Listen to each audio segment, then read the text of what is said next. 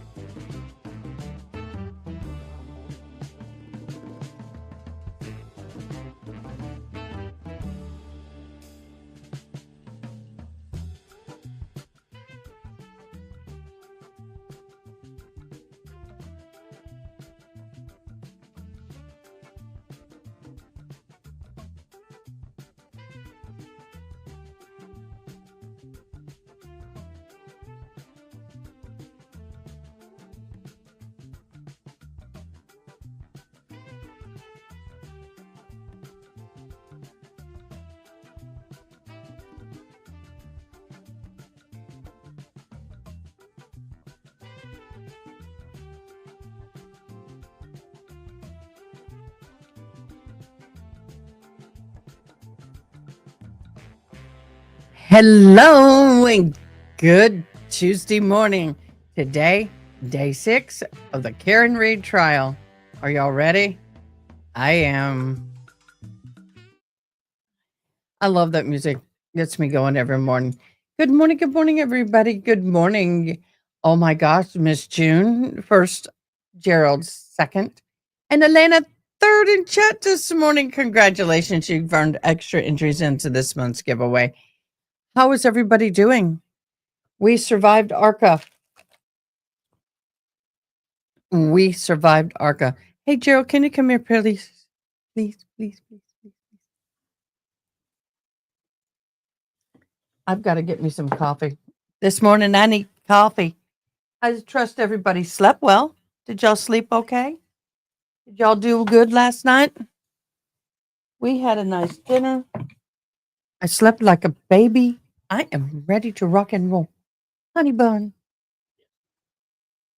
Can we wash that and get me so I have some coffee? You are an angel.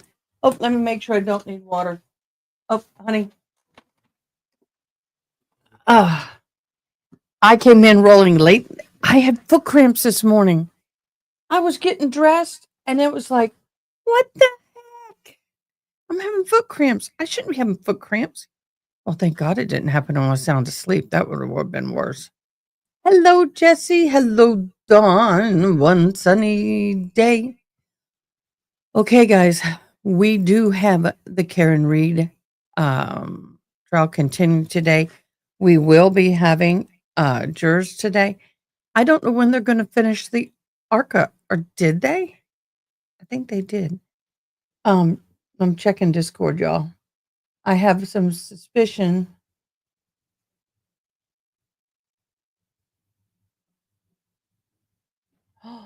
Angela, I didn't think about that. We have a new bingo card. Copy. I'm trying to copy. I'm trying to get it. It won't let me copy. I'll get it in a second. I'm just making sure that we don't have anything hopping in. I want to thank all of y'all who have been participating in my members chat. Veronica, Taco Tuesday in Texas. Breakfast tacos do sound good, but nope. Yeah, I'll put this in here, babe. I just needed it washed out. I'm gonna have coffee, not my broth this morning. So if you can just fill that up with water, you are amazing. Thank you so much. What is you guys? I have the most supportive honey. He takes good care of me. I am so blessed to have him. A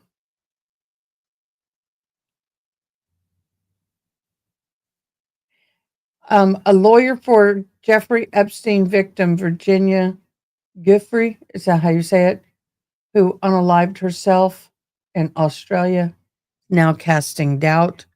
Y'all, that is such a sad thing, and what a shame. It is so heartbreaking. Carmen Sponavej, I love your memes. Oh, and y'all are doing a lot of memes. Thank you so much for rocking them. I love them. We can start doing a mean Monday. How about that? We'll do a mean Monday. Im- I'm saying meme. Sounds like I'm saying mean. So we'll do that. Oh my gosh, y'all. So yesterday um we had the what is it called? Witnesses yesterday morning. It was a Cellbrite witness. And uh-oh. We got motions. Let's get them up. Where are they coming down? Down low. Down low. Down low. Okay, let me see what I got.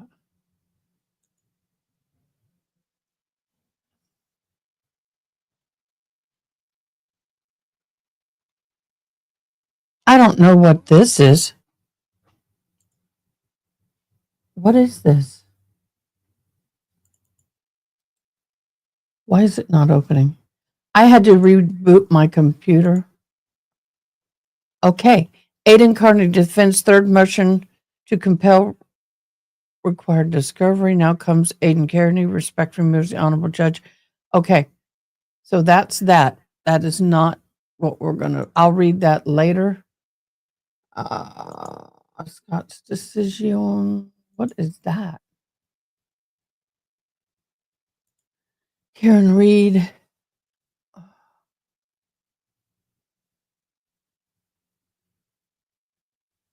Out of time or denied. The Solicitor General is invited to file a brief on his case expressing the views of the United States. Justice Jackson, doesn't surprise me, took no part in the consideration for this petition. Joseph, okay, this is the Supreme Court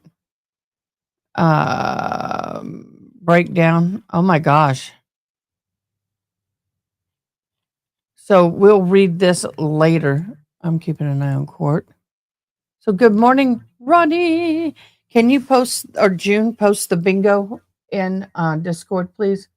I'm trying to look at these motions that you put in. Thank you so much. I have some of the most amazing mods. They are always on the ball. And also, as always, we have As the Gavel Drops, who are their mods are always on the ball. And we thank you so much, guys, for all of your support of this channel and our partnership. We continue to love and support you. We're grateful for you. Yay! So, wow, got a lot of clearing to do. Today's bingo. This is for Dave. You can pin it, please. If you just put it in the comments, I'll pin it at the top. And I've learned how to shuffle my card. I'll show you guys how to do the same. Yay. Yay. We like these bingo cards. Are we going to get Jen McCabe today? That is everybody's question.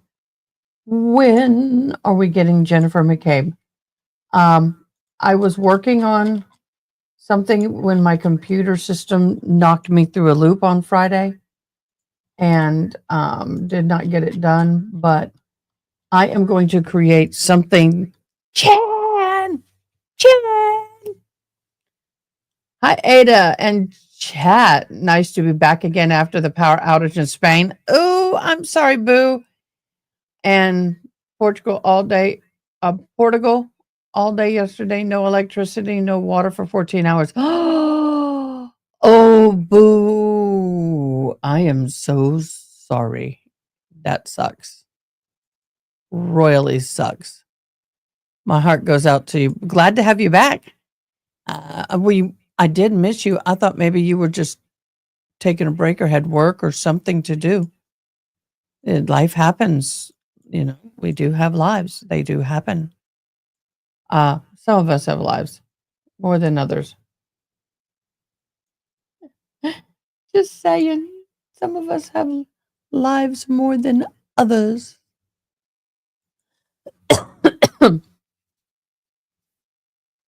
I'm getting my bingo card. Let me pin that. A copy.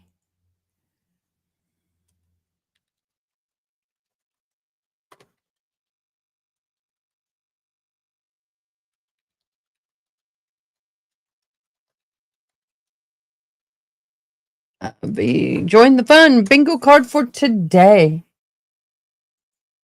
Anybody have any idea who is going to be up and running in this? Love the card, June. I'll show it.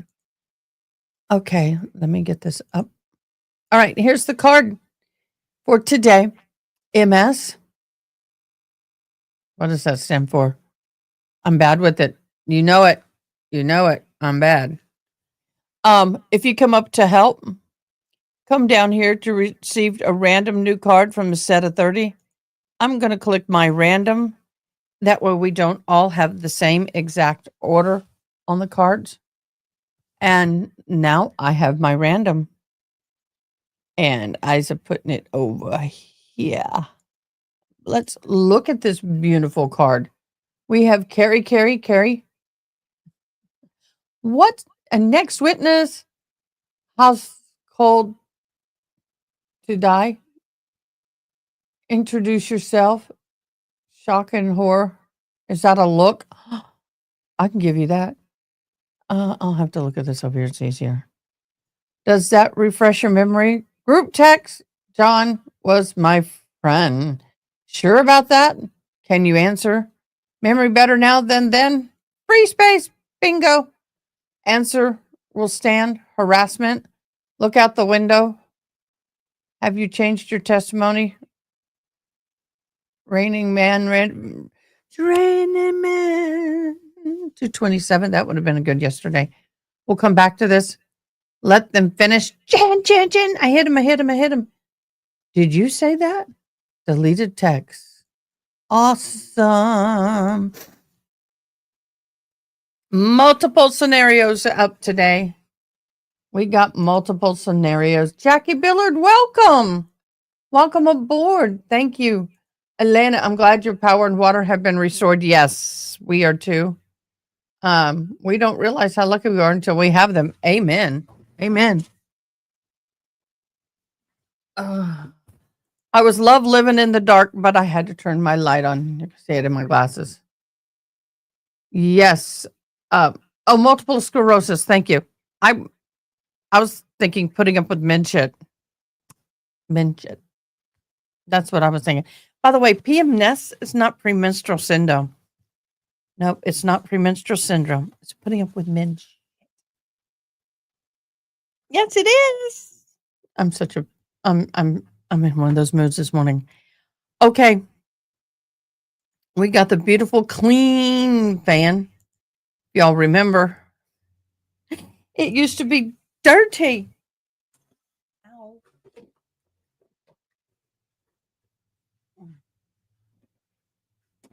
Why did you not pour? There it goes. Okay, my coffee didn't pour. I don't know. This will probably just stay up. I'll just wear it like that. Why do I not have my... Why is it not on? Oh, there you are. For those of you who don't know, I want to say thank you so much for joining. I'm Ada K. Hey, y'all. This is my pad. Let me get it a little more adjusted. I'm trying to do slow and meaningful moment.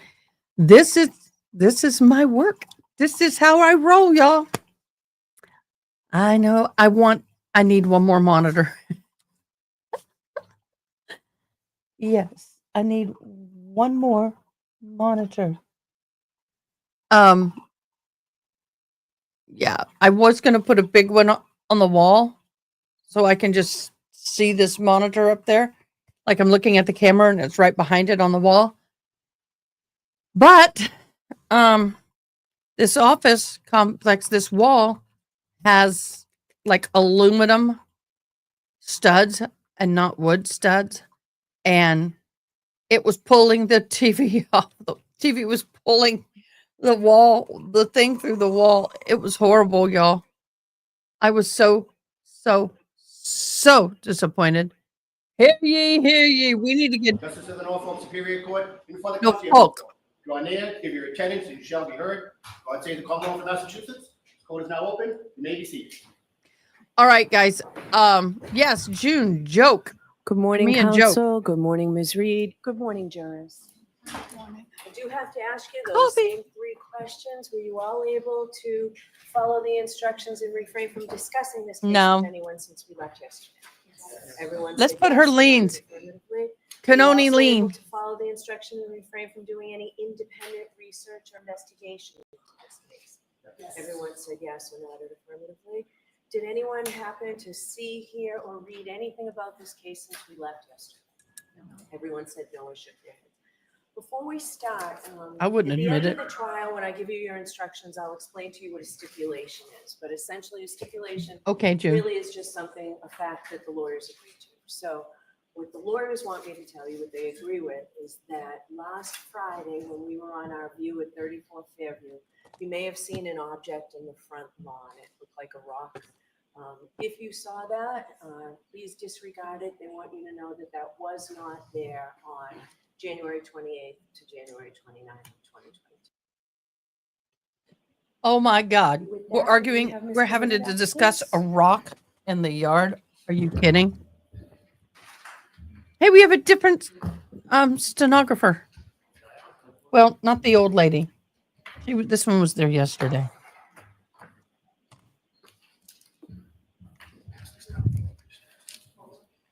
Good morning. So you're still under oath. Thank you.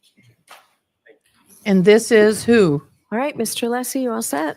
Thank you, Your Honor. Who are you whipping? May I approach? Yes. Thank you. Surprise! Cross-examination. Getting my paper out, y'all.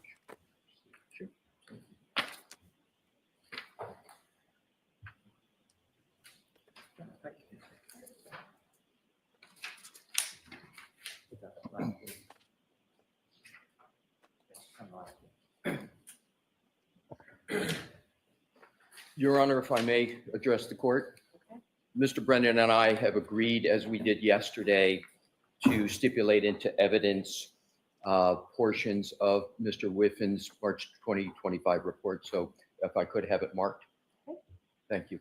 For those who were new, stipulate mean they agreed that this can come into evidence without any Thank you.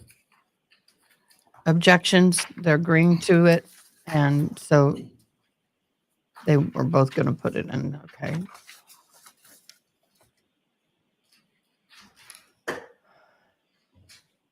Yeah, that's true.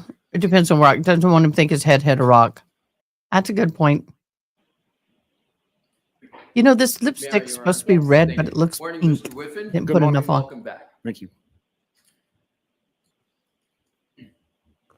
All right. Oh, let's do a real quick recap. He's basically stating that at 2:27 a.m., a tab was opened up on Jim McCabe's phone, and How's Long to Die in the Cold was not Googled at that time. The tab, once it opens up in the phone, in your search engine or your whatever, usually it's Safari on iPhones, you can, as long as it's open, you can Google 3 or 4 or 5 things. It's going to have that timestamp. It's then later she put the phone down, went to sleep. When she woke up and opened up the phone again and restarted her searches is when the timestamp changes to 6, I think 20, 3:49 is when it pops up again, or 6:23 in the morning. And that is when a cache file was created at 6:23:49 seconds. How long to digest food. And then how long to die in cricket or something like that was 6:23:51 seconds, a few seconds later. So it wasn't until 6:24:18 how long to die in the cold was actually typed into the phone. Again, it did not fully download, and then the tab was closed at 10:33:34, meaning she went in and X'd out the tab and cleared that cache. So that is what he is testified to. He's come across pretty well. So let's continue. May I approach, Your Honor? Yes. Thank you. We need to put it, I approach, on a bingo card. That would be good. Thank you. Mr. Whitman, I've just handed you, which is in evidence as Exhibit 43. And this is a portion of your March 2025 report. If you could just take a moment to look at it, and when you've had a fair opportunity. We don't know I'd ask anything you about to the void turn diary to yet. Page 28. Okay. And just if you could, sir, just pick up your head and let me know when you're ready to proceed. Okay, thank you. Unfortunately, I didn't want to believe it either, but as for someone who's a data person, he says it's true. But doesn't mean systems can't be off.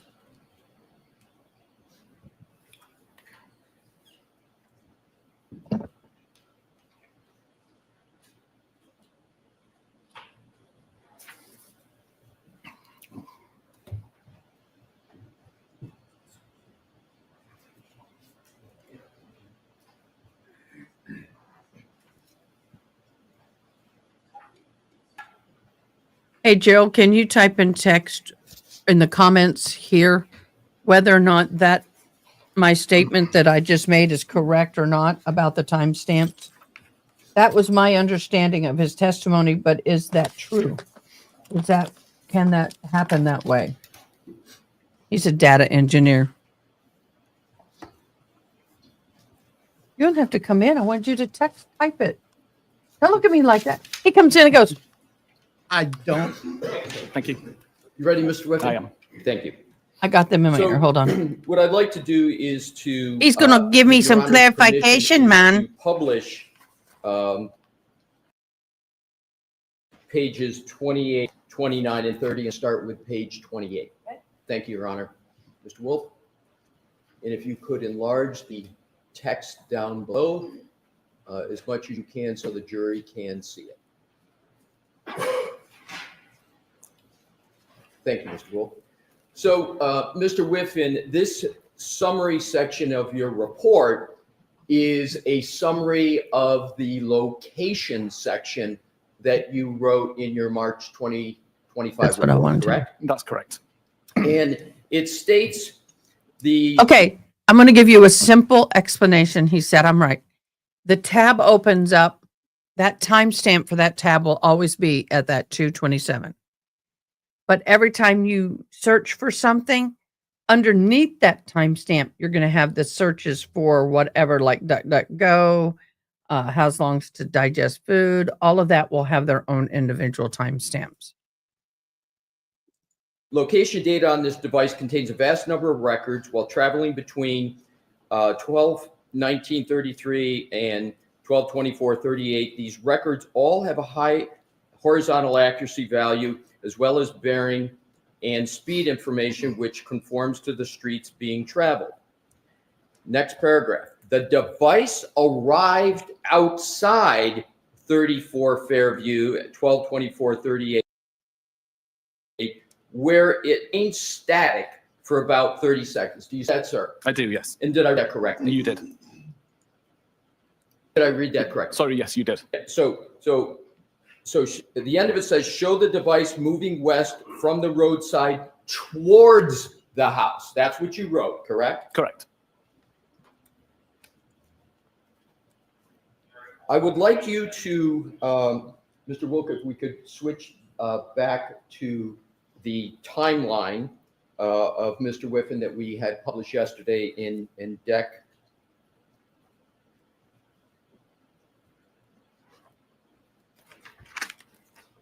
79.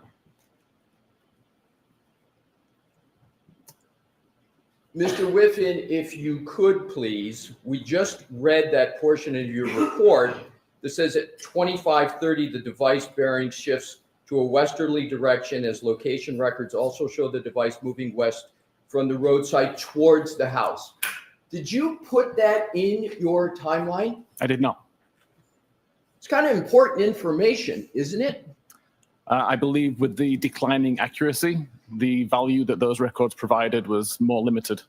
But it was important enough for you to write it in your report, but you didn't put it in the timeline, correct? Correct. Now, if you could continue on your report, page 29, Mr. Wolk, if we could put, and we're going to be flipping back and forth between the timeline in your report. Okay. If we could go to page 29, enlarge it, the text, so the jury is able to read it along with us. We're going to start from the top. So the next says, from the combination of device location and bearing, it does appear that the device started to move towards the house. However, since the bearing information appears to be based on the location records rather than the direction the device is facing, it is difficult to say with any degree of certainty if the device actually moved. Did I read that correctly? You did. So the first part is, again, a statement that the device has started to move toward the house. Now, if we could go to the next paragraph. This location data is immediately followed by 12 minutes of low accuracy records, which offer no reliable location information. So I just want to make sure I've got the time period here. The 12 minutes is from 12:25, correct? Yes. And That's so correct. 12:25 plus 12 is 12:37. So the range we're talking about here is from 12:25 through 12:37, correct? Correct.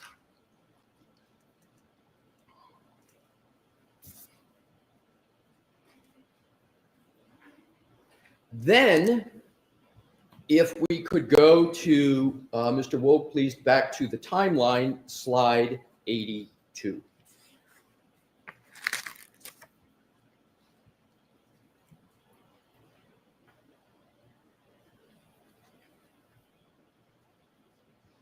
So I want to discuss with you the very entry, health 12/31/56, where you have the entry start of health event, 36 steps, 25 meters. And yesterday we agreed 25 meters is approximately 84 feet, correct? Correct. And that is what you have in the timeline. Let's understand what that means. At that time period, 12/31/56, do you recall writing in your March 2025 report that the device began moving for a period of 20 seconds? Related to the location data, I believe. Yes. Yes.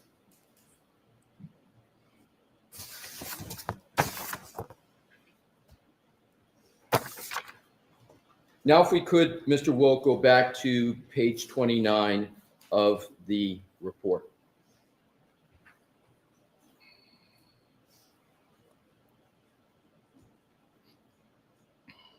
So what I want to do is go back to that paragraph up at the top from the combination of the device. From the combination of device location and bearing, it does appear that device started to move toward the house. However, since the bearing information appears based on the location records rather than the direction the device is facing, it is difficult to say with any degree of certainty if the device actually moved. So you're talking about difficulty saying with certainty, correct? Correct. But it is certainly possible that the device was at that location and was moving toward the house. That's possible, correct? Based on location data, yes. Now what I'd like to do, please, is to go stay on that report. And the third paragraph says, the reason for such low accuracy location data at this time is not known, as there are many possible reasons why the accuracy was be reduced. There's a little grammar issue there, but Correct. in fairness to you, sir, we do that when we write long reports. But I think that your intention here is, why the accuracy is reduced at Was this reduced, point, yes. correct? Correct. Thank you. This could include reasons such as the device entered a building covered area, the result of weather conditions, geography, poor connectivity, or interference, to name a few. So those are the reasons you gave, which could contribute to some low accuracy, correct? Correct. And interesting, the very first reason you gave. Look at his body language versus yesterday. He was more upright on the edge of his seat. Now he's all like, what are you throwing at me, dude? Is that the device could be entering a building or covered area. And that Yep. phraseology could include a house, correct? Correct. It could include a garage attached to the house, correct? Correct. And it could include the house at 34 Fairview, and it could include the garage attached to the house at 34 Fairview, because both of those are buildings or covered areas, correct? Correct. Then you go on in the next paragraph to say it is known that the device was not being used at this time, and is this time that include that 12:37, 12-minute range, 12:25 to 12:37. Yes, it was not being used for location purposes. So that's another reason why, right, the accuracy could be a little bit on the lower side. Correct. Now, the next paragraph says, at 12:38:13, when the device begins recording higher, and that's relative to what it was recording before. It's not that it's high, but it's higher than what it was just moments before. Correct. The data centers on a location slightly closer to the house than the roadside. Although several records show the same center coordinate with differing accuracy radii.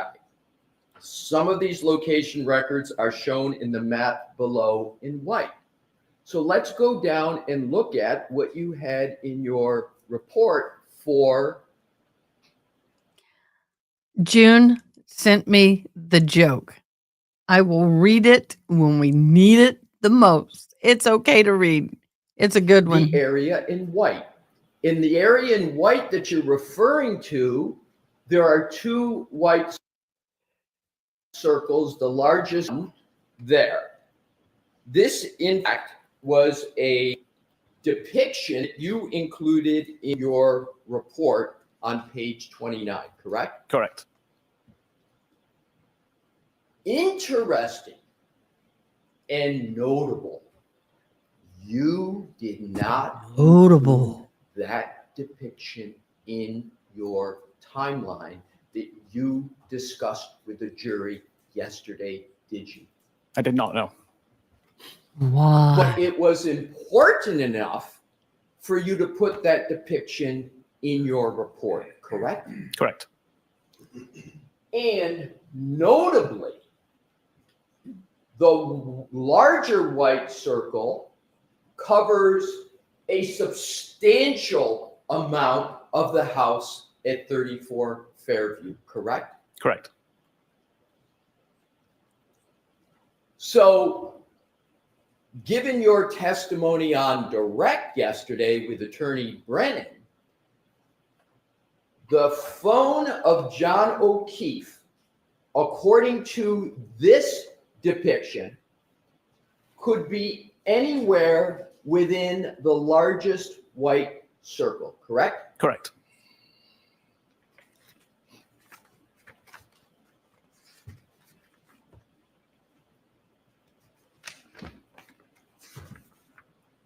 And this depiction was not offered by you or the Commonwealth in your presentation to the jury yesterday, correct? Correct. Not in the PowerPoint. Now, Why? if we could Why was it not in the PowerPoint? go back, Inquiring minds Mr. want Wolf, to know page why. 29 of your report into text, and enlarge the text just a little, please, for the jury, Ms. Wolf. Auntie Bev's got her swivel. Auntie Bev's got the swivel, but we haven't seen the glasses being swung yet. So the paragraph that begins with at 12:38:13, when the device begins recording higher accuracy information. Again, the data centers on a location data. slightly closer to the house than the roadside, although several records show the same center coordinate with differing accuracy radii. Some of these location records are shown on the map in white below. And I repeated that just to connect this part of the text to that diagram with a big white circle. Have I done that correctly? Yes, correct. Thank you, sir. The next paragraph. Over the next few hours, the GPS coordinate and associated accuracy radius jumps around numerous times between the house and the road. Did I read that correctly? Correct.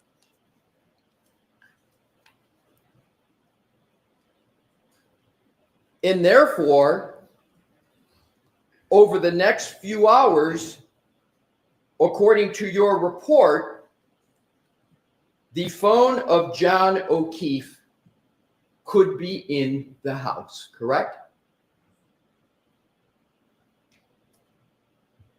Based on the low accuracy information, yes. The answer is yes. Yes.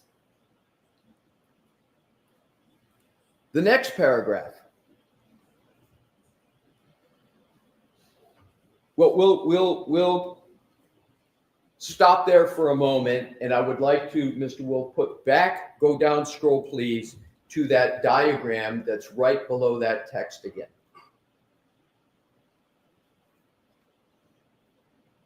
That's the answer they needed.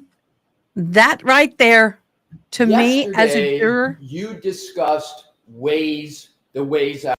Okay, as a juror, if I'm sitting in the jury pool and I heard that comment and I wrote it down, according to your report, the phone of John O'Keefe can't be in the house. Yes. So why was that not included in your PowerPoint yesterday? Would have been my next question. Application with Ms. Attorney Brennan, correct? Correct. And you stated that Waze location data is more accurate than the data that comes from the Apple apps like Health Data and Location, correct? Incorrect. No. I'm sorry. Is Waze location data, in your view, accurate location data? There isn't really a thing such as Waze location data. I'm having trouble hearing. Waze location data doesn't really exist. Waze is requesting location data from location services, and location services would respond with high accuracy information. Okay, I appreciate that correction. So when someone is using a Waze application, is the information they get through that Waze app accurate? It tries to be accurate, yes. And as a general matter, is the Waze application more accurate than the Apple information regarding location? It's the same thing. It's the same thing because it's coming essentially from the same source, correct? Yes, Apple provides that information to Waze. Right. So you had testified yesterday that at a certain point, the Waze application ceased functioning, correct? Correct. But just because it ceased functioning, the Waze, the Apple applications were still taking effect, and that's why you could make this depiction on this item that is on the screen now, correct? Correct. So you're telling me that the health data and the Waze data come from the same source, so they should be consistently the same data. Why are they not? My brain is spinning, man. I have questions. Can I cross-examine? Can we start having the internet give questions like some jurors? My question would be, then why is the Waze and the Apple Health data not identical? If we could, Mr. Wolk, go to page 30.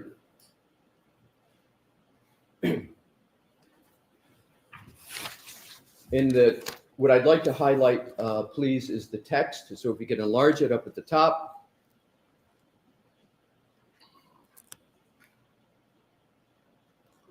So you then state, while location data from this data source, cache SQLite, is usually able to identify the location of the device with a high degree of accuracy and reliability, these records are so close that making a distinction between the device's actual location on the front garden is impossible. Correct? Correct.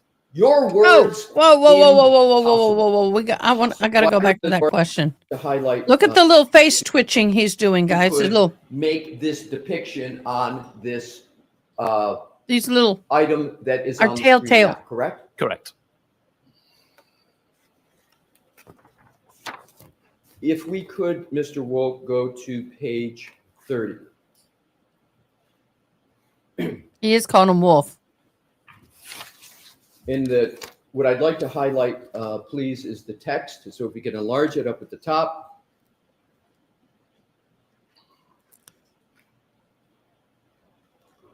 So you then state, while location data from this data source, cache SQLite, is usually able to identify the location of the device with a high degree of accuracy and reliability, these records are so close that making a distinction between the device's actual location on the front garden is impossible. Correct? Correct. Your words, impossible. Correct.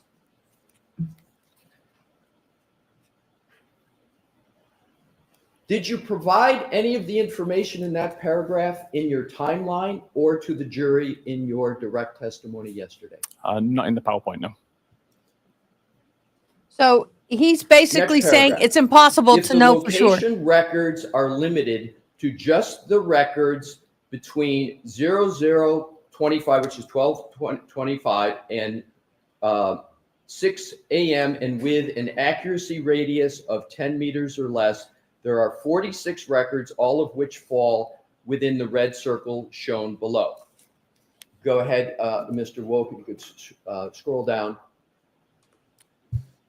I want to see it. Hola, good morning, Miss K. Swan. Good morning. Depiction there Wolf. that you included in your timeline yesterday, correct? Correct. So you took one of two depictions in your summary of the location, this one, in terms of your timeline presentation, correct? Correct. Now, I'm 2-1 sunny day. in terms of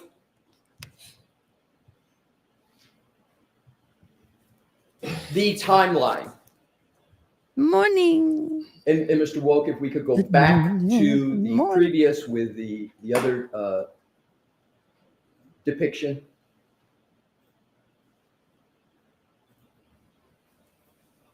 It's on page 29. If we could enlarge that depiction, please. Okay, guys, I think he's doing a wonderful job on this cross. So you testified that the flagpole and the fire hydrant are more down toward the small black circle. Is that correct? That's my understanding, yes. Picture, please. And yesterday, You didn't focus. you rendered an opinion that you Okay, guys, this is wrong because the flagpole is actually more where the white and the black are crossing, not in the center. They're more over where my arrow is, I believe. believed that the phone was mostly in the location by the flagpole and the fire hydrant, correct? Objection. I'm going to see counsel at sidebar for a minute, please.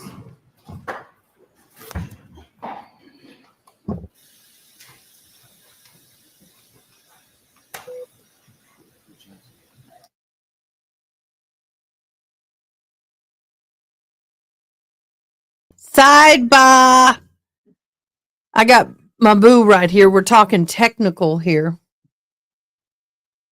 So I think this cross is really tearing him. Oh, dad is in court today. Oh, the father and the mother. This is a rare occurrence. Oh my gosh, y'all. A very rare occurrence. He very seldom is in court. He really supported Karen Reed. He loved Karen Reed.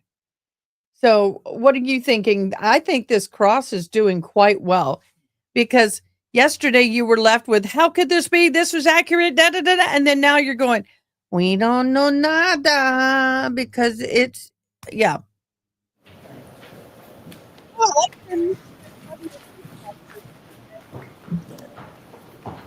She's always so cute and stylish. Of course, if I was skinny like her, I'd be. Yeah. May I, Your Honor? Yes. Thank you. I used to be. If we could give them the lights again, please. Thank you. I know. My boo said he loves me So, just the way If I you can eat. enlarge that depiction. He loved me that way too. I know. So Got him laughing. yesterday, Mr. Whiffen, you Are you getting hungry? focused your testimony and your opinions on the smaller black circle, correct? Correct. And you didn't discuss at all or disclose at all this depiction, and therefore didn't discuss or disclose at all the larger white circle, correct?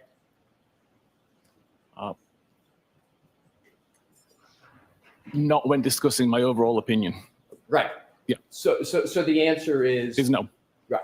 So the fair way to interpret, and this is what you put in your report, this is your depiction, is that and based on what Possibly you said case one. yesterday, the phone could be at the very edge of the top of the circle, correct? Correct. And the phone could also be at any point, so you can, This circle here. in theory, put a phone anywhere around the very edges of that entire circle, correct? There's caveats to that, but yes. Well, I'm just asking Yes. you a question. What? Case one, you hear they live separately? Oh, tell, spill the beans. I wonder because he has been supporting, I know he did not agree with the attack on Karen Reed at some point, but where he is now, I do not know. according to your testimony yesterday and this depiction, the phone could be anywhere in that location. Yes. Within the area of that. Okay, Apple and Waze. All right. Waze gets their location data from the same source as Apple. Apple gives it to them. So what's happening is yesterday he was trying to show some disparities. I can't say that word this morning, between the two devices. But oh, thank you, Elena. But what happens is today he is saying, because he was asked, are they not from the same source? And that answer is yes. So for me, basically, yeah, this guy's only giving half truth. And that to me is, if I'm listening to this as a juror, I'm going, I don't appreciate that. I understand you're an expert witness for the prosecution, but at the same time, you can't sit there and try to, that's manipulating to me. I feel like he's manipulating, and I'm not going to trust his analysis when he's manipulating. So say the flagpole is in this area where my mouse is moving, and he's saying it's over here. I just am seeing too many inconsistencies right now with the cross exam. Now we still have the rebuttal. So we'll see what they pull out of their hat. Correct. He's going to come out swinging on this. Brennan is going to come out like a mad dog on I would raw like meat. to now go back to the timeline, Mr. Wolf, Yep. where we had left off, which is slide 82.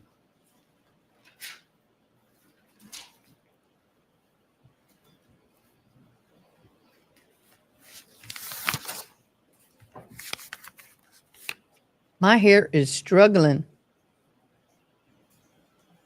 And at the very top entry, you have health, time 31:56. And then the description, start of health event, 36 steps, 25 meters.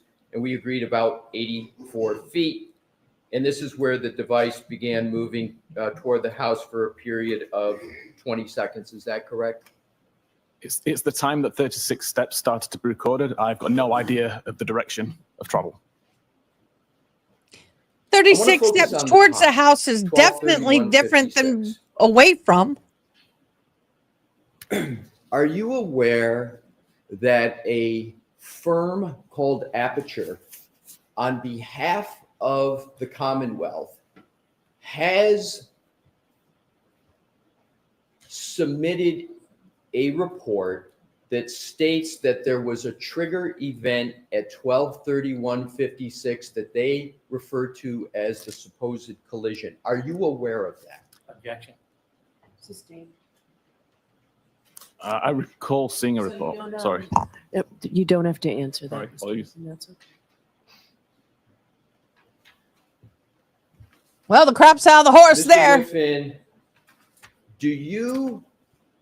are you familiar with a firm called Aperture?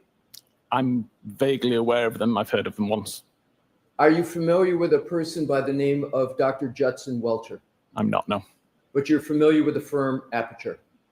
I am. And do you know that the Aperture firm is working on this case? That's the only reason I'm aware of this company. Right. And do you know that the Aperture firm has used your data in your report? Do you know that? I believe I saw something about that. You believe you saw something, or do you know that they've used your data for a report in this matter? I recall seeing a report. I don't recall whether it was my data that was being referenced. Do you recall seeing a report from Aperture? I do. So you reviewed a report from Aperture. Several months ago, yes. And did you read the whole report? It was a PowerPoint presentation, I believe. Yes. Yes, I reviewed it.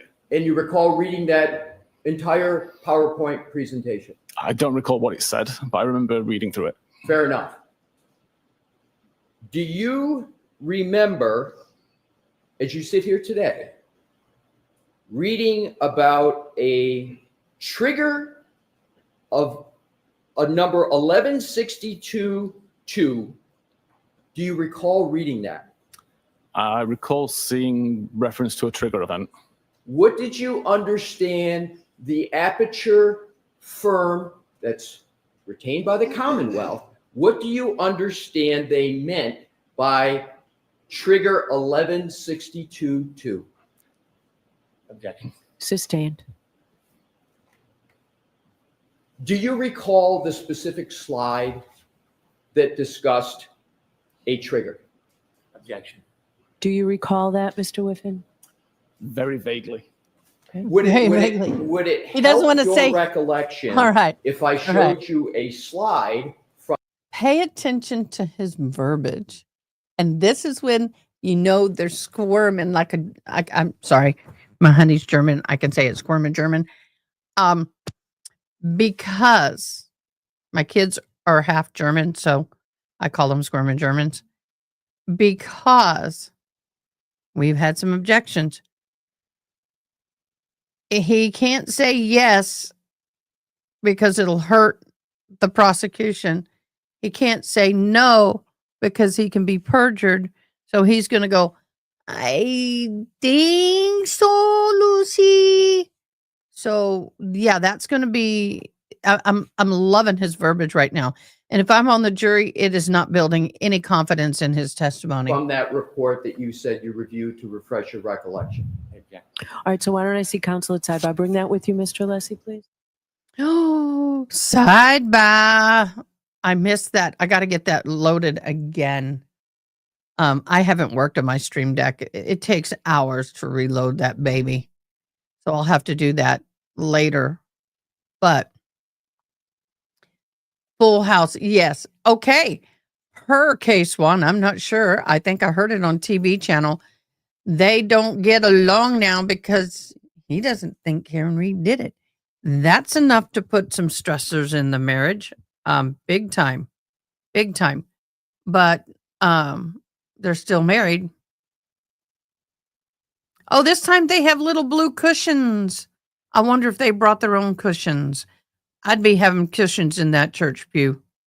Those are so uncomfortable. And I have spent hundreds of hours, thousands actually, in those church pews. So far we have on my card I have introduce yourself and free space. I don't have any other thing yet on the bingo card. By the way, if you're just joining us, please go up into the pinned comments in YouTube. You will see a link that says just join the fun bingo card for today. You can then go over the bingo card that you will see is the standard bingo card. To change it to get a little different variation from everybody else, you're going to click on help and go to receive a random new card instead of 30 cards. Click here. Click on it and you can randomize your card so you don't have the same one I have if you do. But it will give you one of 30 different variations. And we're playing bingo. If you did you say that? Yes, that is on there. If you get a bingo, make sure you put it in bold. Bingo, because you're going to get an entry into the end of trial bingo card giveaway. I will give a prize for the bingos. We are still here. Love the camera focusing. They're all focusing in on the front. Aiden Carney is not in the media pit at the moment. I don't know if he's going to be in there later today, but he's been limited to his ability to be in the pit.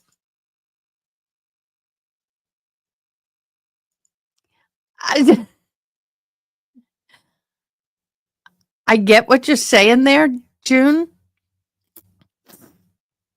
I've had a few of them, but I do like his questions. I do like his train of thought. He's more organized. He's less emotional. He's really to the point and focused.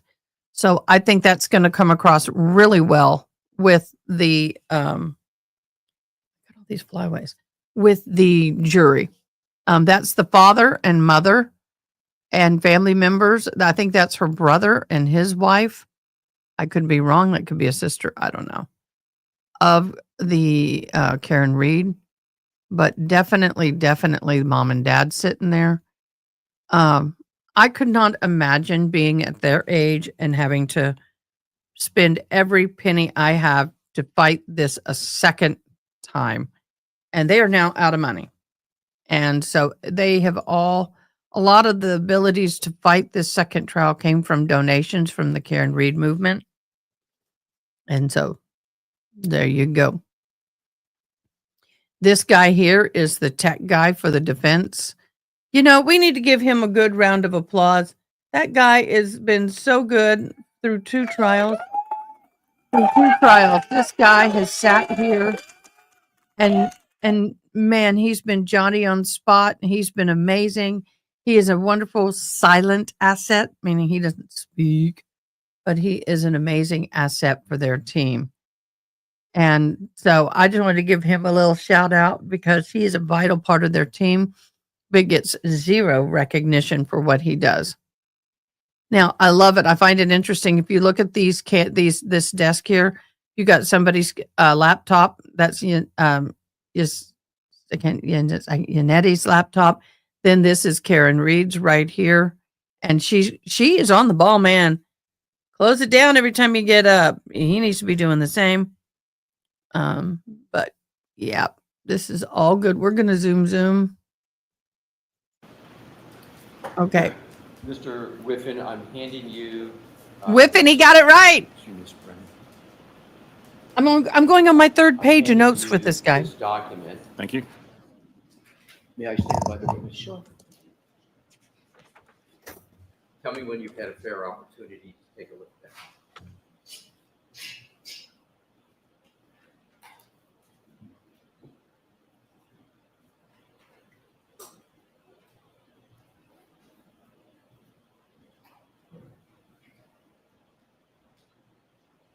This guy is so nerdy. Thank you. I love it. What kitty? Mr. Whiffen, does that refresh your recollection with regard to an aperture report that discusses a trigger of 1162.2? It does. Thank you. Pardon me? It does. Thank you. And how does it refresh your recollection? I remember seeing that several months ago. I'm sorry, Your Honor. There's a blower on here that I'm having trouble hearing Mr. Whiffen. If you, sir, could bring the mic, it's not your fault. If you could bring it and speak a little louder, I'd appreciate it. Yeah, I recall seeing that as part of the report that I read 2 months ago. And his accent. You recall the time of 12:31:38 now, correct? Correct. Let's go back to your timeline.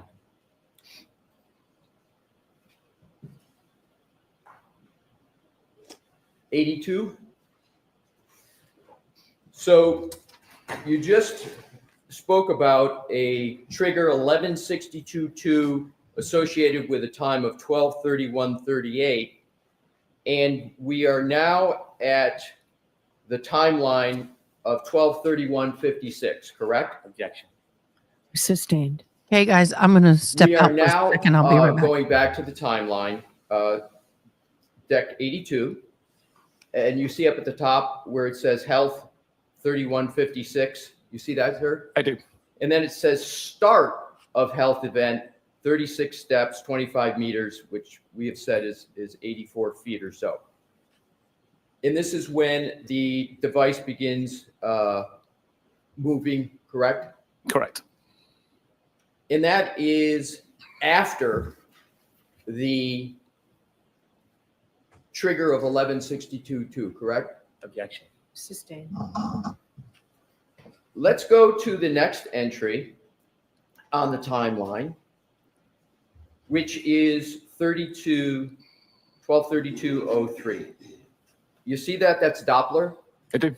And then you state pocket state cleared. Is the phone at that time in a pocket? It's impossible for me to say. I can say that the camera was blocked, but I don't know what was blocking it. You're saying at this point the camera is blocked? It had been blocked, and at that point, it became unblocked. So at this point, it became unblocked from a previous block status, Correct. correct? Yes. Does there have to be some human manipulation of the phone at 12:32:03 for that to happen?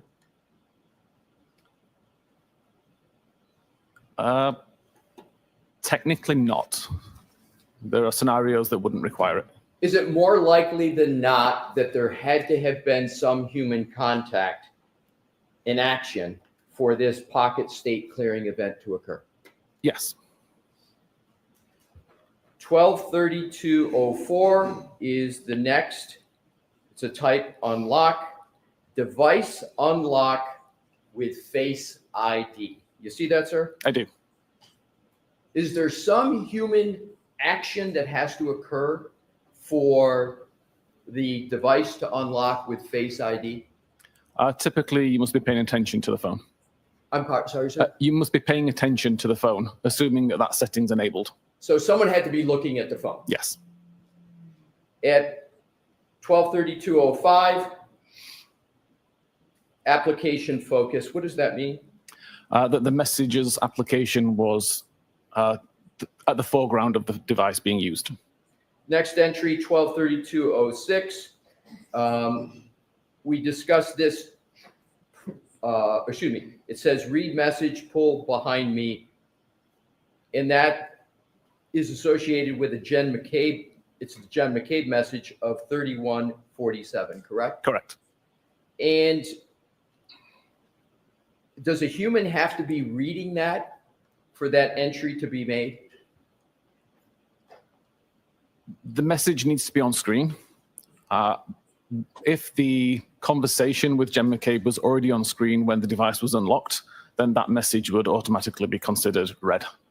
Next entry, app lock, 12:32:09, end application focuses messages, and then it says device. Forgot to put locked me back on with lock screen. Sorry. button for the last time.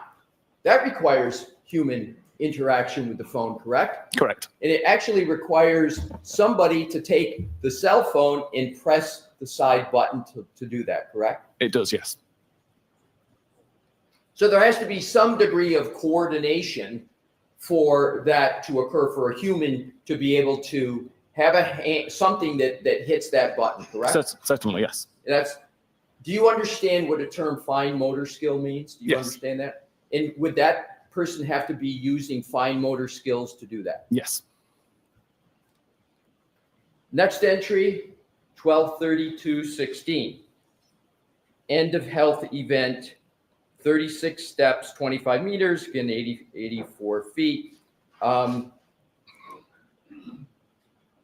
That is in your timeline because that's when you believe the end of the health event, the end of the 36 steps occurred, correct?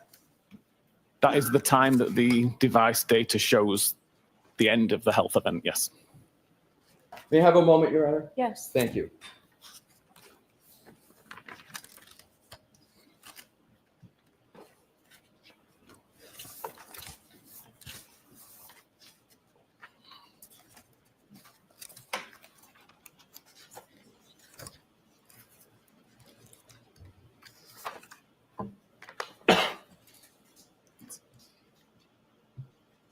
Do you need the light, Mr. Alessi? Yeah, it would be helpful. Thank you, Could Your we have the Honor. lights, please, Dave?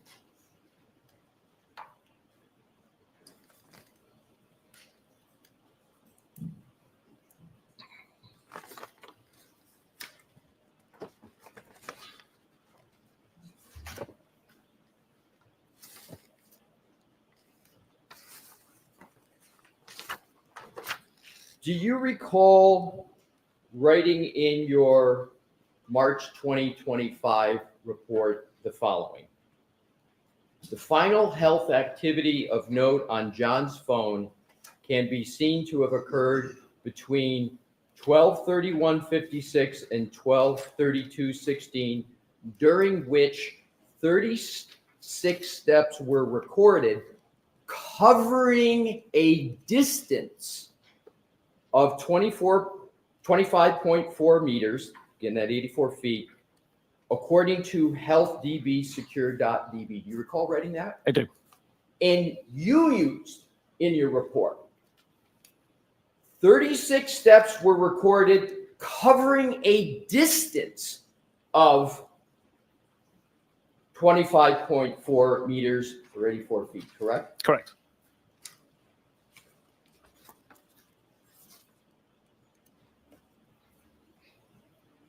Do you know a trooper named Nicholas Garino? I'm aware of him, yes. Are you a little more than aware of him? You've worked with him on this case, haven't you? He sent me some of the files related to it, but further than that, I've got no relationship with him. But isn't someone sending you files on a case you're working on, working with the person? Isn't that a fair conclusion? It could be.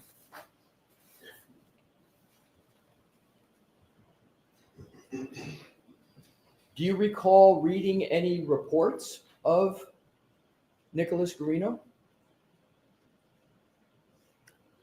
I don't recall reading a report by Nick. Does that mean you didn't read it or you just don't recall reading it? I honestly can't remember if I did or not. I remember some of the reports that I read for this case. I don't recall if one was by Nick.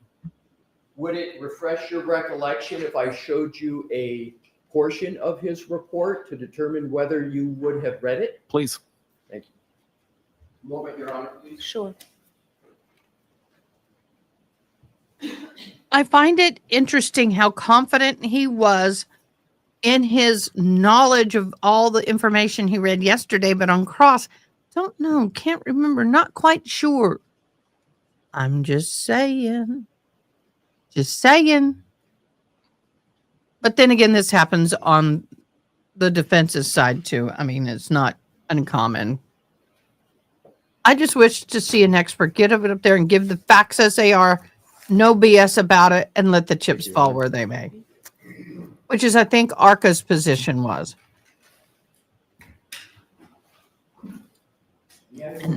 Is. Experts are not always there, even though the prosecution may hire them, the defense may hire them. They should be able to give an expert opinion, and it is what it is.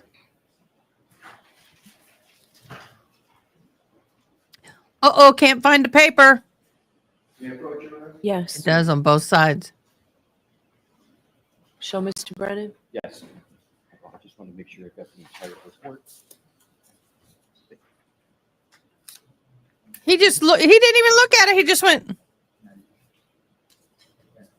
These flyaways, y'all, are driving me cray. I don't know why they is.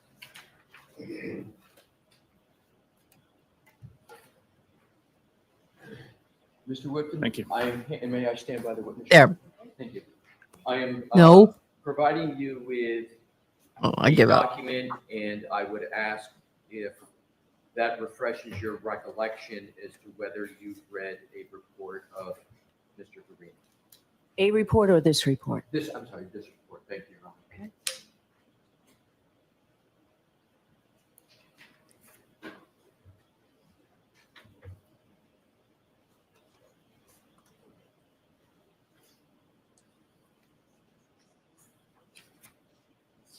I can't imagine he did not read it. He had to have read it. Don't recall ever seeing this report.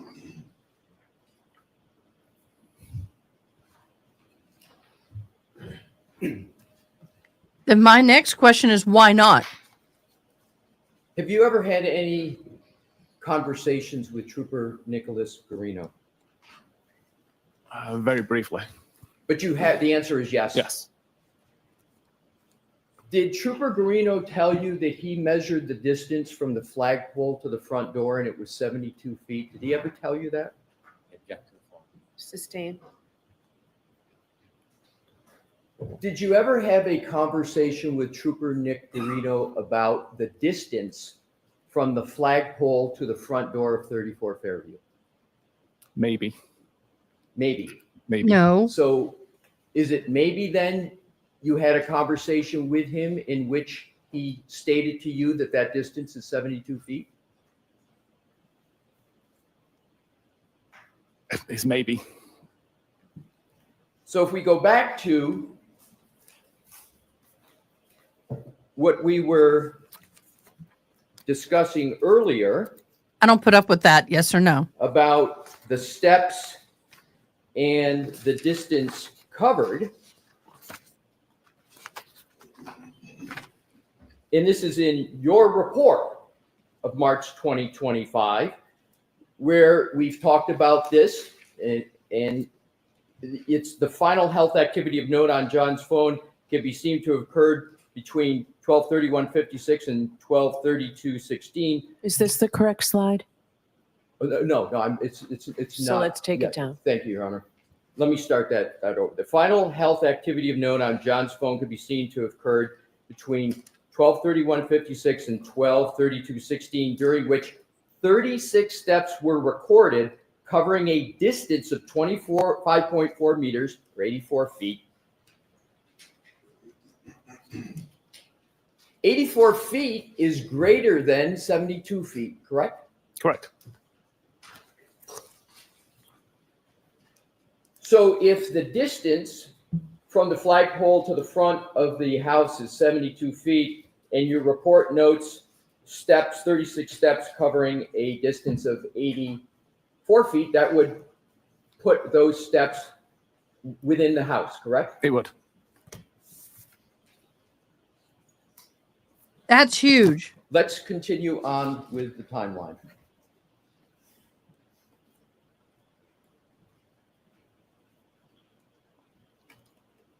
Deck 83. Huge, huge, huge. We now have I'm triple starring this. Doppler 1233:14, and then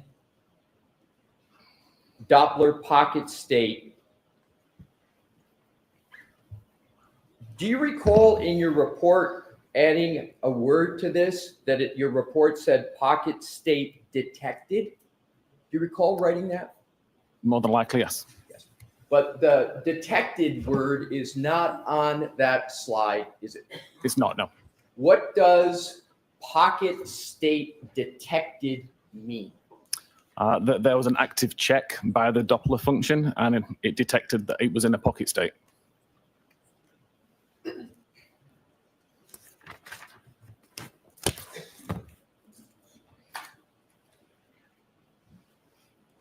May I have a moment, Your Honor? Yes. To switch? Thank you.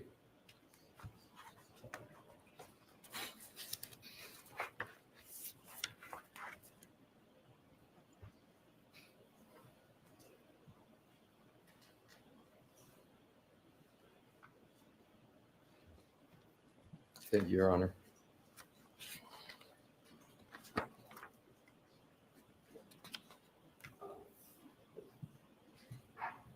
So that to me, if I'm sitting, by the way, I wanted to show y'all. Do you need this slide up there, Mr. Alessi? I was just going to check that. I think the answer is going to be no, Your Honor. I want to show you guys something. Well, I can't. I took a screenshot. I'll show you later. But excuse me. If I'm a witness and I just heard that I they would now like to Right. change gears a bit and go to temperature with an iPhone. You recall that discussion in your direct testimony. I do. Thank you. Mr. Wolf, if we could please have the slide deck, but a different page, slide 60. And just tee it up, but please don't put it on the screen yet. iPhones don't record ambient or the environmental temperature where the phone may be at any given time, correct? Correct.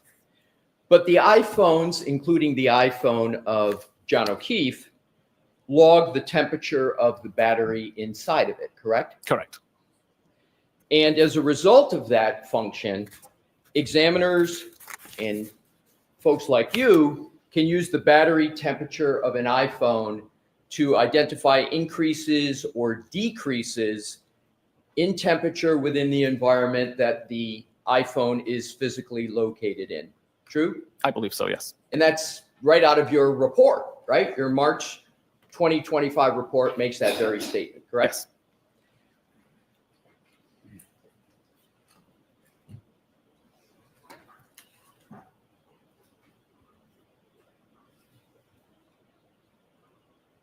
the battery temperature of an iPhone generally matches the pattern of the rise and the fall of the thermometer temperature, correct? From my testing, yes. And when an iPhone is in a lock state with little activity occurring on the device, the battery temperature is heavily affected by the ambient temperature in the environment, again, matching the pattern of the rise and the fall of the thermometer temperature, right? Correct. And what I just read is right out of your March 2025 report, correct? It sounds like it is, yes. And you actually established this in various temperature testing and test scenarios in your March 2025 report, correct? Correct. Let's discuss those two tests.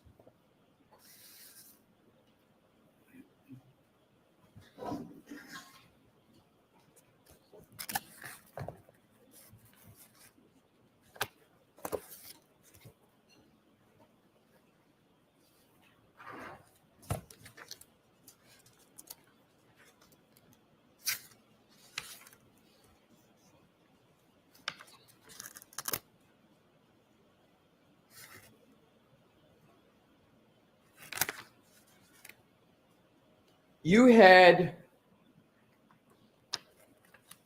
an appendix to your report that discussed two test scenarios with regard to temperature, correct? Correct.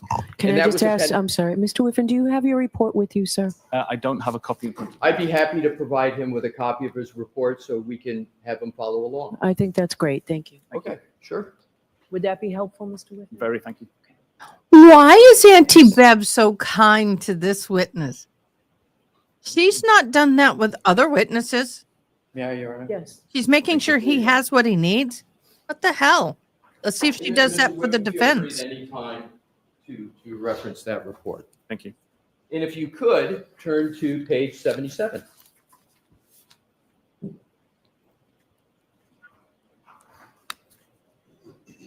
Okay. So are you ready, sir? I am, yes. Thank you. So let's look at test scenario one. Test scenario one, you took an iPhone, if I'm remembering correctly, same model as John O'Keefe's? I believe John O'Keefe's was iPhone 11. I used an iPhone 10.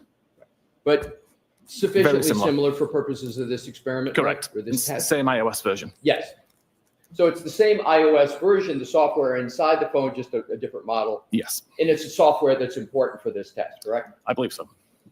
So you state that you placed the iPhone inside a freezer, correct? Correct.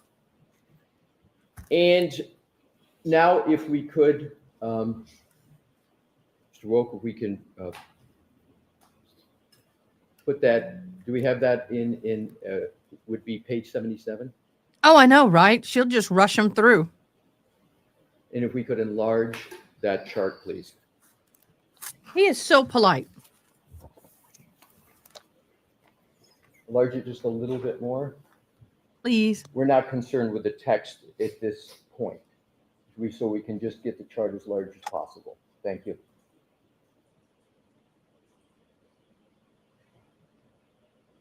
Thank you. So Thank you. Thank you. what I'd like to do is focus on January 29th.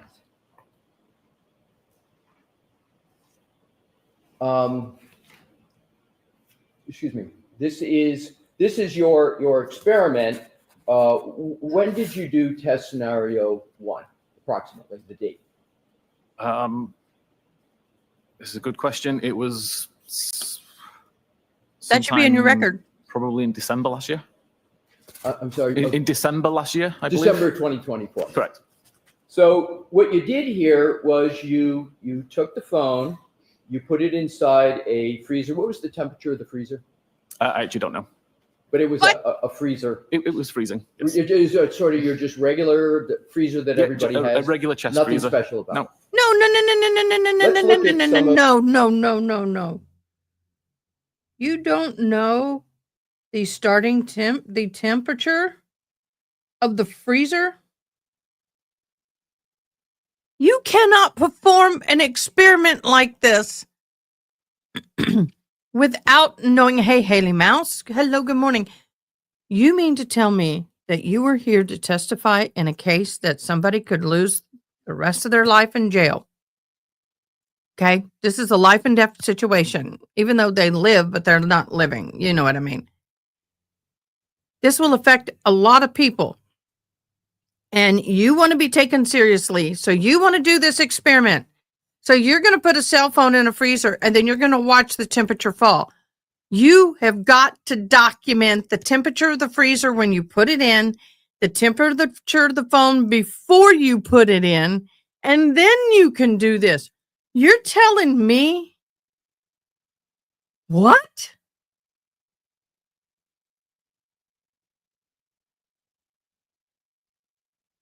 Yeah, he's 67 years old. He dyes his hair, boobs. Yeah, he dyes his hair. But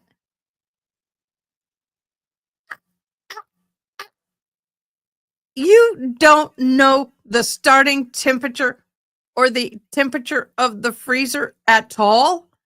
I'm floored. I don't have it.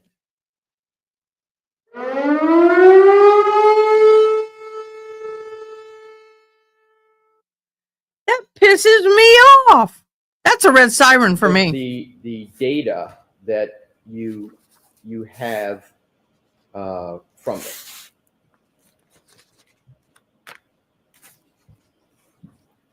I would even know Let's to do start that. at the Yes, 17 right, Haley Mouse. time frame where it's placed in the freezer and you've got, and we're going to go with Fahrenheit, if that's okay with you. Of course, yes. Thank you.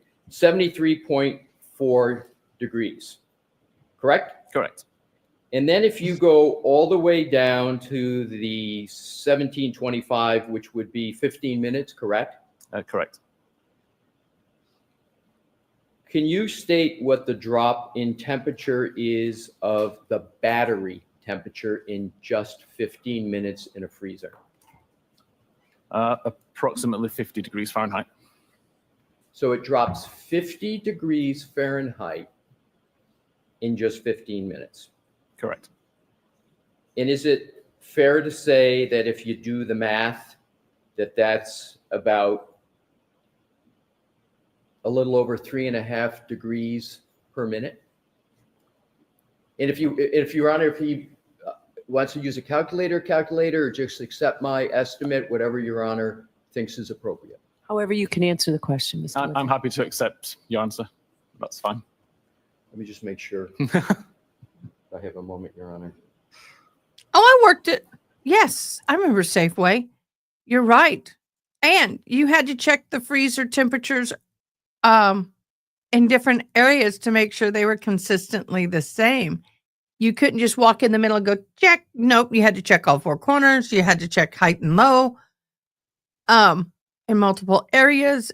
I'm flabbergasted.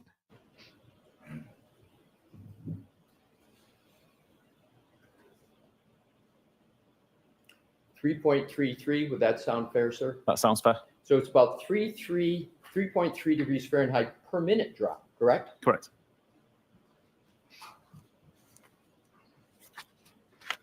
But see, this is the problem with this Now let's go whole to test. There's a warm body laying on top of a cold ground with the phone in between it. So are you telling me now that you're going to get a 97, 98 degree item and put it on top, leave the freezer door open? This is BS. He cannot reproduce the conditions of that day. Hi, News Junkie. the next page. This is true. I'm not of your talking about report, putting him in the house. I'm dogging his method. I'm dogging the method. I'm not even talking about putting him in the house yet. You are so right about that. news junkie doesn't mean he was in the house. They're talking about the cell phone temperature. Page 78, where test This is not- scenario 2. And in test scenario 2, you took the same phone with the same software and you placed it outside at a temperature of 33.8 degrees Fahrenheit, correct? Correct. And we could enlarge that, please, Mr. Wolf? Now, this is more what I want to see. And if you could just scroll up, well, just if you just leave it there, it's fine. So if we take the time that we start out with a control temperature, and then we've got a battery temperature at 9:02, and this is the battery temperature of the iPhone, correct? Correct. And we've got 66.2 degrees Fahrenheit, correct? Correct. So is it fair to call that a baseline for purposes of what this chart is? The device had already been outside for 2 minutes at that point, but yes. Okay, so we'll just refer to 66.2. And then if we go from 9:02 down to 9:15, a period of 13 minutes, correct? Correct. So at 33.8 degrees and 13 minutes, what is the drop in temperature in degrees? What's the drop?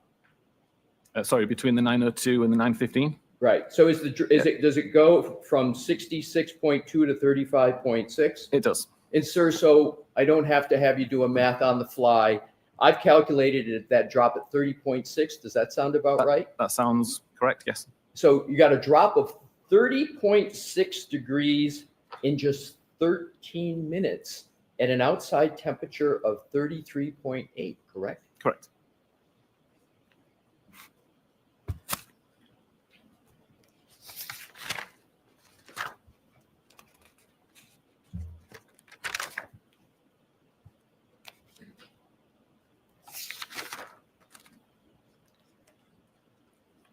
Wow. We're going to come back to this, but what I'd like to do is to compare these two test scenarios.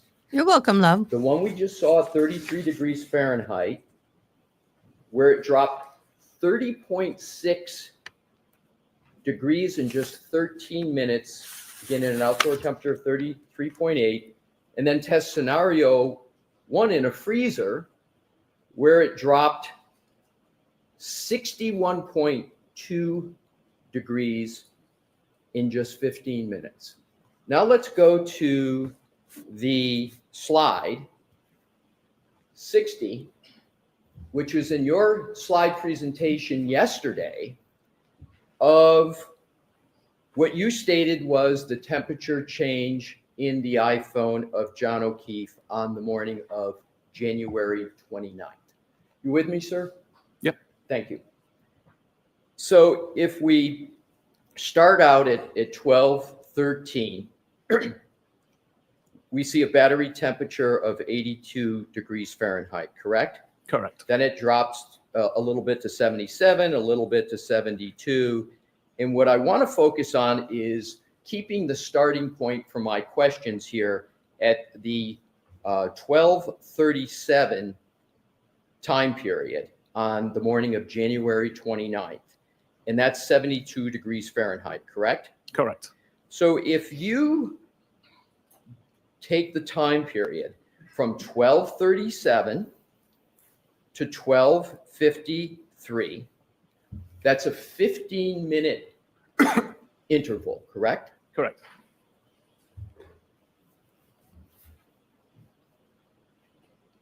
The phone only drops 11 degrees Fahrenheit in 15 minutes, correct? Correct. Why is that? If you Because of the then warm go- body laying on it. To 12:37 and give it a little bit more time, down to 1:36 a.m., the temperature, and that's just about an hour, right? Correct. and the temperature drops from 72 to 50, only 22-degree drop in an hour, correct? Correct. Now, if you compare this chart in the drop in temperature, for example, 1237, 1253, in 15 minutes, it's only dropping 11 degrees, to your experiments, where with the first scenario with the freezer, it dropped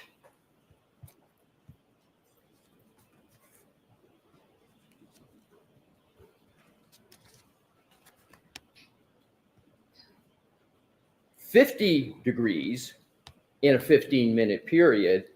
Is it correct to say that there was a much more dramatic drop in temperature in your test scenario 1 than what actually occurred on John O'Keefe's phone for the time period we just covered in January 29th? Yes. And then with regard to even test scenario 2, where the temperature is 33.8 degrees, that's the ambient, the outdoor temperature, Correct. right? At that temperature, just above freezing, you've got a, Sorry, that's Third- below freezing. I'm sorry, It's below freezing. what is freezing in Fahrenheit? I don't know, but it's 0 degrees Celsius, Right. and it was minus 32, 5 degrees you Celsius idiot. at the time. Right, but would you agree that, and I want to be fair to you because I know you use Celsius more Yes. than Americans who use Fahrenheit, but would you agree that 32 degrees Fahrenheit is the freezing point in Fahrenheit? I honestly wouldn't know. Okay, fair enough. It is. So in any event, in your experiment at 33.8 degrees Fahrenheit, Above freezing. you're getting a drop in your experiment in 13 minutes of 30.6 degrees, right? Correct.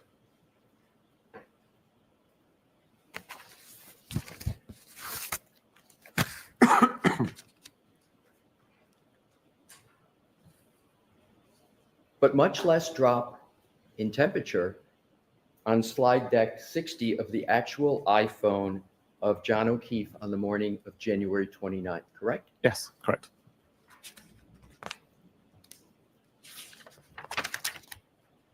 Which Do means you know your stuff is what crap. the temperature was in Canton in January 29th, 2022? I do not know.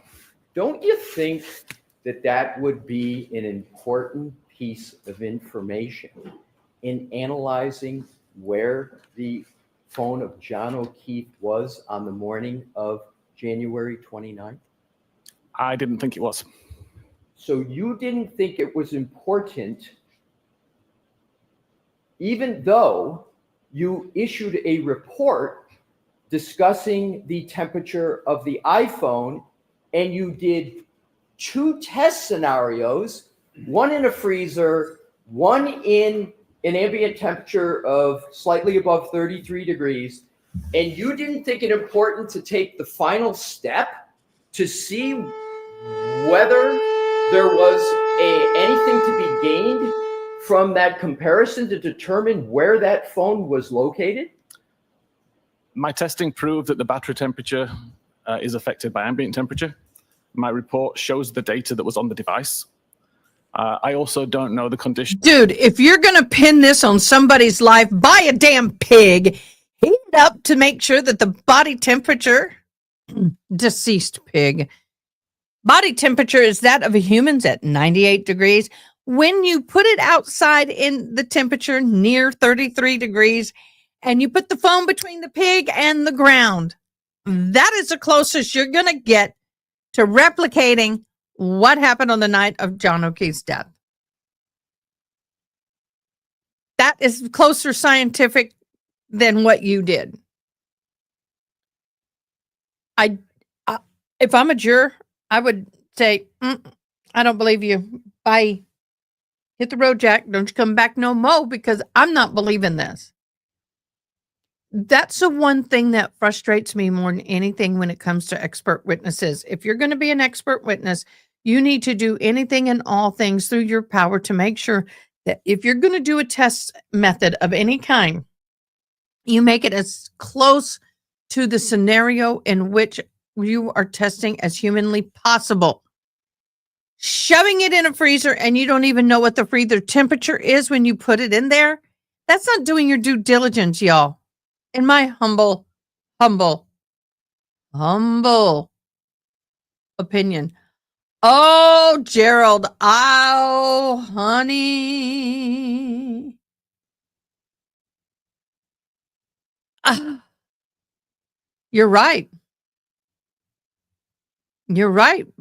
I bet, Brennan, you better pull some stuff out of your hat, boo, or you're lost. This expert witness has hurt your case. So to me, the ambient temperature in I'm Canton at the taking note. time wasn't particularly relevant. I just wanted to show what data the device had recorded.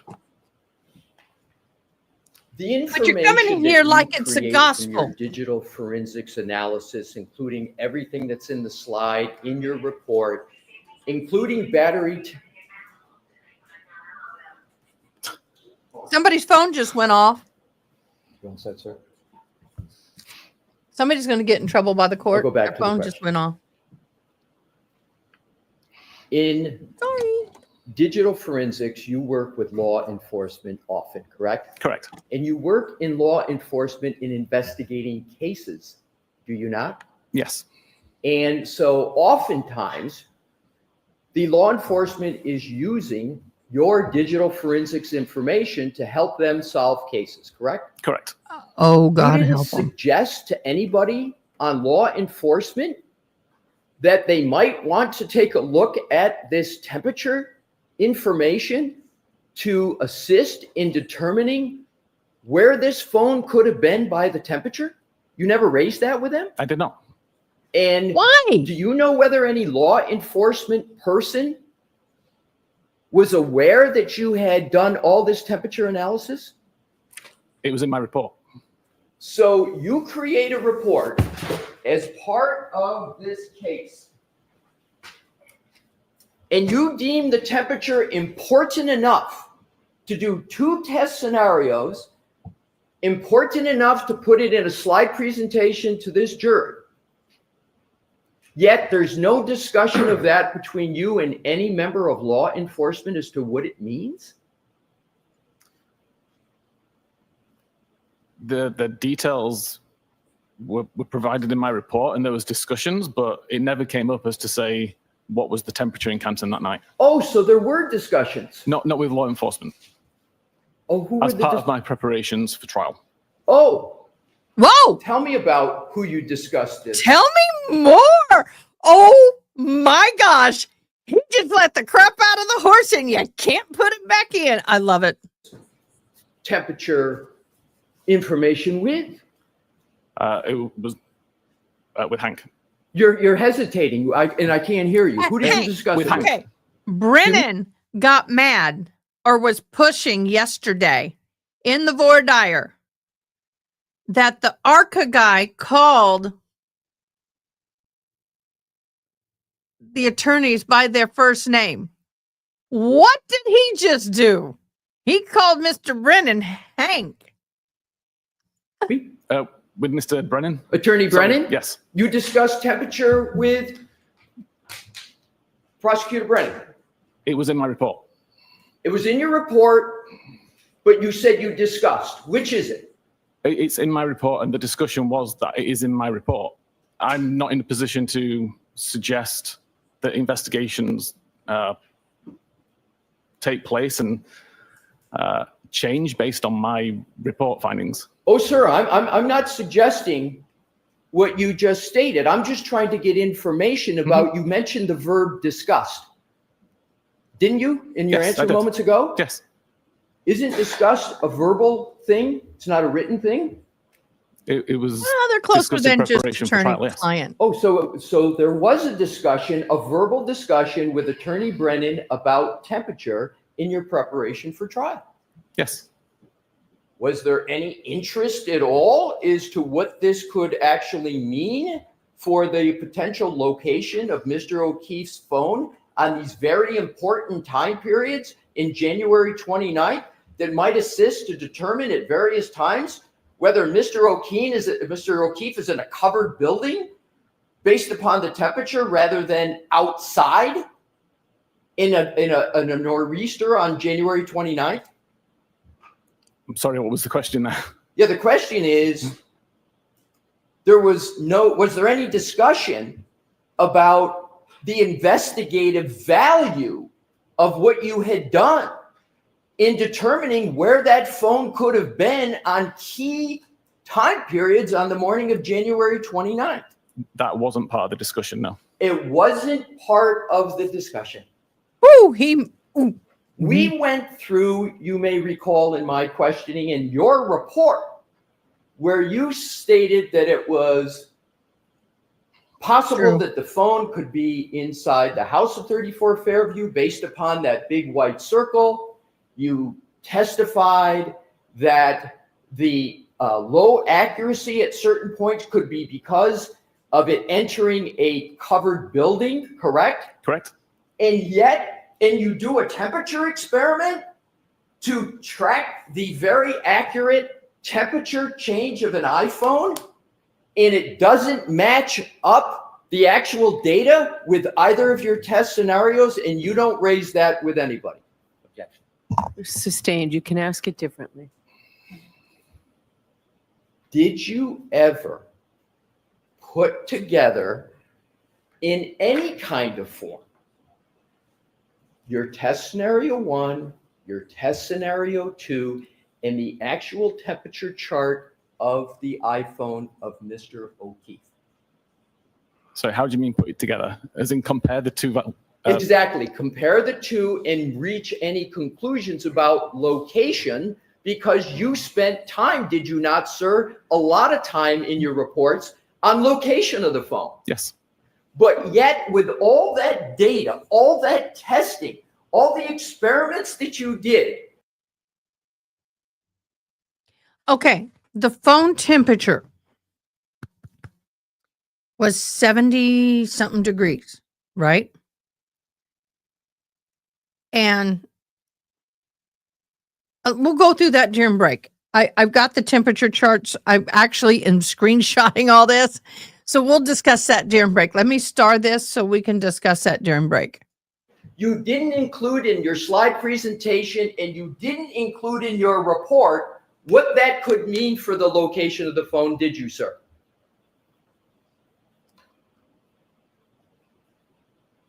I'm struggling to see the comparison there.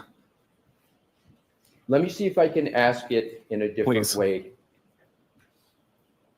Nowhere in your slide presentation did you have any discussion yesterday about how your test scenario, did you bring up, by the way, in your slide presentation yesterday, your battery temperature at all, your tests?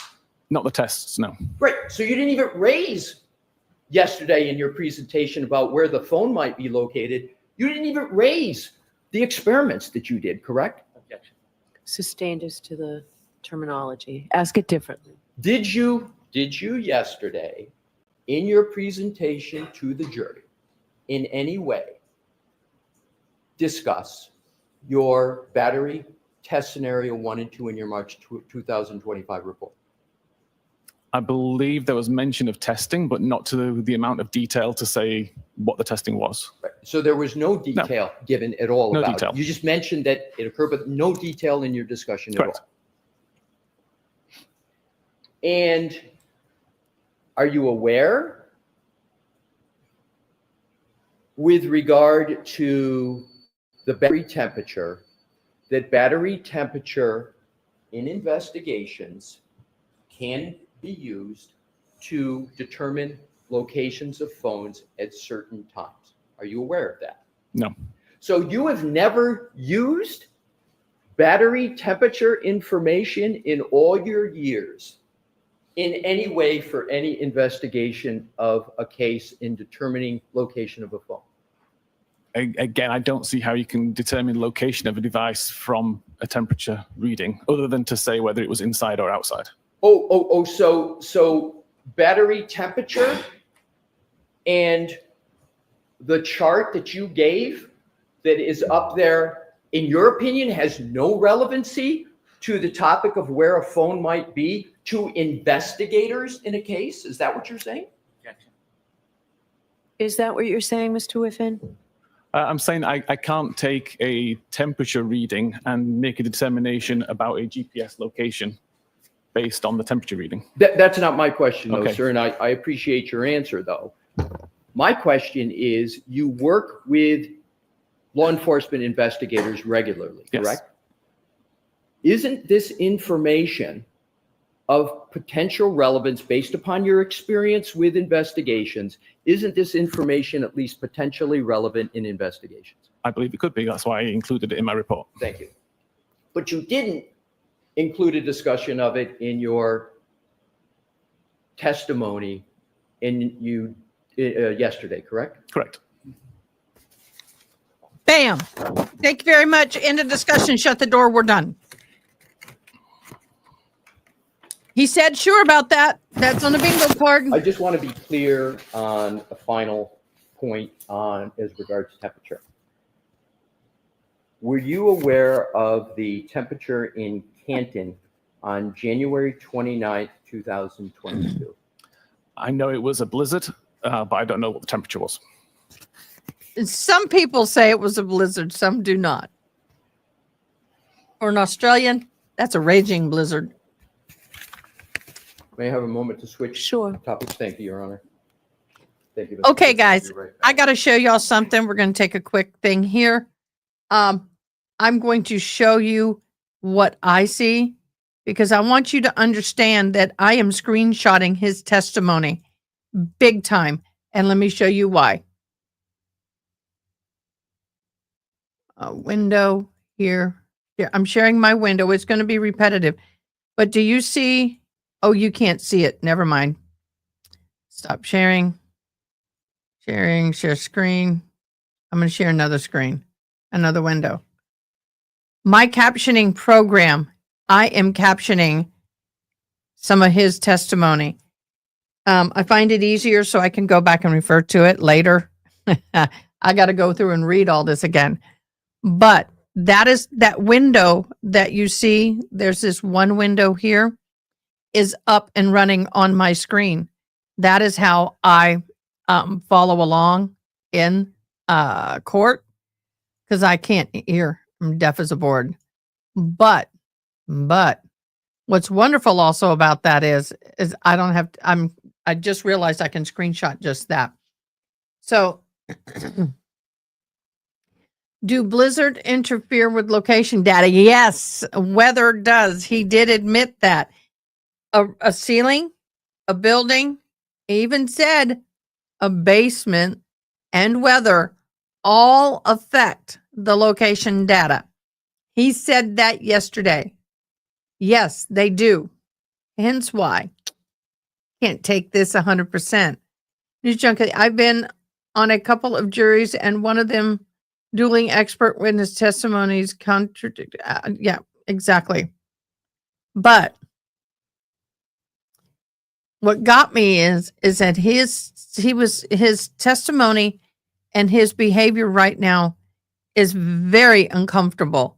And that's the jury sees it and they're affected by it. He's not as confident as he was yesterday.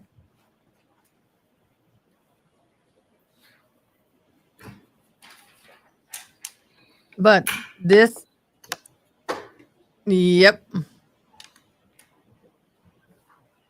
I agree. I wonder if you go in her house and she buys a new shower curtain or a new curtain, she just puts it up without ironing it.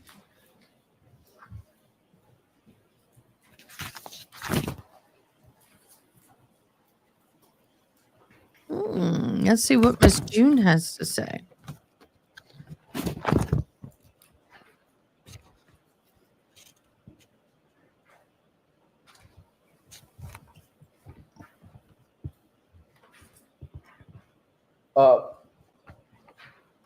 Your Honor, if I may, I have one last point to make with temperature. If we could put deck 60 back up, please. Mr. Whiffen, if you bear with me, I just Of have course. one final set of questions. Yep, Miss If you look News at this Junkie, I chart, agree with you about him. and you, under January 29th at 12:13, battery temperature of 82 degrees. But you then go down, what I'd like to start with is 12:37 again. And this is a key time point, 12:37. You've got a temperature of 72 degrees. And then 8 minutes later, 8 minutes, the temperature only drops 6 degrees, correct? Correct. Again, using 12:37 is what I refer to as the baseline. You go all the way down, and you see to 12:53 a temperature drop of only 11 degrees. Do you see that? I do. Thank you. That you can, excuse me, Your Honor, one moment. Okay. The thing for me with all of this stuff is that nobody is taking into account of a warm body laying on top of the phone. It's not exposed. I gotta quit yelling. It's not exposed to the elements. It is under a warm body, which is going to change The final the data temperature point drop. on this slide, Mr. Whiffen, and thank you for bearing with me on this. At 1:36, there's a temperature of 50 degrees Fahrenheit, correct? Correct. Several hours later, at 6:06, 4.5 hours, the temperature drop is only 7 degrees. So true. Correct? Correct.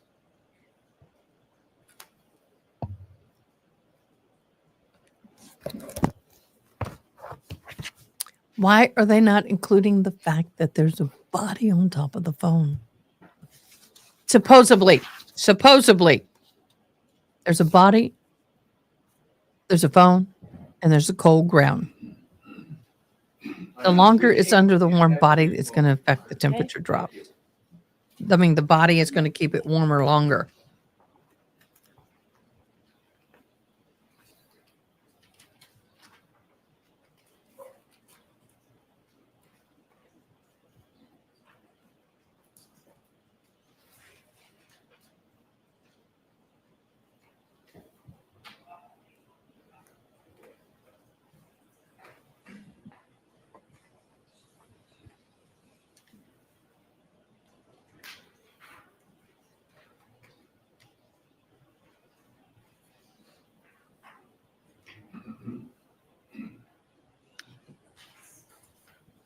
They're looking for something. What are they looking for? He's on it. He's on May I it. approach, Your Honor? Yes. His brain is churning. May I have exhibit 42, please?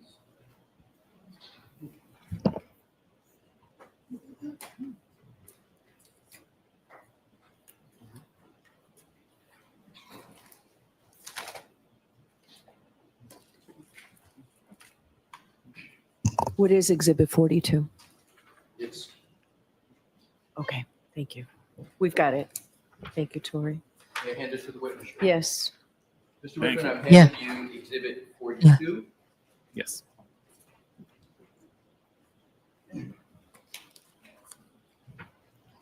you recognize exhibit Not necessarily. 42 from your March 2025 report? I do.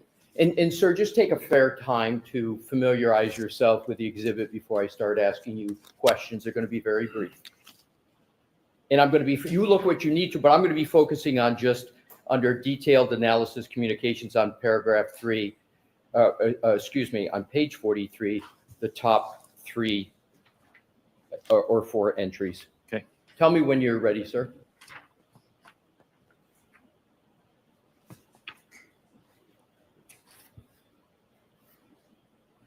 Okay. Thank you. Your Honor, may I have 43, which is in evidence published? Yes. Thank you, Your Honor. Mr. Wolf, please.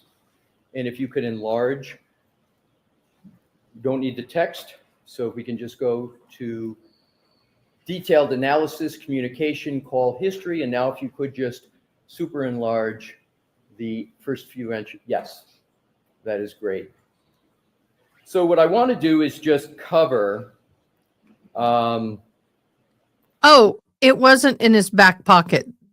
By Jen's account, when they lifted his body, it was on the ground between he and his body. So, real quick, News Junkie, the cross seems, in my opinion, was about the location of the phone, temperature and range, and not on the different tabs of the search of Jen phone. Honestly, I don't know why that doesn't, to me, I don't care when Jen searched it, she searched it, because it's not Karen Reed. Jen's not on trial. If Karen Reed researched it, that would be a huge issue. But it is not. If it was in his back pocket, and he was face down, wouldn't it be under him? It wasn't under him. There are two different reports. Okay. When you're drunk and the blood rushes through your skin surface is hot and can look flush, but you're actually losing heat faster. That is correct. Fact check myself, and no, it does not. Wouldn't laying in the snow make a difference? It will cool the body down a little quicker. It cools the body down quicker, but the temperature between the body, the phone, and the ground that's not exposed will stay warmer than the part of the body that's exposed. So your body's got a warmer section and a colder section, and the core starts to cool. It will cool quicker. However, it's on mute because he didn't even try to reproduce it. the information here. Whose phone is the subject of the entries on this chart? This is John's phone. And if we start with the first entry, reading left to right, 12:14:36, end time 12:15:20, incoming call from Jen McCabe, duration 44 seconds. You see that, sir? I do. You see, and is that a call that is answered? Yes. If you go to the next entry, 1847, just 12:18:47 to 12:19:23, outgoing call duration 36 seconds to Jen McCabe, duration 36 seconds. Do you see that, sir? I do. Is that a call that is answered? Difficult to say. That could be a outgoing call that lasted 36 seconds of ringing. I believe it was answered. Well, how is it that you can tell the first one was answered but not the second one? Because it's an incoming call. Okay, fair enough. So if we go to the third entry, 12:29:44, 12:29:51, incoming call from Jen McCabe. You see that, sir? I don't mean to interrupt. Could I ask about the display? You just said that. No.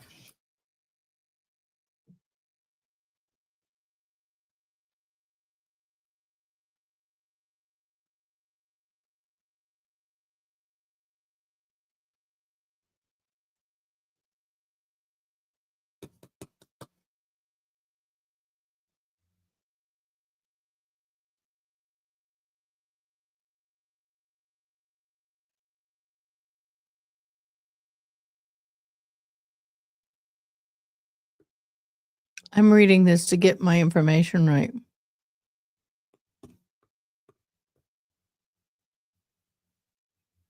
Okay. Do you know what? John O'Keefe's brother doesn't look very confident this time around.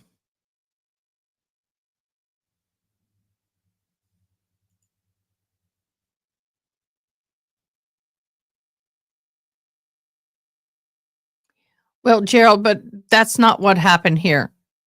I'm trying to remember the testimony. I'll have to go back and look if I can figure it out. But someone said it was in his back pocket, and then somebody said it was laying on the ground between the body and the ground. And when they moved John O'Keefe, Jennifer, I think is the one, or somebody, it was Jennifer or Carrie, picked up the phone and put it in their pocket. No, he does not what?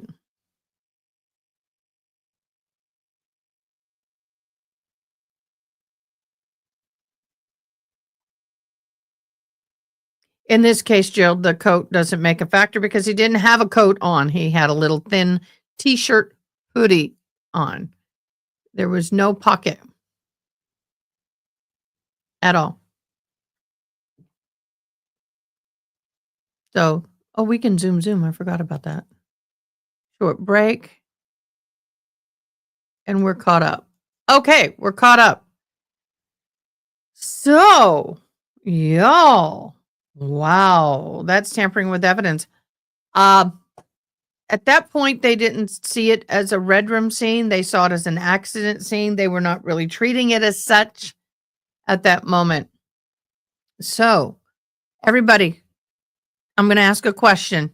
Yay or nay? Is this witness's testimony credible enough for you to believe him or inconsistent enough for you not to believe him? Do you believe? Yes or no? Do you accept his testimony? Yes or no? Carrie said when the EMT lifted his body, she picked up his phone. Okay, that's where it was. She picked up his phone. Come on, get up there. Oh, where did it go? Carrie said when the EMT lifted his body, she picked up his phone and the blankets from the ground. That's right. She also said there was no snow under him, just the grass. Well, even if there was some snow, his body temperature would have melted it. In my humble opinion, the phone was in the back pocket and in the process of rolling him over of his back to do CPR, it is possible that it came out of the pocket or placing him. That is so true, but that is something we'll never know. But the problem is if it's in his back pocket, remember they said that there was an event where this side button, this side button was clicked and it was, clicked and turned off. Why, you're welcome, cell phone. Every time I plug it in, it says, why, thank you, Ada. I don't know why it does, but it does. So we are on a short break. I thought I had a little thing that says court in recess, court in short break. Nope, not recess for lunch. It's going to be. Let me redo this.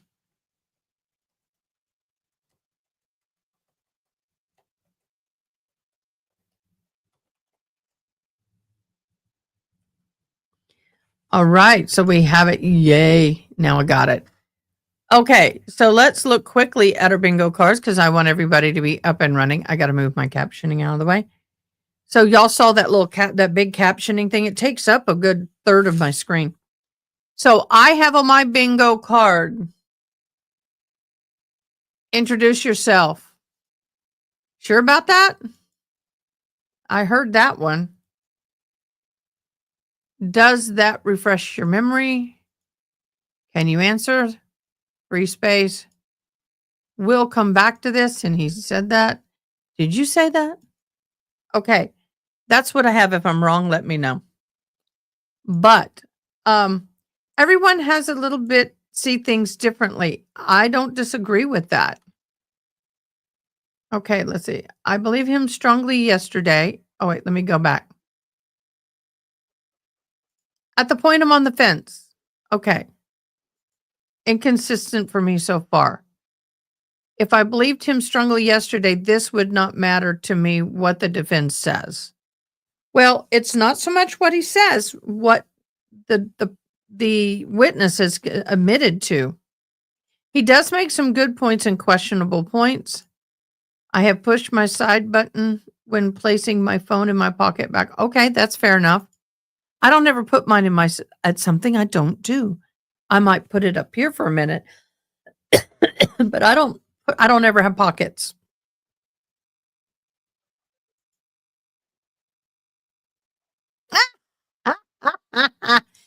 I don't put it in my pants. I'm terrified to sit on it. I got a lard butt. I don't want to break my phone.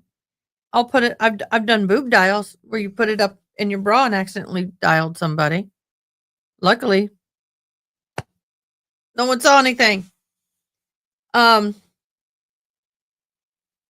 Well, for me, guys, I'm really struggling to give this guy a whole lot of credit. And that's because of the admissions that he, number one, had discussions with Hank.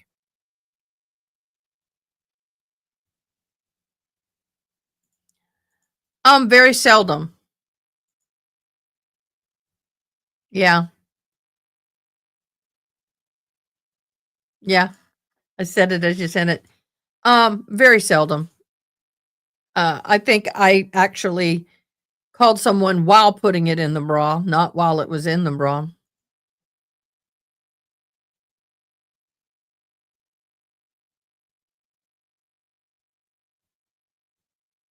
Ah! More padding, cushioning, maybe we're good. I just don't like sitting on my phone. I don't. And my most of my pants do not have back pockets. I do have blue jeans, but it's just something I don't do. I don't know why. I just don't do it. I don't. But that's okay. That's okay. But for me, with this gentleman, his inconsistencies are too great. But I'm going to see how Brendan cleans it up. And that can mean a lot too. And I'm going to look at his demeanor. But I have taken more I've taken more notes with this witness than I have anybody else. I've got 3 pages front and back. The thing that gets me more than anything is his scientific method. If he's going to be here as an expert, then his methods have to be above reproach. Yeah. You know, if I had a cardigan with a pocket or my purse, it can go in there. But the thing that I'm struggling with the most is his inconsistencies with the fact that it is true he did state this upon cross, and I think I would have held more respect for his testimony if he had said during the initial testifying on direct that yeah, that it is true being in a building. I don't know why this keeps moving. It being in a building under a roof, um, weather, basements will affect the GPS. It greatly affects the GPS. And if he would have shown that picture and said, look, anywhere within this circle is a higher probability than that circle. And I think that he was super selective in pulling. Sometimes the best offense is a good defense. And so bringing up the information and dealing with it before the defense can bring it up brings more credibility to somebody. That's just my experience with my own ex-husband's trial. By the way, all those don't know, I lost my ex-husband to prison. It was a huge case. Nancy Grace did speak of it once.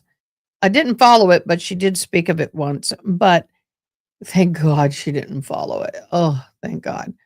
But the thing is that if he would have come in and said, okay, this is my findings. However, there can be, these are the limiting factors that can affect this information. I think if he was more forthright about all that, I would believe him a little more.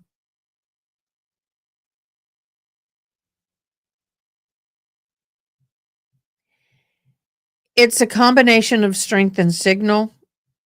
And also, Gerald, that's a question for you, Boo. But I think it's a combination of the strength and signal.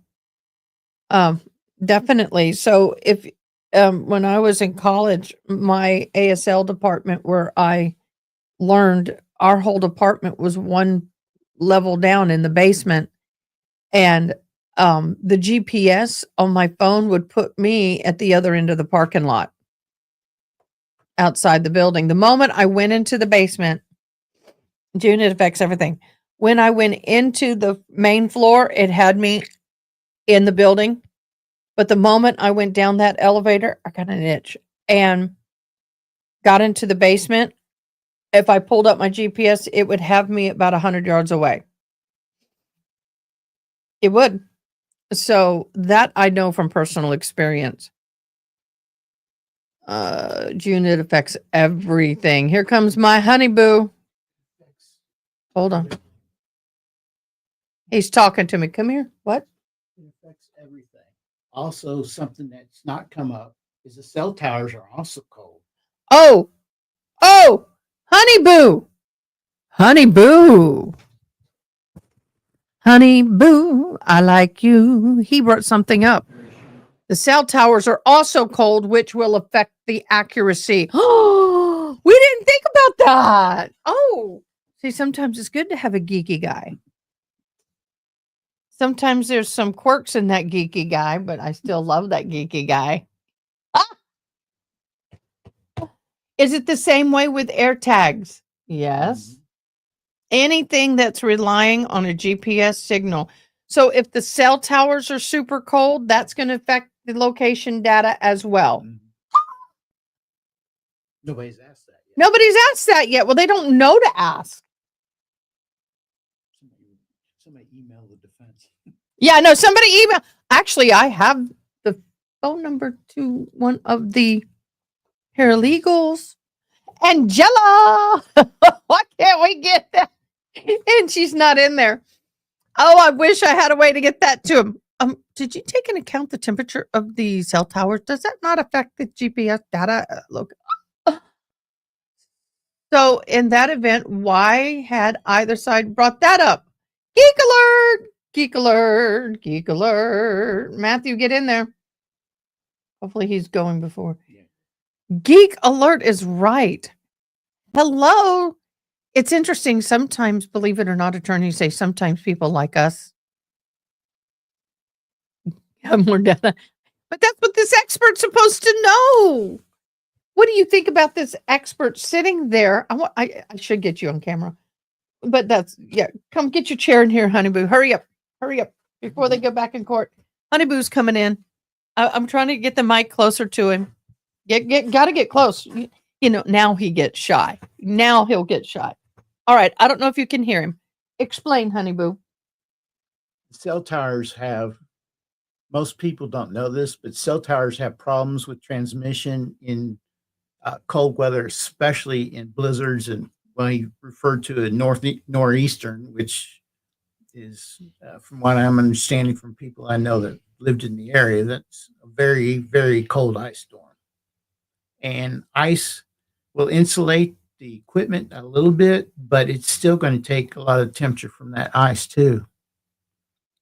Hence, the location data is not going to be 100% accurate. No. And how does heat affect it, or does it? No. Not the same way. Aww. That's May my fry honey. something. Ooh. Back scratches are good. Y'all, I like that he's not afraid to get up here and speak. Yes. So we have people coming in because I can feel the little. Close the session, please be seated. All right. Love you. Thank you.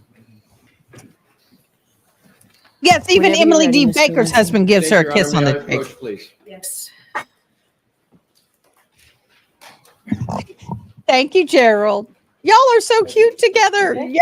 So, Your Honor, I have a replacement exhibit He's- 42 redacted. Obviously, Redacted? replaced exhibit That's 40. what that break And was it's for for. Stipulation with Mr. Brennan.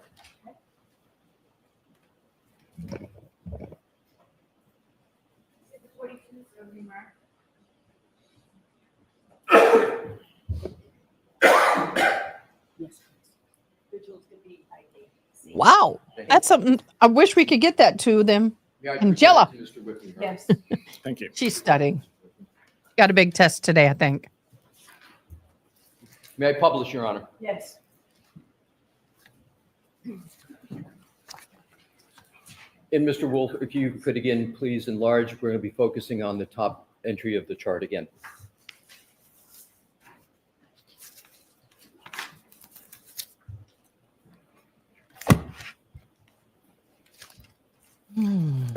May I, Your Honor? Yes.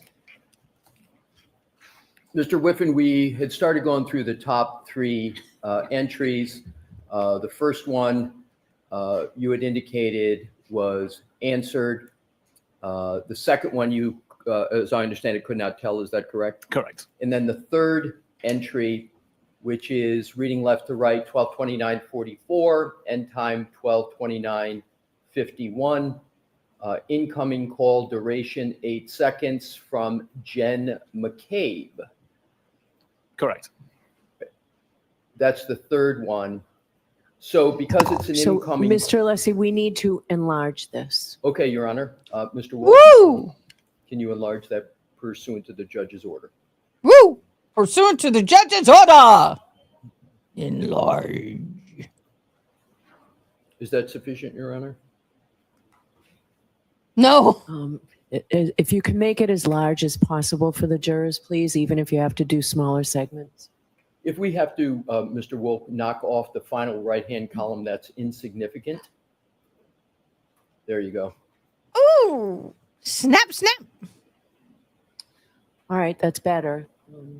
Okay, that's fine. Thank you. May I, Your Honor? Yes. Thank you. So I want to now go to the last one for this Exhibit 42. It's reading from left to right, 12:29:44, 12:29:51, incoming call duration at June, seconds. can you ask from her Jen to McCabe. private message me real Again, quick, please? it restates I'll duration try and 8 private seconds. message her. Correct. Given that it's an incoming call, you can conclude that that was answered, correct? Correct. Now, if we could go back down and focusing on just the first three by way of example, Mr. Wolf, do just as Her Honor has requested, enlarge it as large as possible. Those three, after the first three, yep, starting there, just take the first three by way of example. All right. Mr. Whiffen, you should feel free to look at the hard copy Exhibit 42 if that's more helpful to you. But what I want to do is to focus on start time 12:33:35, reading across activity, incoming call, unanswered, and then to the right, Karen Reed. Do you see that, sir? I do. And do you see the same types of entries for 3409 and 3438? I do. And those calls are unanswered, correct? Correct. So in contrast to the, now Mr. Walker, we can go back to the chart, trying to capture 6 and enlarge those ones last time. Thank you. So in the first one at 1436 and then skipping one to 2944, those are answered, but then starting, excuse me, at 3335 I got it, June. and 3409, those are unanswered, correct? Correct. You can take that down, Mr. Wolf. Thank you.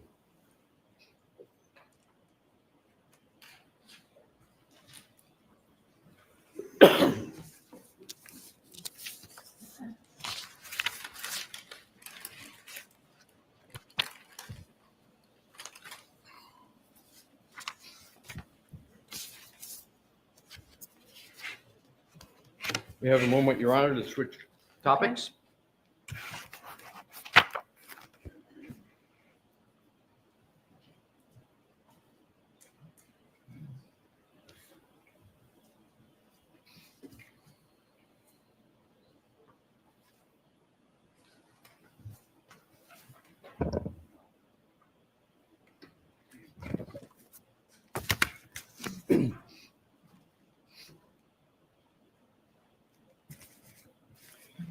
Mr. Whiffen, We when love did you, you start Ronnie. working on this case? I mean, What was the sorry. date, approximate date On this case or on this exhibit?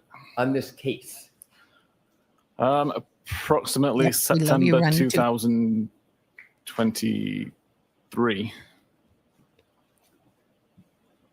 So over a year and a half. Correct. How many times have you been in Norfolk County? This is my second time. So you were here once previously. Correct.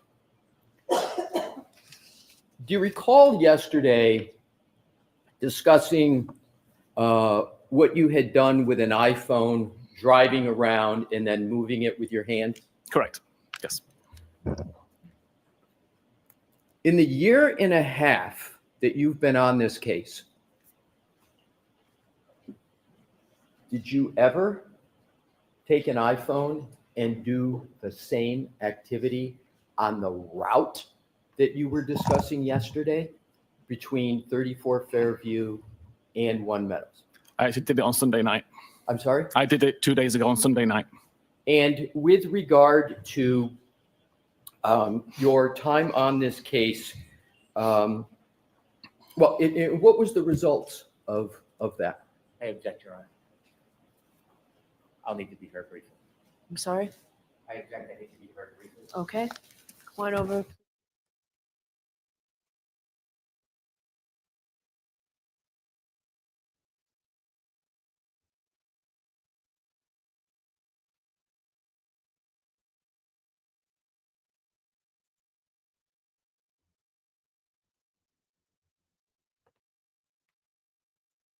We have the weather chart for that day.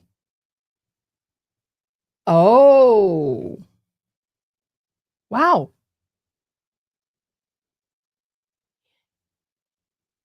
40 to 50 degrees Fahrenheit can cause death in 1 to 3 hours. 50 to 60 degrees can cause death in 1 to 6 hours. 60 to 7 degree Fahrenheit can cause death in 2 to 40 hours, depending on what's happening. But the temperature starting at 12:56 a.m. was 28 degrees Fahrenheit, which it remained until 3:54. It went to 26 degrees Fahrenheit. At 4:38 a.m., it went to 24.8. Then it remained there until 6:21 in the morning. It was 24.8 degrees Fahrenheit. FYI. Hi, David. Yeah.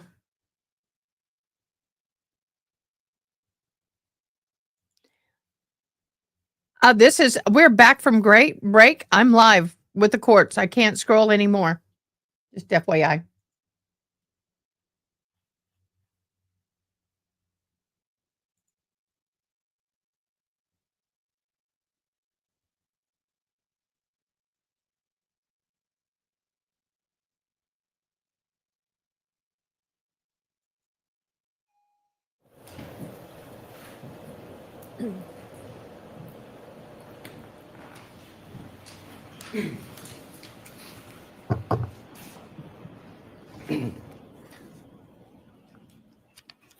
Yeah, Your Honor. Yes.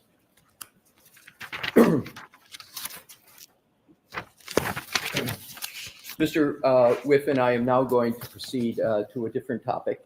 Okay. Do you recall discussing the Google I need search, to get rid of the banner. How Long to Die in the Cold? I do. And you discussed that in your direct testimony, correct? I did.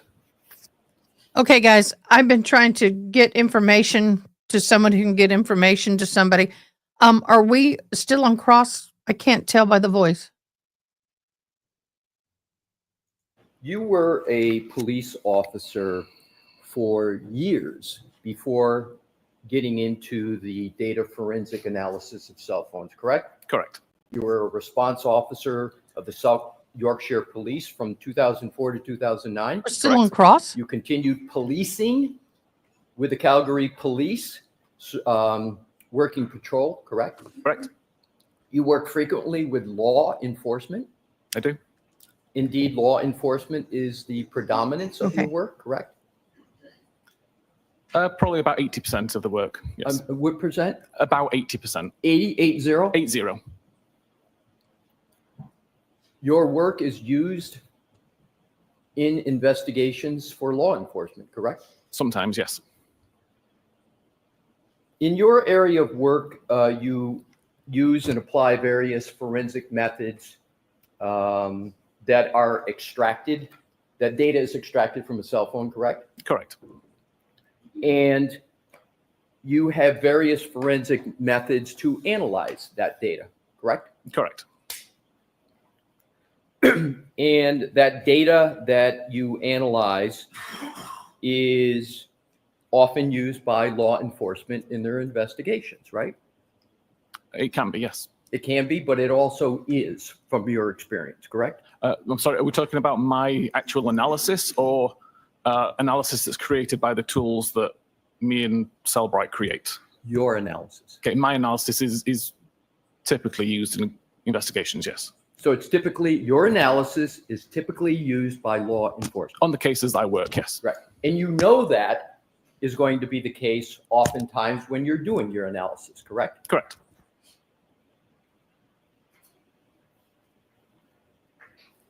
And forensic software is used to gain access to people's devices, correct? Correct. Such as cell phones, right?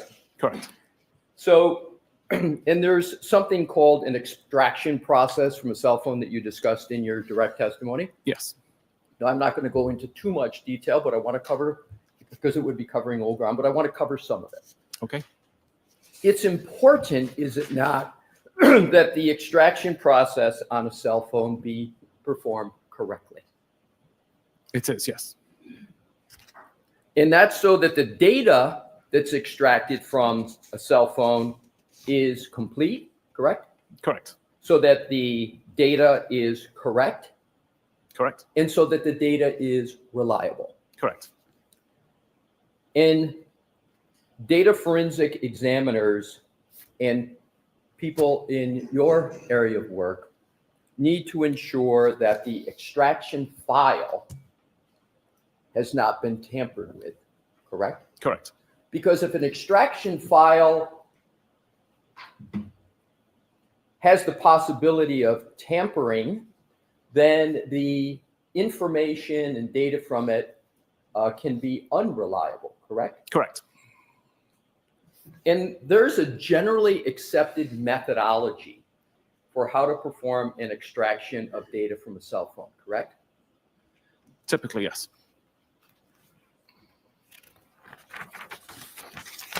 One of the key ways to determine whether the data extracted from a cell phone is valid and has integrity is to evaluate whether the extraction process created what is called a hash value, correct?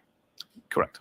And a synonym for a hash value is a hash signature, correct? Correct. And a hash value or hash signature, I'm just going to use hash value. Is that acceptable to you? I'm fine with that. Thank you. So a hash value is a unique and usually consists of a long string of numbers and letters that's generated from the data file from a cell phone using a computer algorithm, right? Correct. And one of the computer algorithms is SHA 256, right? Correct. And is it a fair analogy to state that a hash value can be thought of as fingerprint for a data file from a cell phone? Yes. And is it also a rough analogy that a hash value can function like the seal on a milk container?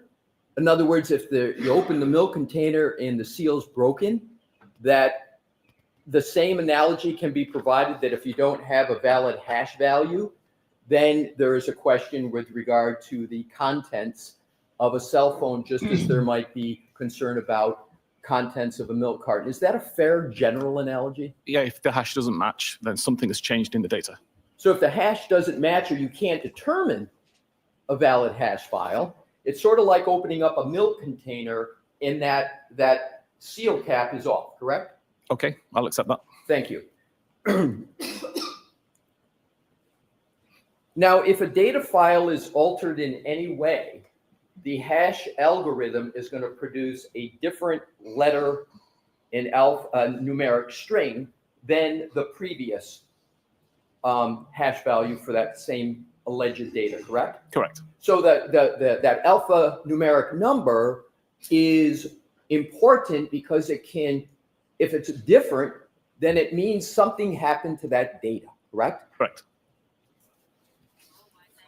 And isn't it important for examiners, anybody in data forensics, to know whether or not the data they're looking at has a valid hash value? It would depend, in my opinion, on the origin of the data. But you would agree that it's much better to have a valid hash value for data than not, correct? I'd like to see the hash value match, yes. You would like to see the hash value matching, Yes. correct?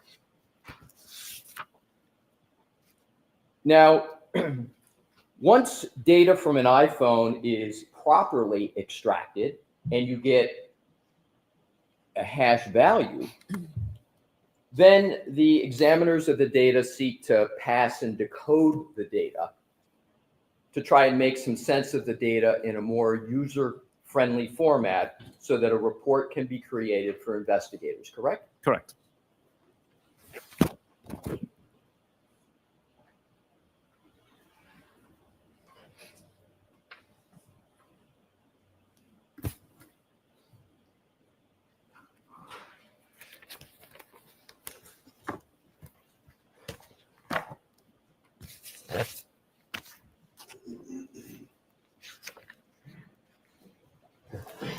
Do you recall preparing a report for the iPhone belonging to Jen McCabe dated December 2024? I do, yes.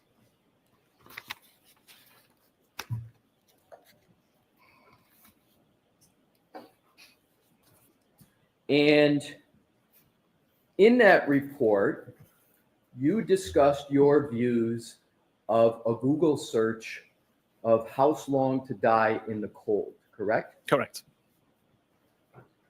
And in that report, you rendered various conclusions about that Google search, correct? Correct. And you rendered various conclusions about what is called a timestamp. Correct. And the timestamp that was in question was 2:27:40 a.m. on January 29th on Jen McCabe's phone, correct? Correct. And the question that you were looking at is that timestamp that appeared in the data, that timestamp of 2:27:40 a.m., whether that belonged to the Google search, how long to die in the cold, correct? Correct.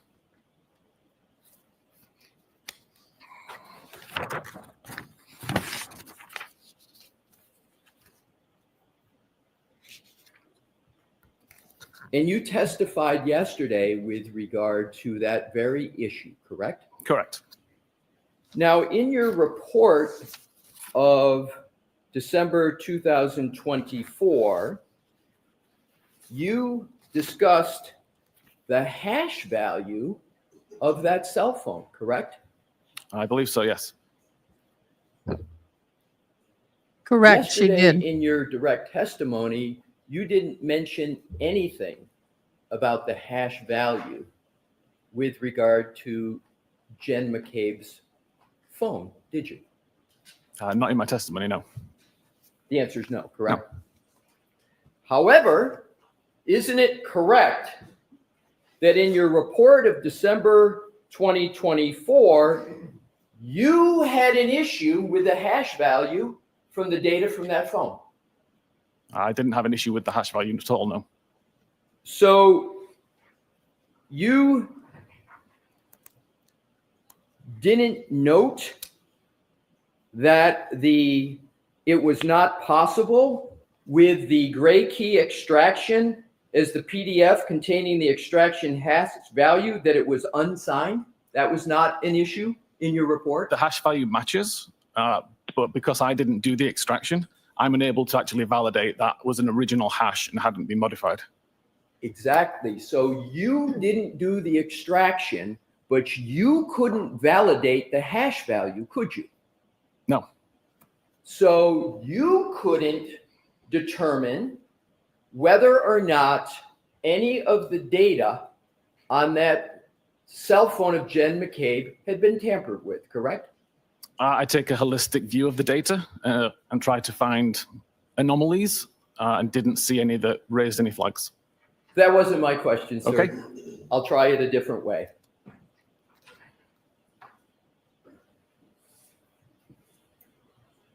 You concluded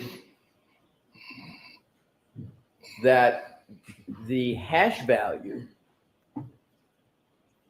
was unsigned, correct? Correct. They were always unsigned. Okay, apologies. You concluded that the hash value was unsigned, correct? Correct. Thank you. And you went on, did you not, in your report to say that this hash value could be used as a suggestion of authentication, but cannot be guaranteed 100%, correct? Correct.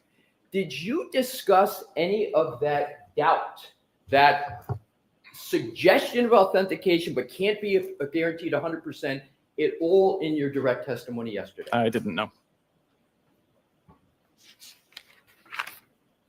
And again, hash values are very important concepts for data forensic examiners, correct? For integrity, yes.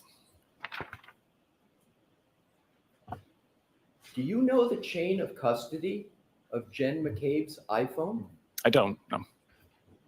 So you don't know the chain of custody of her iPhone. You have an unsigned hash value, and you can't guarantee the hash value authentication, correct? No, Oh, The now objection's that's overruled. interesting, not y'all. from the hash value, no.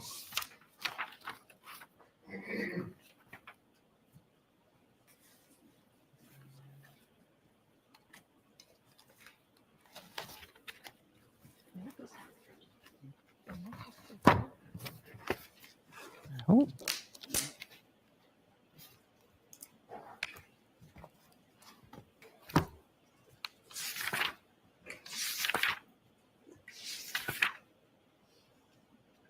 Let's go back to the 22740 timestamp and the question of whether that timestamp is associated with a Google search, "House long to die in the cold." You understand there is a dispute as to whether that search was performed at 2:27:40 a.m. as the timestamp states, or whether that was performed later in the morning, say around 6:23 a.m., correct? Correct. You understand there's a dispute. Yes. And do you understand that the defense asserts that that timestamp means what it says, the Google search occurred at 2:27:40 a.m.? I'm going to allow it. Do you understand that? I do.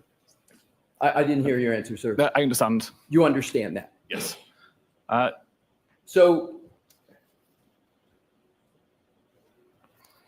there are various data forensic tools, are there not, to evaluate what is called an artifact, this timestamp, correct? Correct.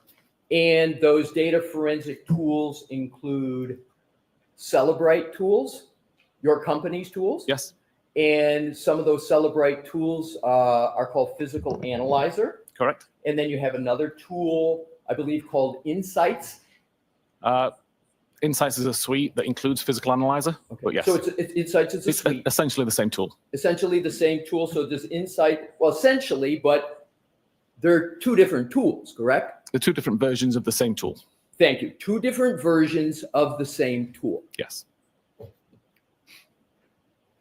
But there are other tools from other companies, are there not, sir? There are. And a competitor of Celebrite that can be used to analyze that 2:27:40 a.m. timestamp and to potentially resolve that dispute of whether the Google search "House long to die in the cold" occurred at 2:27:40 a.m. or later at 6:23 or so a.m. There's other companies and tools that can be used for that, correct? Correct. And isn't one of the companies that can be used a competitor of Celebrite called Magnet Forensics? Correct. And they have a tool called Axiom, AXIOM, that evaluates questions such as this, correct? They do. And is Magnet Forensics a reputable company? They are.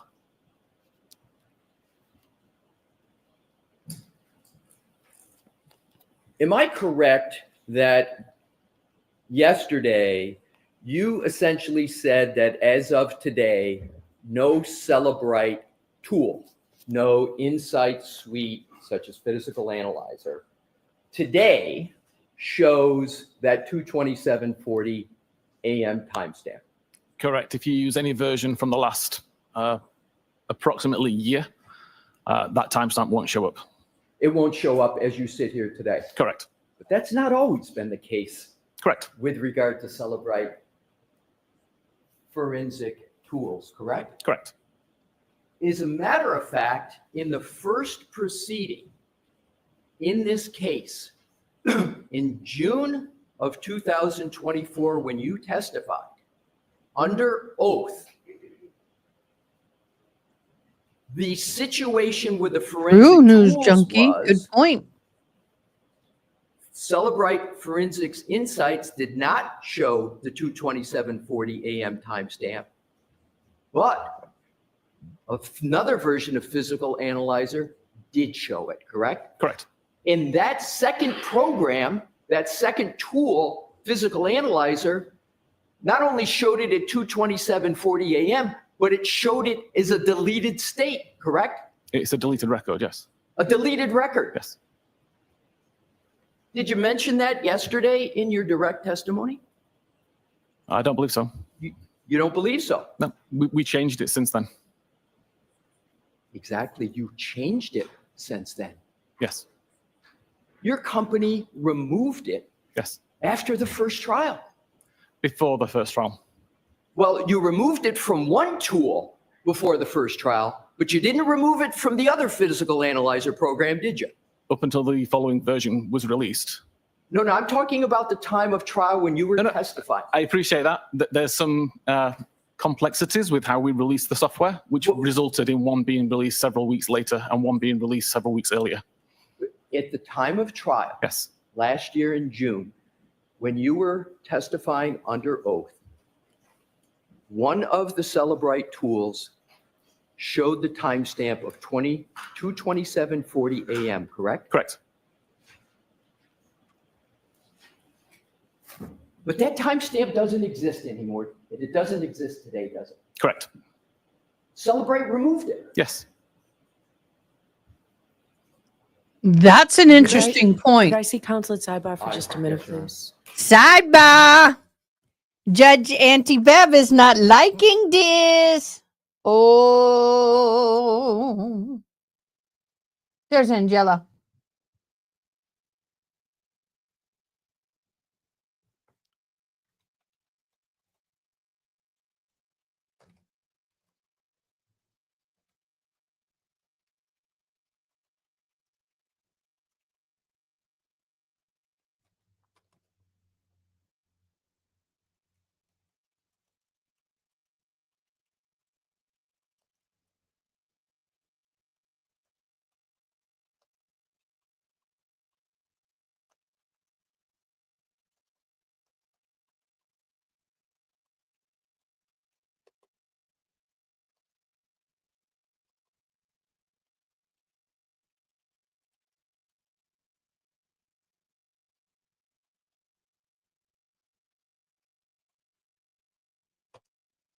Okay, Angela and I are now going. Hurry up, Angela. I want her to get this in. They may not make it to them in time. They can always text them.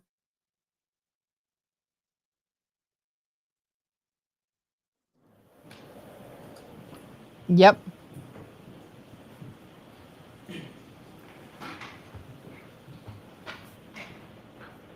I can picture him with gray hair. I think Go he ahead, lives. Mr. Leslie. Thank you, Your Honor. Have it So out. with regard to the first proceeding, there was one Celebrite forensic tool that still showed the 22740 AM timestamp, Correct. and it was shown in a deleted state. The record was deleted, yes. The record was deleted. And then after that, Celebrite outright removed the timestamp from, so none of its programs had it, correct? Again, if I could explain a little bit Uh, about you- how it works. No, I'm sorry. Okay. If you could just respond to my question. Is that correct? The timestamp's been removed. Oh, yes. Cross is going to go on that one. However, the competitor of Celebrite that we just talked about, Magnet Forensics Axiom, Yes. that program at the first proceeding showed the 2:27:40 a.m. timestamp, correct? Correct. I As a know. matter of fact, as you sit here today, the Magnet Forensics program, Axiom, still shows the 2:27:04 a.m. Booyah. timestamp, correct? As far as I know, yes. And Magnet Forensic Axiom is a reputable company, correct? Correct. Celebrite removed that 2:27:40 a.m. timestamp, which is in a deleted state, in response Genetic. to issues raised in the first proceeding, correct? It was changed because of the research that I did, and that was verified by the forensic research group. But the issue arose because of You what did had the come up in research. the first proceeding, correct? In the first investigation prior to the proceeding, yes. In the first investigation in this case, correct? Yes. So Celebrite. I am screenshotting the After the crap out first of this proceeding, text. After the investigation, just outright went and removed the timestamp. It's not unusual to change the I code. didn't ask if it, I just asked whether Yep, they we removed. removed it. But Magnet Forensic Axiom still shows that 2:27:40 a.m. timestamp, right? Again, they refer to it differently, which is why they can But they do that. still show it. They do still show it. Can you just finish the answer?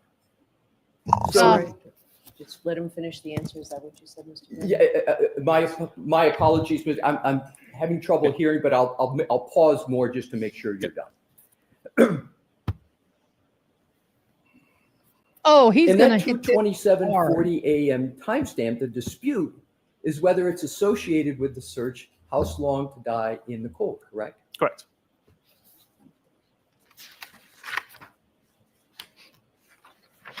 Let's talk a little bit more about the first proceeding in this case.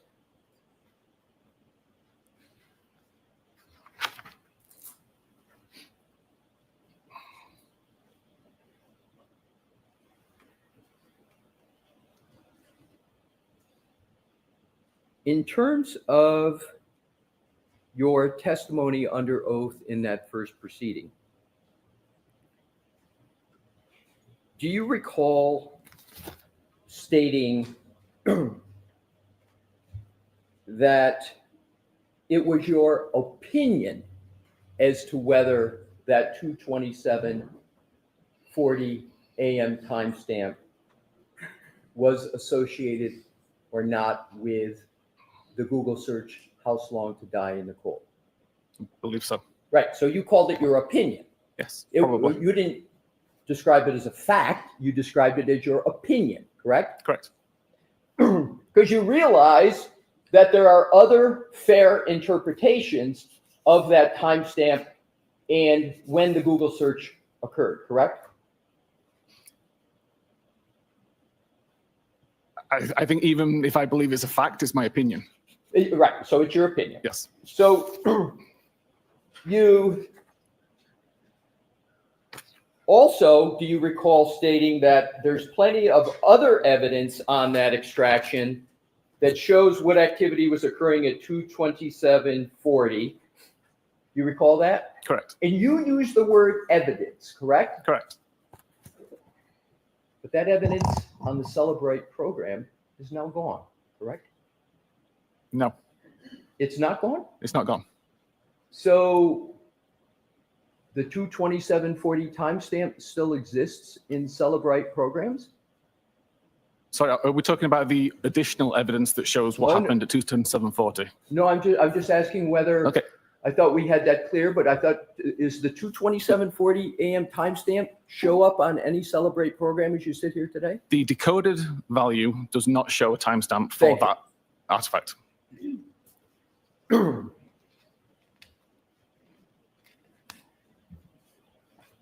Sir, does your work include shaping how examiners will see the data when they open it? Yes. So you shape how the data is going to be, correct? Yes, we have Yes? ways to create the data so it's usable. Yes. So the answer is shape it. yes, you Yes. shape the data. Yes.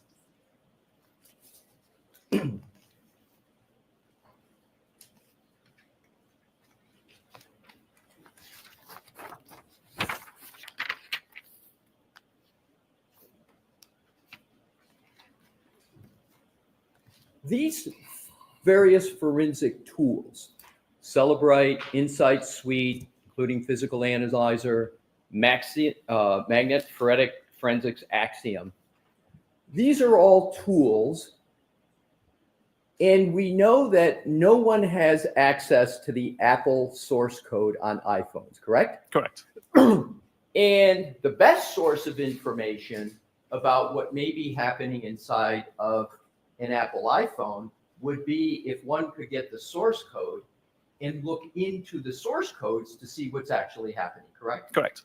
So what happens is in data forensics, because Apple considers it proprietary and people can't access the source code, there's these various data forensic tools that in some ways try to serve as a surrogate, given the fact that there's no access to source code, correct? Correct. That's fine. So the best information would come from the Apple source code, but nobody has access to that, or few people do. Therefore, these other forensic tools are used. Correct. So sometimes examiners have to give opinions like you give because you don't have access to the source code, correct? Correct. So it's your opinion oftentimes with regard to ultimate conclusions. Based on research and testing. But yes, Not it's an opinion. 100% absolute certainty because you don't have access to the source code, correct? Correct.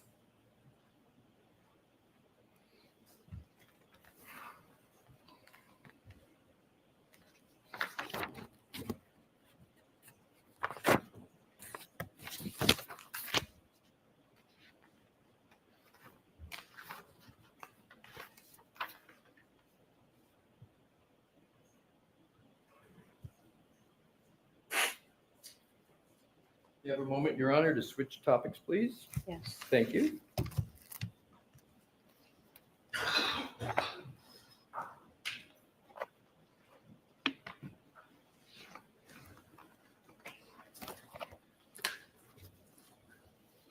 Paper number 4.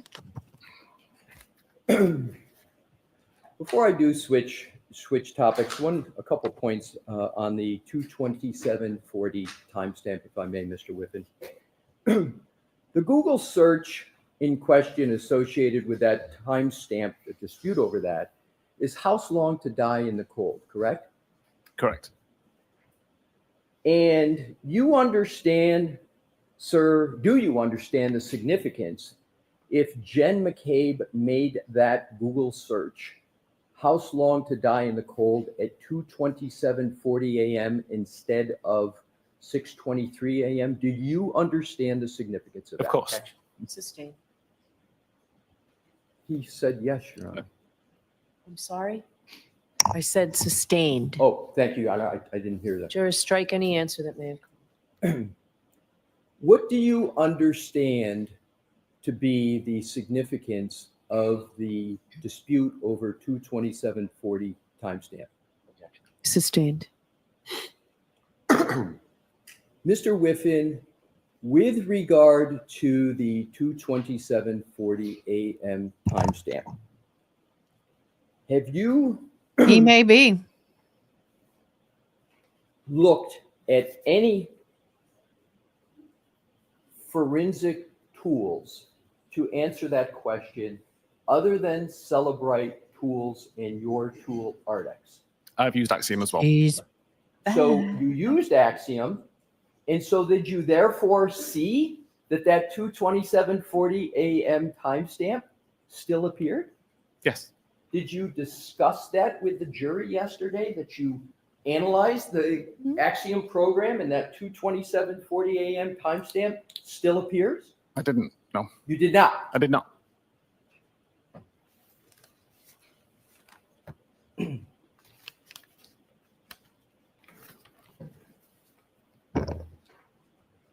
Could we please, with the court's permission, put the PowerPoint presentation back up and go to deck 26?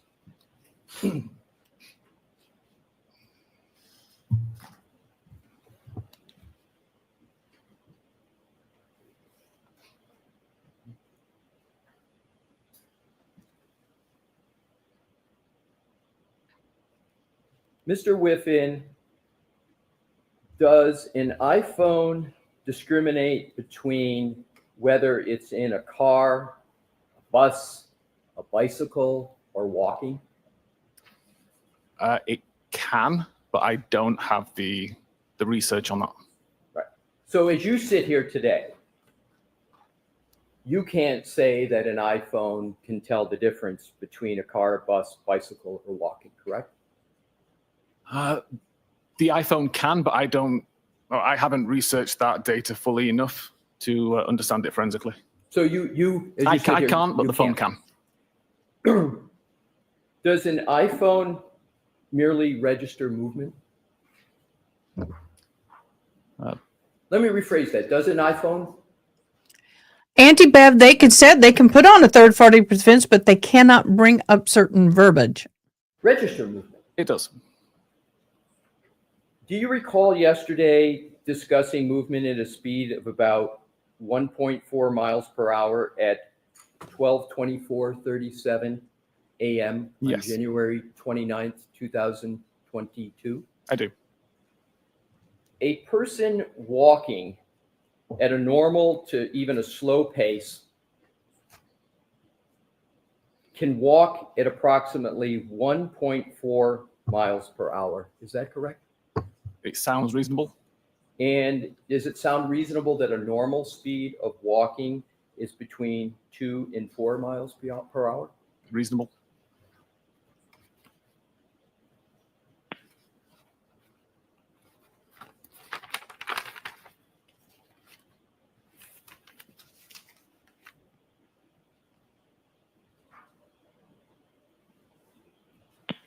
Switching topics, Your Honor, if I could have a moment. You can take that. Okay, thank you.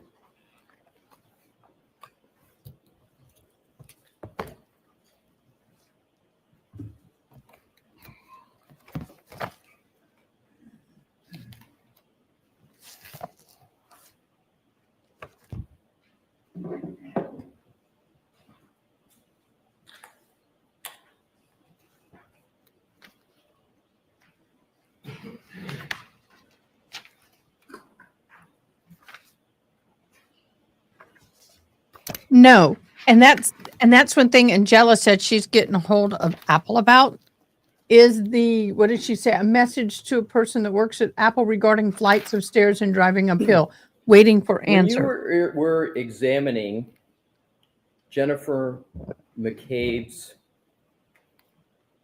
phone, you used an operating system called iOS 14, correct? That's one of the versions of iOS I used, yes. That was one of the versions. Yes.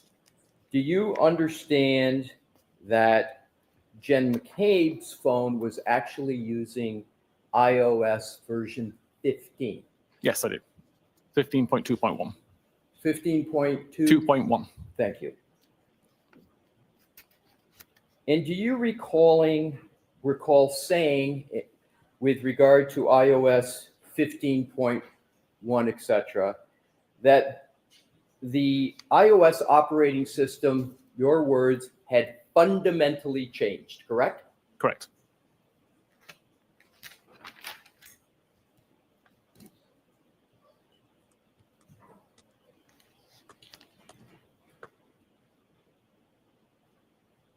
Since we're caught up, I'm going to say this. I did something.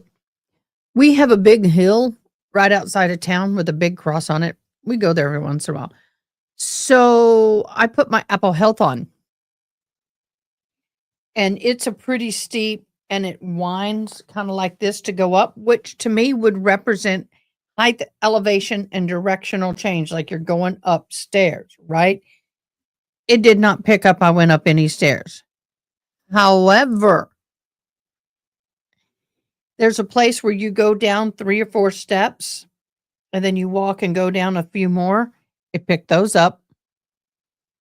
Just saying. Now, with regard to, we're back to Jen McCabe's phone, we're back to 2740, the issue of deletions. You stated yesterday that deletion occurred after January 31 of 2022, is that correct? Correct. But you couldn't determine how that deletion occurred with certainty, correct? Correct. And you gave 3 possibilities that you analyzed, correct? 3 or 4, yes. 3 or 4. And one of them was deleted by user, correct? Correct. Another one was that the search occurred but never loaded. That would be the reason that there was no data found in the history.db file. But that was another of the 3 or 4 reasons, correct? That wouldn't cause the deletion of the record Right, but- necessarily. Right. And then you you discussed those possibilities, but you can't state with certainty how that deletion occurred, can you? Correct. You have doubts about how it occurred, is that fair? Yeah, I have an idea how it occurred, but I can't You prove have, it. I'm sorry. Yeah, it's okay. No, please finish. I want to make sure you finish. I have an idea of how it occurred, but I've not been able to replicate it. So my idea is unsubstantiated. So is it fair to say you have some doubts Yes. about how the deletion occurs? That's fair. And you believe your doubt is reasonable Yes. under the circumstances? Yes.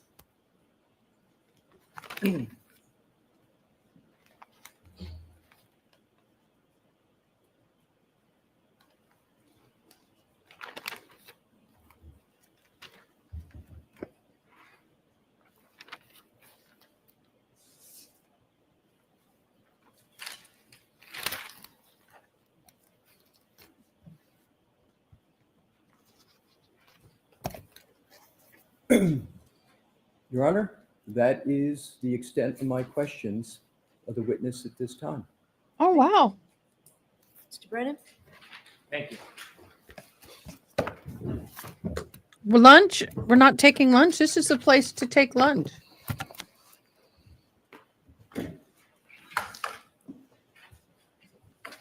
Just saying, this is a good lunch break.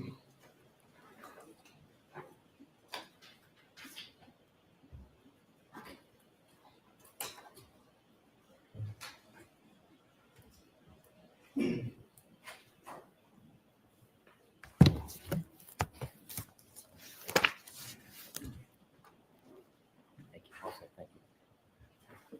Good afternoon. Good afternoon. As a forensic analyst, do you study data? I do. Do you consider it a science? I do. Are you a criminal investigator like a police officer in your present role? Not anymore. Are you a detective in your present role helping aid one side or another in an investigation? I'm not, no. At some point, you and I spoke about reviewing phones. We did. You had begun your whole process in some of this work before you had met me. Correct. And I'd asked you to look at Mr. O'Keefe's phone. Correct. Did I ever tell you what you should look for? No. Did I ever tell you what I wanted to see or what I wanted the results to be? No. Did I ever share with you parts of the investigation that had nothing to do with your actual data analysis? No. Would it be inappropriate or not helpful for an advocate to provide you information that might taint or influence your thinking when you're looking at data in a case? Objection, Your Honor. 100% it would be problematic.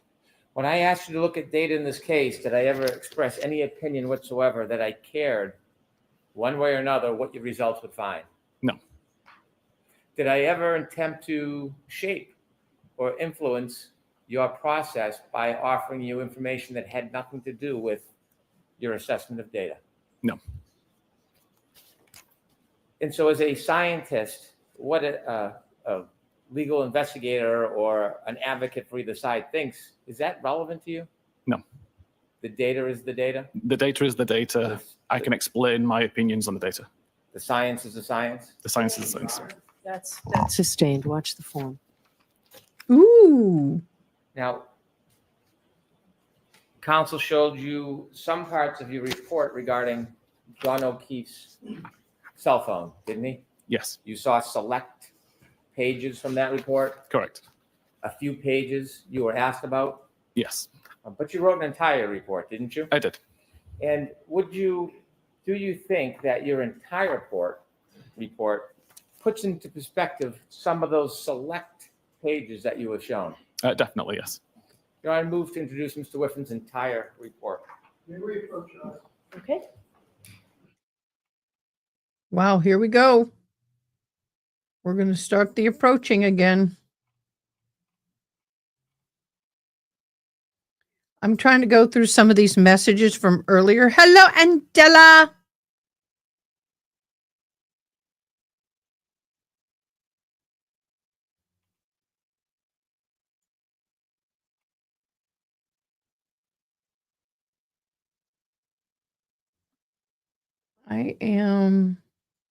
I got so many screenshots, y'all. Okay, we're gonna delete all those. Okay. I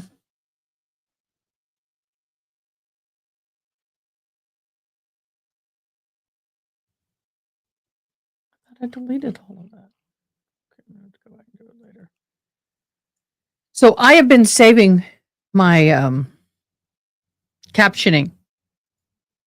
Also, in Apple defense, I had my Amazon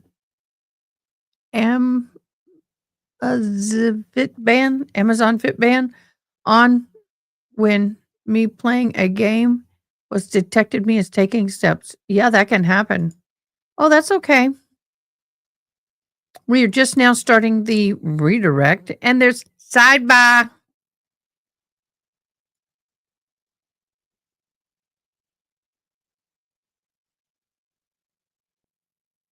We will do that, Miss Angela. We appreciate you. It could. Yes. It can.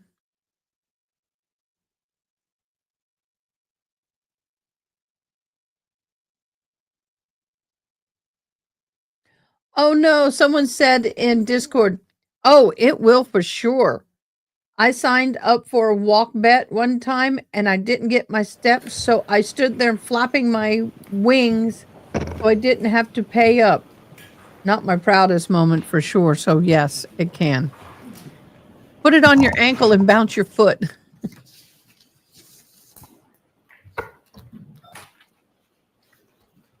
Do you still have your report with you, Mr. Whiffen? I do, yes. Okay. Okay, here we go. It's going to get hairy if he got his report with him. Let's start with questions that counsel asked you about the battery. When you were trying to determine how the battery worked, Sounds great. you shared Thank with you. the jury that you did certain testing. Correct. We What was didn't. the purpose of that testing? Fiona? To make sure that the battery temperature sensor would be affected by environmental temperatures, such as being in the freezer, such as being outside, being brought back indoors, and to make sure that the fall and rise of the temperature sensor, at least the pattern would match the expected pattern and would match the thermometer that was alongside it. When you put the batteries or the phone in the freezers, did it matter what the temperature of the freezer was when you put it in it? I didn't believe it did. What was the purpose again of putting it in the freezer? Just to remove the device from the warm environment, which was outside of the freezer, placing it inside the cold environment of the freezer and just seeing how the temperature dropped. As you mentioned, you look at data through science, correct? Correct. And so did anybody ever share with you the important points of the decrease in temperature of the cell phone battery to try to influence your results? Objection, Your Honor. I'm sorry, can you Did rephrase? anybody try to tell you important points of the evening on January 29th, 2022, in an attempt to influence your studies on the fact that a battery or a phone, when it gets colder, the battery temperature decreases? No. So when you developed the graph of the battery temperature and you followed the progress of that temperature declining through the night, was there any other scope or focus of yours other than to simply track the data? Oh, okay, Angela. Just Thank tracking you. the data. Similarly, when you looked at healthcare data, were you asked to try to see if the healthcare data could fit a certain theory or argument? No, I was not. You were looking at the healthcare data. Were you looking at it independently? Did it have I one? was. Now, it's not your opinion, or you're not taking a position what the meaning of that data matching up is, are you? No. No one's asked you to give an opinion about the coordination of data, I would be. have they? No. So if the data just coordinates on its own, that has nothing to do with your opinion. Objection, Your Honor. Sustain it as to. You mentioned when you put a cell phone in a colder environment, like a freezer, you noted that the temperature goes down. Correct. Do your studies also show that when the cell phone is taken out of a certain temperature and put in an increased temperature, the cell phone battery temperature goes up? It does. Do you have available for the screen the battery graph that we had on your PowerPoint? I do. 2 seconds.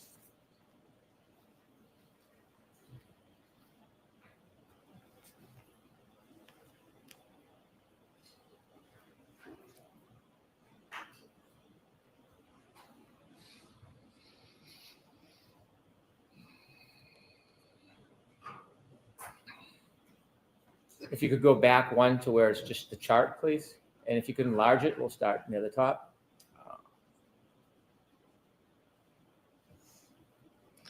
2 seconds.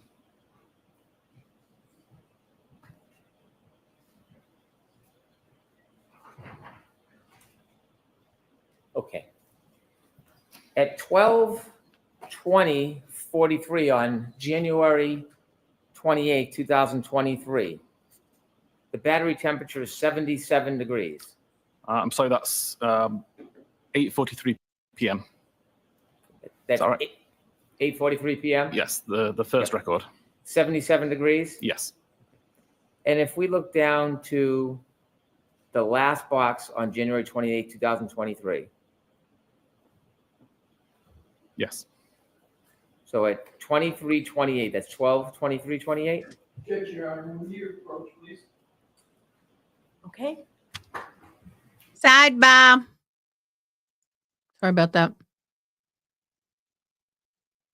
Yep, now we're back on John's phone.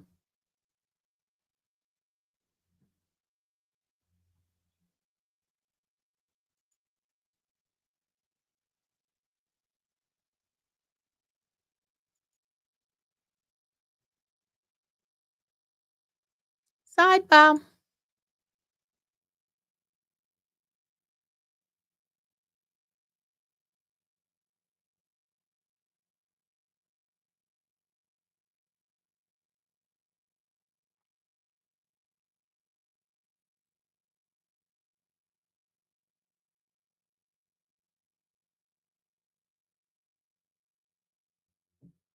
So what is this? I just saw this.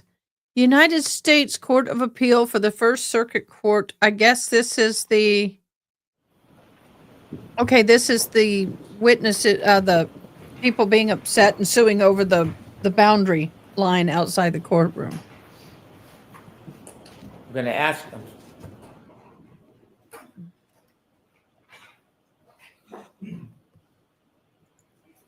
Sorry.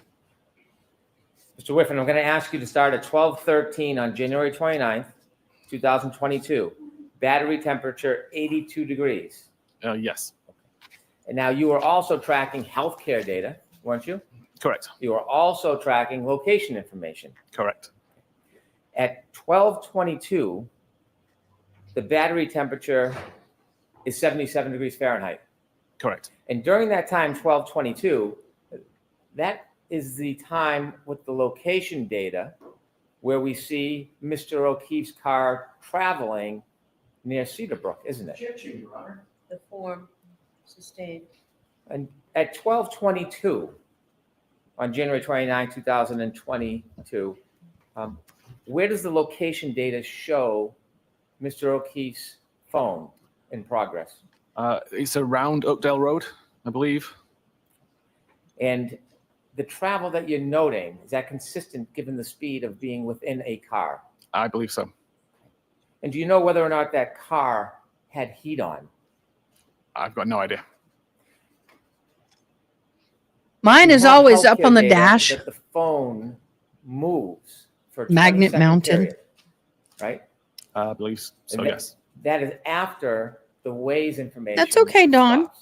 Correct. Objection, Your Honor. So you have to watch the form. I know it's hard to orient, but you have to watch. In your PowerPoint presentation, you are tracking the Waze information, aren't you? I am, yes. And at some point that switches to more local location data? Again, Waze is not recording the location data. Waze is requesting location data from Apple's location services, and location services is doing the recording of the location data. So if we're following the phone through Waze at 12:24:25, is it in a car moving at 16.6 miles per hour? According to the data, yes. And at 12:24:26, according to the data, is it still in a car moving at 17 miles per hour? Objection, Your Honor. Sustained is to forms. Can you pull up your PowerPoint and we'll start at 12:24:25. We can show the jury the progress of that phone. Okay.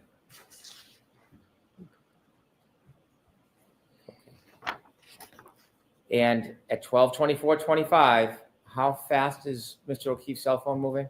The data on the device says that it was moving at around 16.6 miles per hour, Next page, 24:26. 17 miles per hour, Next page, 24:27. 15.9 miles per hour, Next page, 24:28. 14.5 miles per hour, 24:29. 12.1 miles per hour, 24:30. 11.5 miles per hour, 24:31. 10.4 miles per hour, 24:32. 8.9 miles per hour, 24:33. 7 miles per hour, 24:34. 5.2 miles per hour, 24:35. 3.5 miles per hour, 24:36. 3.2 miles per hour, 24:37. 1.4 miles per hour, And 24:38. 0 miles per hour or 0 meters per second. And at 24:38, that phone is stopped near the flagpole. I would say so, yes. Then the location data gets more broad. It does. There is no movement at that time after the car stops. Is there any movement when the car stops at 24:38, between 24:38 and 24:30? Is there any movement indicated on the healthcare data? Not from the health data, no. At 12:31:57, does the phone demonstrate any movement? If I may just look back at my Of report, course, just please. to recall.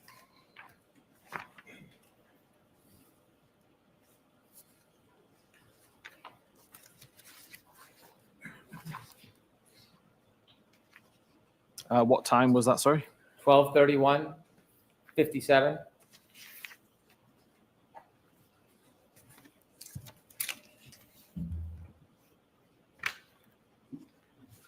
Yes, around 12:31, 56 or 57 is the start of the health event, 36 steps.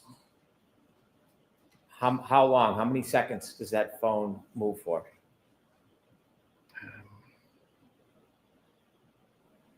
Uh, 20 seconds. 12:31:56 to 12. 12:32:16? Correct. And is that the only time that the phone moves from the point it stops at the flagpole until the next morning? Correct. The only time? Correct. 12:31:56 to 12:32:16. Yes. And when that phone moves, you can't tell if it's walking a straight line or in a circle. Correct. You don't know if the phone is pacing back and forth. Objection, Your Honor. Sustained as to form. Can you tell how far a phone moves from its origin, from its original point when you're counting steps? No. iOS creates the calculation, number of steps times the person's gait, and provides the 25.4 meters value. At 12:32:16, when that phone stops moving, John O'Keefe's phone stops moving, do you know the next time it moves again? Objection, Your Honor. I'm going to allow it. It's approximately 6:15. Now, less than 5 minutes later, 12:37, that battery in that cell phone gets another temperature reading, doesn't it? It does. Does it go up? It goes down. And it goes down to what degrees? 72 degrees. And over the next 8 minutes, does that temperature even or go up? At 43 minutes past, there was another reading of 66 Fahrenheit. And then at 12:53, that's about, what, 21 minutes or so after that phone stops moving? What's the temperature? I'm sorry, at 12:53? Yes.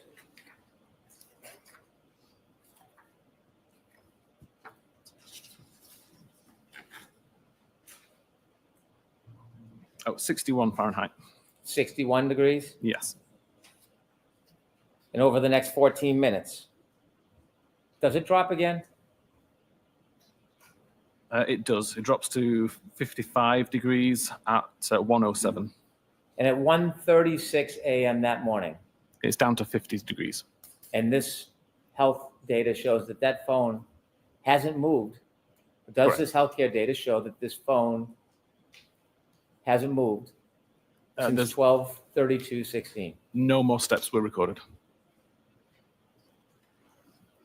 Now, you had studies where you put the phone in a freezer. Correct. When you put the phone in the freezer, did you wrap it in anything? I didn't know. Did you use any type of heat source that would slow down the process of the temperature dropping? No. Let me ask you a hypothetical. If a person, a human, was lying prone on a cell phone outside and had a body temperature directly touching the phone, in your opinion, could that Very slow possible. the process of the temperature decreasing as compared to just simply putting a phone in a freezer? Objection, Your Honor. Sustained.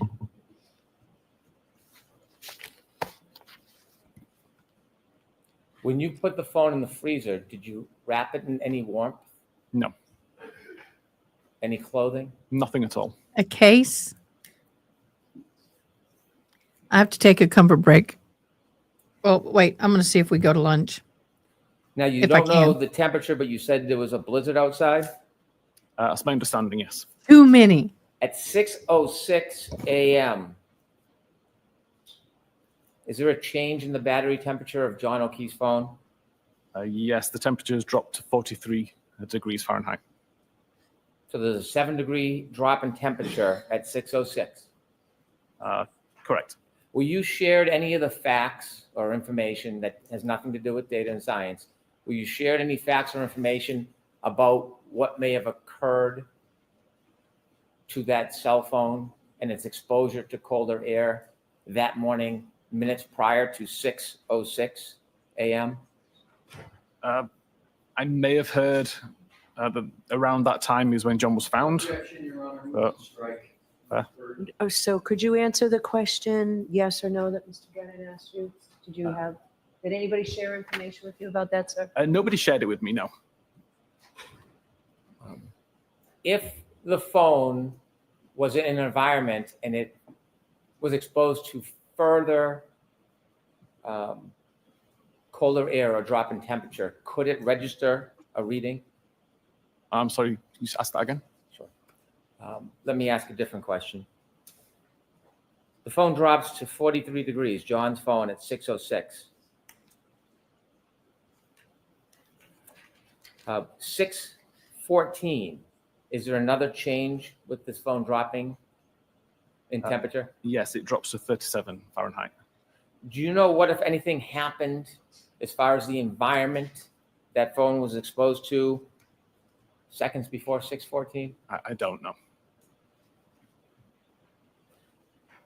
Do you know if that phone at 6:15:01 was then placed in a warmer environment, like a pocket or a car?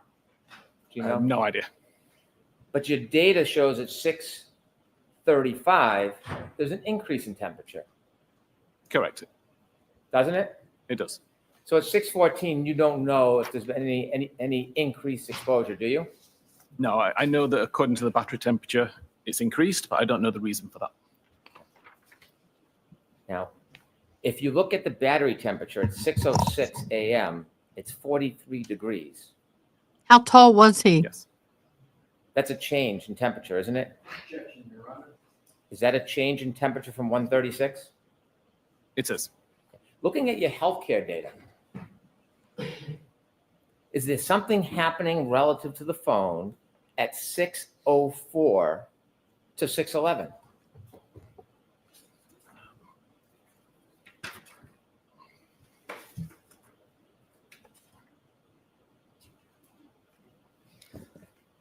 There is,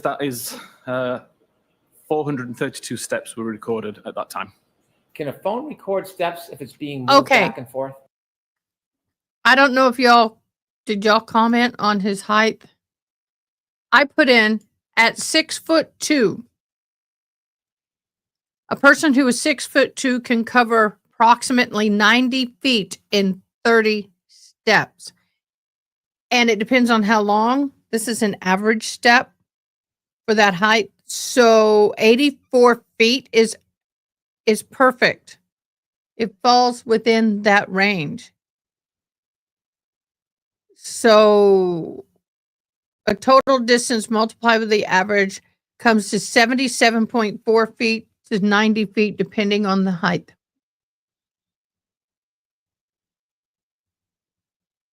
Yep. That's what I said. It's within the 84.5. So sorry, dude.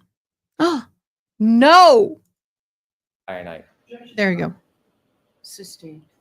My bad. Based on location data alone, are you offering an opinion to a reasonable degree of scientific certainty where that phone was? It's difficult to say with a reasonable degree of certainty based on the randomness of the location data. I'm going to ask you to keep your voice up, Mr. Whiffen. Could we turn the AC off, please? Thank you. No, he was not 5'11". No, it's difficult to give an answer based to a high degree of scientific certainty based on the sporadic nature of the records that night. Based on the data you have, just on location data alone, is that location data consistent with that phone being near the flagpole area from midnight until 6:15 the next morning? It is, yes. There's also information because the broadness that it could have been somewhere else. Correct. Yet it is consistent. It is. You didn't just rely on location data for your opinion, though. I didn't know. Objection, Your Honor. Watch the form, Mr. Brennan. Yeah. Sustained. Okay, great. I was right. Did you rely just on I guessed location right. data for your opinion? No, I did not. Did you also consider the health data? I did. And did you also consider the battery temperature? Objection, Your Honor. Sustained. In addition to location data, what are the other things you Am I considered, 84 in your opinion, feet? to a reasonable degree of scientific Minimally, certainty that that phone basically 80 feet, was at the flagpole the average entire night up to from 90 feet? 12:30 until 6 the next morning? Objection, Your Honor. I'm going to allow that.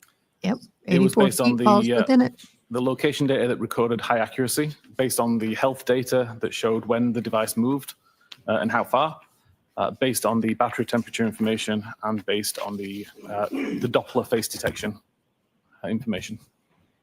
Let me ask you some more questions about the health data. You were shown pieces of information on examination. You told us that that health data, well, the phone was it your opinion the phone was in the car until it stopped at the flagpole? Objection, Your Honor. Sustained. At 12:31:56 and 12:32:16, does the data show that is the time that the phone was moving?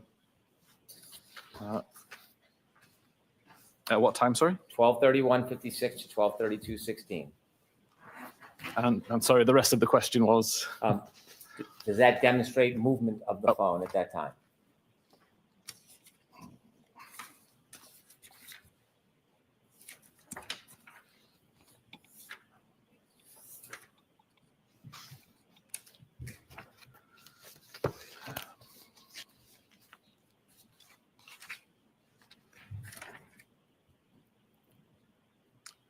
Yes, it did. That's true too. You shared that you can't tell the direction or the distance of steps. If, I'm sorry, go ahead. no, please. Pardon me. If that phone moved from the flagpole in a straight line away from the flagpole, like for example, towards the house,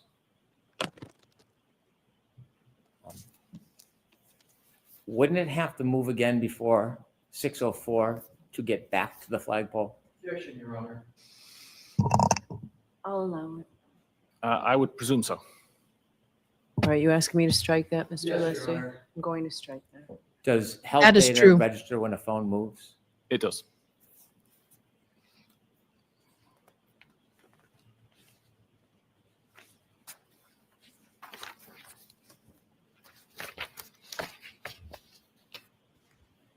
I'll ask you some more detailed questions about your research into a phone that's been attributed to Jennifer McCabe.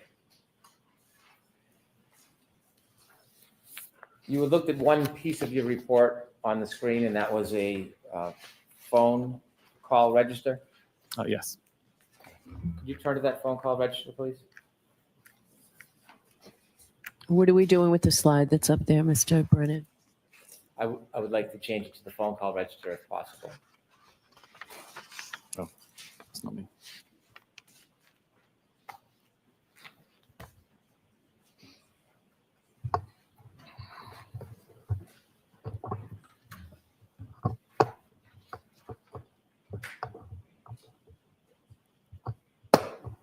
I believe it's Exhibit 42. If you, do you have the report that you could put on the screen regarding Oh, I the don't phone call have. register?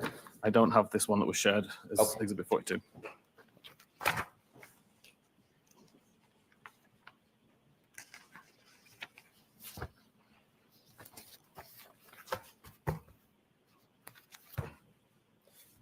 This is now marked as Exhibit 42. In the phone call register, you noted that there was a call at 12:14:36. Yes. Have you found it? Is that you? This is not me. No. Oh, I think it's Ms. Gilman. thank you, Ms. Gilman. Could you enlarge that, please?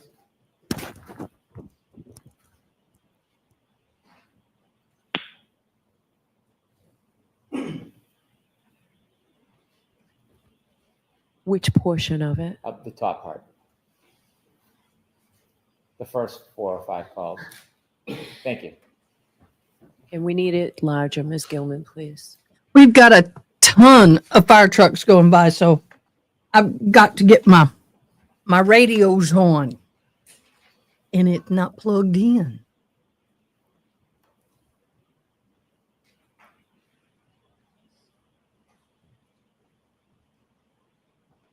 Come on, Molly.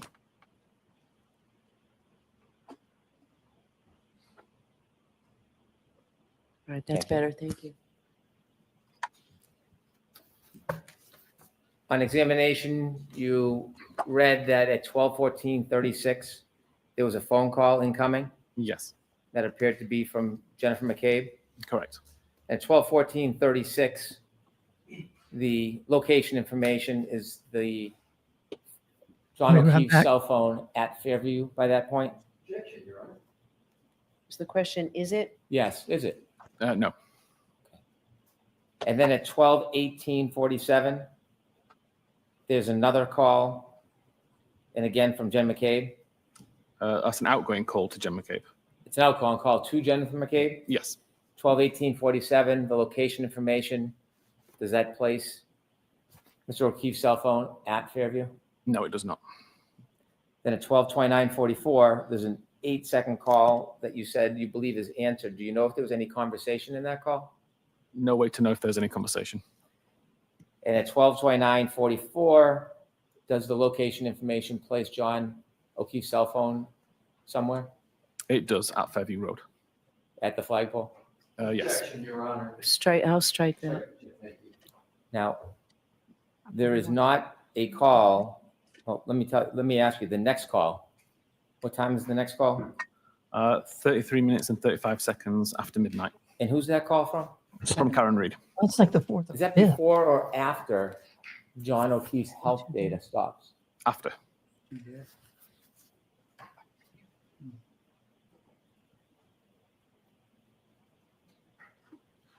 At 12:37, you offered us that the cell phone battery's temperature is decreasing. Yes. How many calls have been made from the defendant to John O'Keefe by the time that cell phone battery stops dropping in temperature? We literally had at least 4 to 5 individual sirens fly by here. At least 2 or 3 were trucks. 7.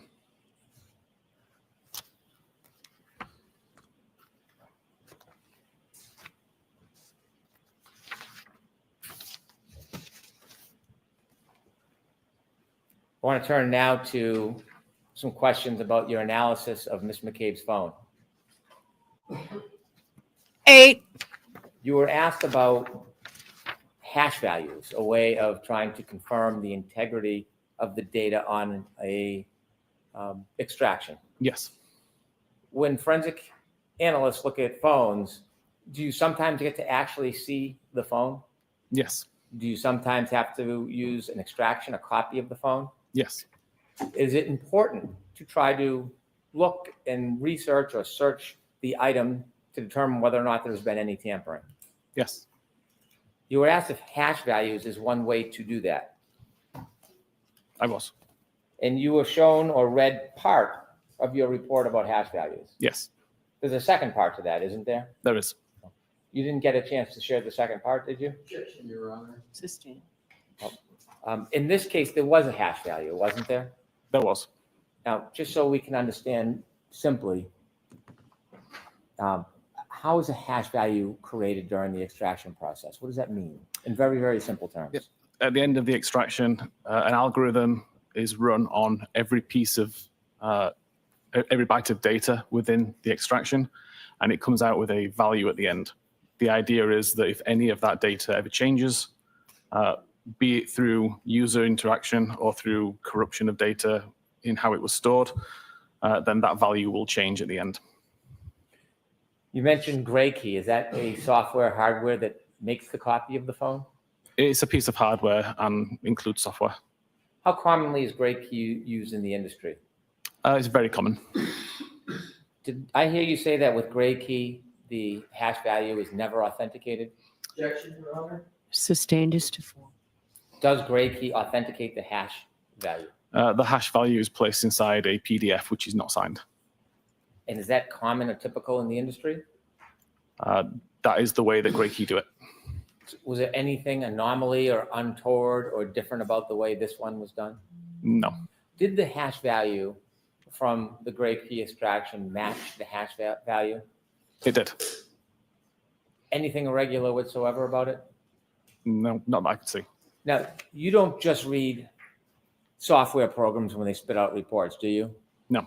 As an analyst, as one of the leaders of Celebrite, do you have a history of being a researcher, Yes, I do. a history of study? Yes. Have you written reports and papers for people to learn? I've written multiple blogs, done multiple presentations, webinars. Some of my blog posts have become peer-reviewed articles. Okay. Is it sufficient to simply look at a report that is generated by Celebrite or Axiom or any other service and make conclusions just on the report? I don't believe it is, no. Why do you think that's imprudent? Sorry? Why do you think that is not prudent to simply rely on a report? Objection, Your Honor. I'm going to allow him to answer. The tools are very good at surfacing data, but I believe it's up to the examiner to understand what that data means and to provide context to the information which the tool itself can't give. And when you were considering the hash value and determine whether or not you thought there was anything wrong with the data, Exactly. aside from the hash value, how do you do that? How do I do How what? do you make a determination whether or not this has integrity, the data hasn't been tampered with, so to speak? Okay. So notwithstanding the hash value, I'd be looking for issues with the data that don't make sense. In this particular case, there was lots of data points that all appeared to work together. Like you would see one artifact change in one database and an artifact would change somewhere else. And it all just made perfect sense in how it was functioning. That kind of leads you to believe that it's not been tampered with, or the person tampering with it did an exceptional job to be able to cover all of these different tracks and make it undetectable. Did you try to summarize that perspective in the part of the report that wasn't read to you on examination? I did. Do you have an opinion to a reasonable degree of scientific certainty if there was any data integrity issues in the information you reviewed? I don't believe there was any.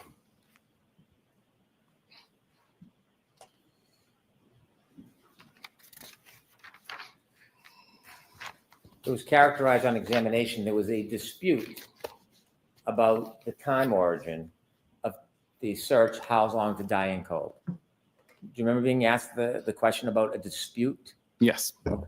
Have you, in your studies and in your position, is there any viable dispute in the forensic data scientific community about that issue? I don't believe there is anymore. Now, you got involved in this case because you received a complaint from a consumer. I received a question from a consumer, yes. And you attempted to resolve that? Correct. Sustained is to affirm. Other than that source, have you received any information, feedback, opinions that would make this issue in any way a dispute? Objection, Your Honor. I'll allow that. Okay, I want to say this. You're sitting here telling us that you got involved because of a consumer, but yet when Dr. Russell became involved because of her own knowledge and because somehow this case became an attention to her, that's not okay. You were the prosecution was complaining that basically she's ambulance chasing. Wouldn't that be similar to this guy if he was not requested to do this by the defense? I'm sorry. That's can you news rephrase to the me. question? Other than that one person, that one consumer, have you received any information in the forensic community which you're part of? Oh. Any data, any information that would suggest that your He is. conclusions are in dispute? Yeah, I received a very similar question from an examiner in Europe. Fairly similar circumstances with the case and with a timestamp that didn't make sense, that was originating from the same database. I applied the same logic and theory to his question, and he confirmed it solved the issue for him. It all made sense then. And since then, has in your world, Who was academic the and research consumer? world, forensic data science, other than the person who originally Just want to know. raised the question, has there been any dispute brought to you by anybody about your conclusions about when the search actually happened? No, if anything, I've heard people who have confirmed the research that I did. Do you know Jessica Hyde? I do. Is she well known in the forensic community? She is. You were asked questions about your law enforcement background and the fact that Celebrite is used as a forensic tool oftentimes by law enforcement. Yes. Did you go into your company's Yeah. software and change it to accommodate law enforcement? No, definitely not. Would you ever do such a thing? No. Why wouldn't you do something like that? Aside from being unethical to change the data in that way, this is an artifact that is easily validated by any examiner. And if I was to tamper it for the purposes of changing the outcome of a case, it would be detected by all of our customers immediately and would destroy the reputation of Cellbrite, which I've got no intention of doing. I don't have as Before much prior faith in proceeding, Cellbrite that I did before, the though. printout from the software, when it was showing the timestamp of the Safari search, was it labeled something in particular before? The Cellbrite search Yeah. was labeled last visited time. Last what? Last visited time. And when it was labeled last visited time, did it show 227 on the report? It did. Cellbrite, after research and consideration, removed that label? We removed the timestamp when we determined that it was not relevant to the last time that that page was visited. Why was it important to remove that timestamp from the program and the software? It was clearly causing confusion. Does the company have concerns when consumers are confused about information? Of course, yes. Of course. Do companies have concerns if a consumer tries to manipulate the use of that information? Of course. Are companies concerned that a label could be misleading for somebody who may not have a higher level of experience? Yes. When that decision was made to change that for clarification, do you make that solely by yourself? No, I did not. Who do you consult with and who's part of that decision process?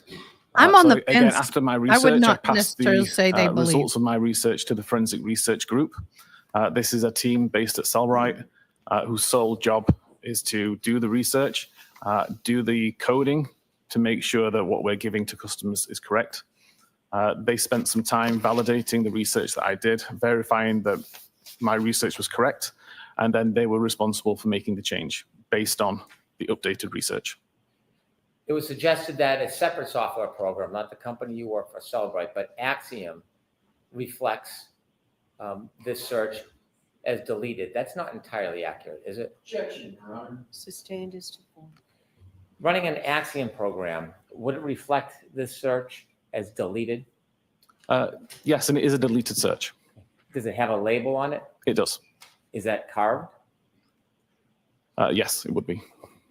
Now, are you familiar with the Axiom Artifact Reference Guide when it talks about the dangers of relying on the timestamp? I'm not familiar with it referencing dangers, but I'm aware of the document. Are you aware of the reference guide when it talks about Safari suspended state tabs Yes. and offers that since these are local tab states, results from this artifact may contain an earlier date and time compared to the results in the Safari history artifact if iCloud Safari synchronization? I can't get it to work. Sustained. Are you aware of the reference guide? I am. Are you aware that it cautions that a timestamp can be misinterpreted? Objection, Your Honor. Sustained. It looks good here, doesn't in the back, though.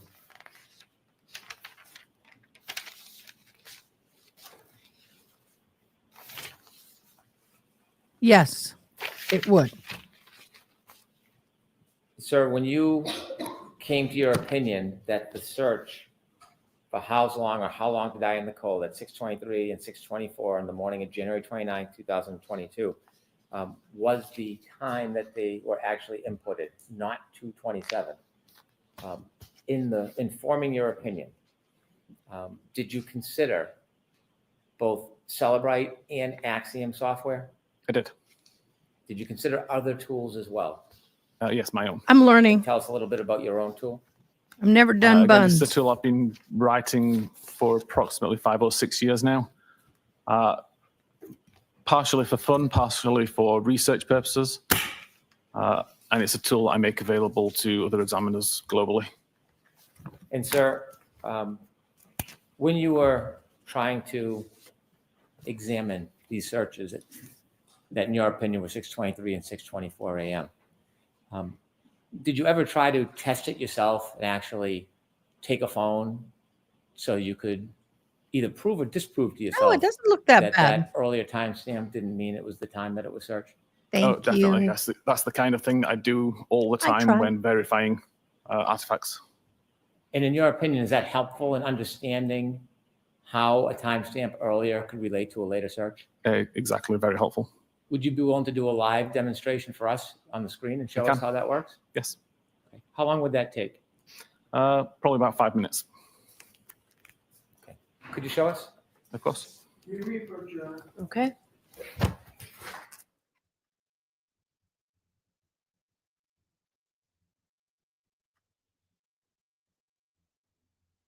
Sidebar. Sidebar. It does. And that's, I just struggle. I'm just struggling a little bit, guys, because, I'm trying to stay very neutral. I may refer to the other trial, but I told myself and I made a promise to myself that I'm not going to base my decisions off of the old trial. That's very hard to do. But understand that this witness can come across, every expert will come across credible with the side that brought them in. They all will be credible from the side that brought them in. Okay? I've got a top underneath and it's kind of showing. There we go. All right. That's when they're going to be on their best, at their best, with the best of information. Now, saying that, they're always going to appear at their weakest when they're being opposed. And I get that. But what bothers me about this information, and Brennan is trying to clean it up, but I don't think he is. This guy came in acting like his was the best, the know-it-all, and in fact, it is not. There's too much room for error. There's too much room for question. The way I see it, he's a neutral witness.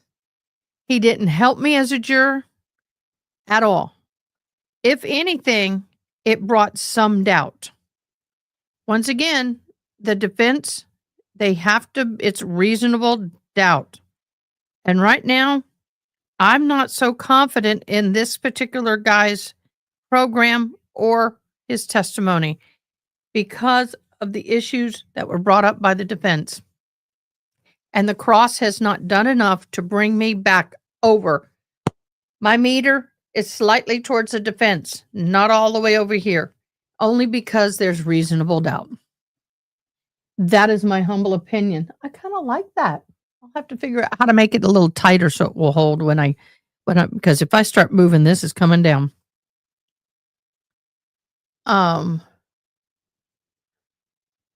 Exactly. And I have to say, what bothers me, what got me to that reasonable doubt is the fact that they changed the Cellbrite program. And I do remember them talking about this a little bit last time. Recess and 45 minutes. Mr. Whiffen, I'm going to ask you to remain in the report. Okay? The rest of us are in recess. Okay, we're going to hold on. Something's going to happen. What got me and what concerns me and brings me question over his entire testimony. Why did they feel the need to change the program?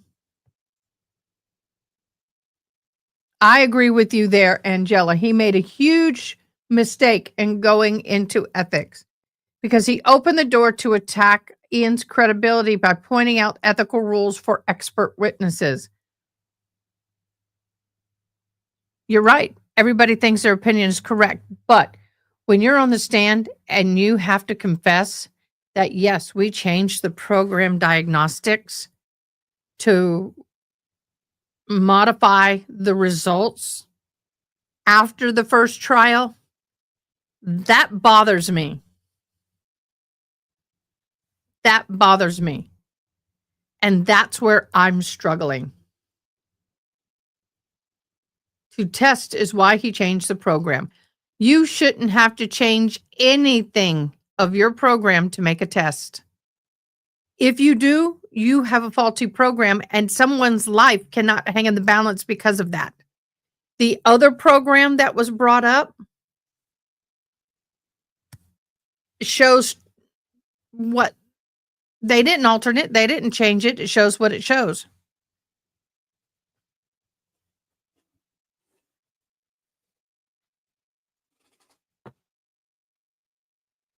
Do we have a 45-minute break?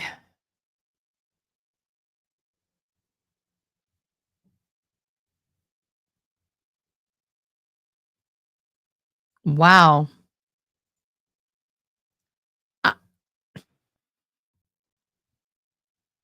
Compare or not, you cannot. But see, the thing is they didn't change the program enough. They didn't change the program. I know this is for some reason tight here and it's pulling on me. They didn't change the program back. That doesn't make sense. Why would you change a program to compare? No.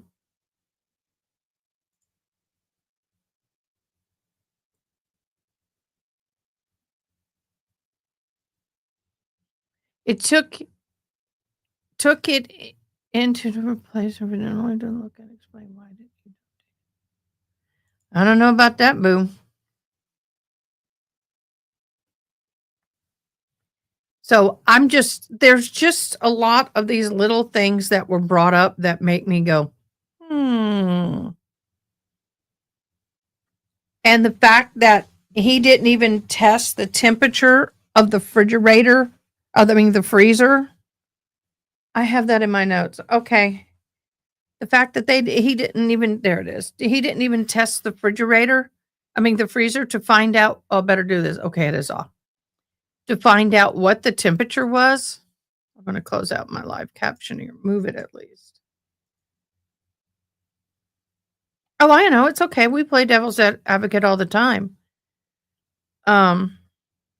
There were some good points. I'm not saying that was a free ride for Karen Reed. That was a rough ride.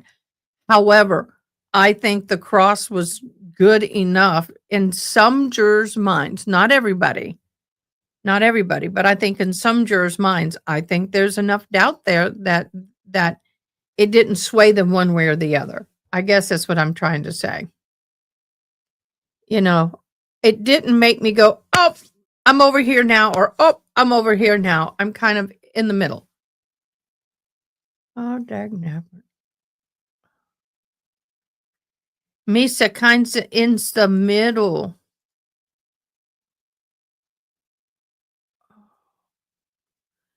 This camera keeps doing a mild touch up on my face. I don't know why. See, it did it again.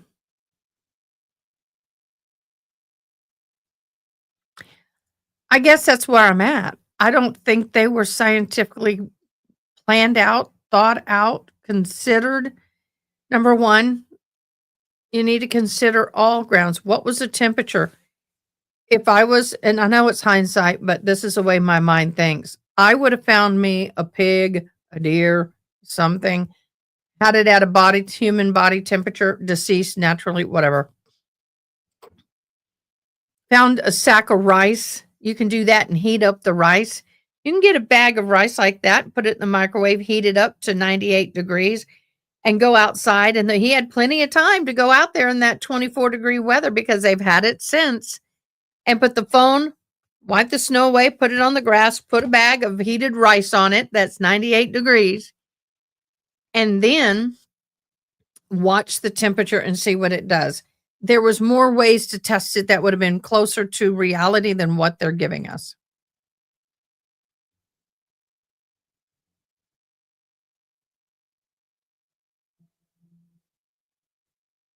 Yep, you're right. Get the pig. But the body girth of a pig would be similar, you know. Put it in the oven until it hits 98 degrees and then throw it outside on the cold ground in the middle of 24-degree weather and watch it work.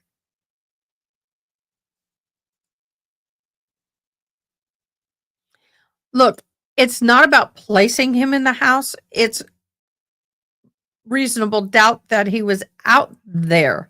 And I guess I would love to place him in the house. And I know some things that some people have said, but I don't want to say it because I don't want to get it all misconstrued. Mythbusters, where's my Mythbusters? We loved Mythbusters. I would love to get them on this case. But anyway, the thing is that the window or the circles where the GPS was showing on the phone did expand to cover the house. He could not say with any certainty that John O'Keefe was never in the house. He could not say with any certainty that John O'Keefe stayed at the flagpole. It is too much room for error. And that's where I have a problem. I cannot convict somebody on that kind of error. The state would have to prove to me he did not go in the house, not the other way around. The state would have to prove to me that John O'Keefe never went into that house. It's their burden of proof, not Karen Reed's burden of proof that he didn't go in the house. That's where I sit. And if it's possible, that's doubt. Where was that picture? I want to see this. I want to see if I can find that again. I found something way back then, and I hope I didn't delete it. I was going to see if I can bring it up. It's a screenshot of something I saw. All the stuff I told it to delete, it didn't delete. That sucks. Oh, here it is. I need to share this. Stop screen share, present. Window here. Okay, here we go.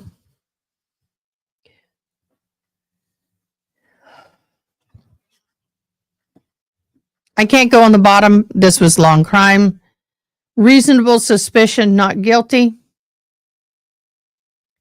Any evidence at all, even the smallest measurable amount of evidence, is the scintilla. Reasonable suspicion should be based on specific or particular facts or reasons, not based on hunch or guess. Is that showing yes?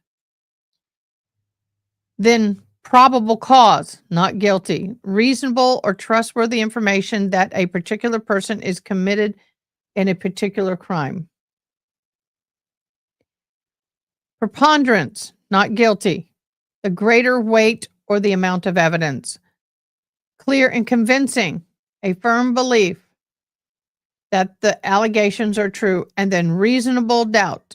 Everything else. It's like,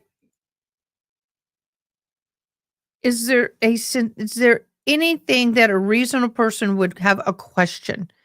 If you're questioning if this is true, that's reasonable doubt.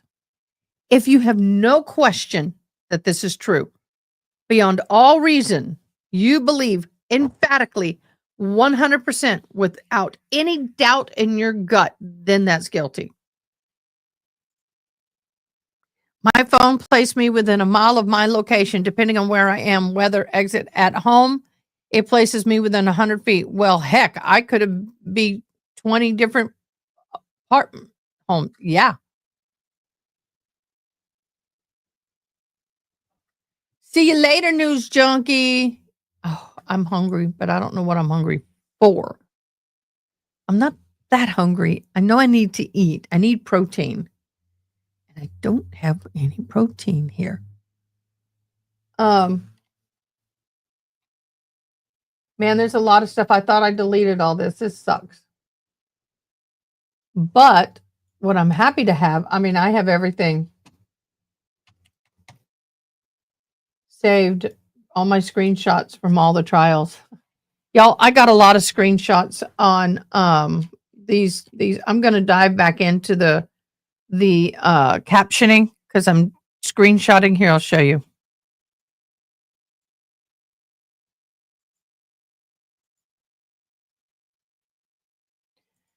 So this is what I'm doing. See all this captioning? That's what I have on my computer.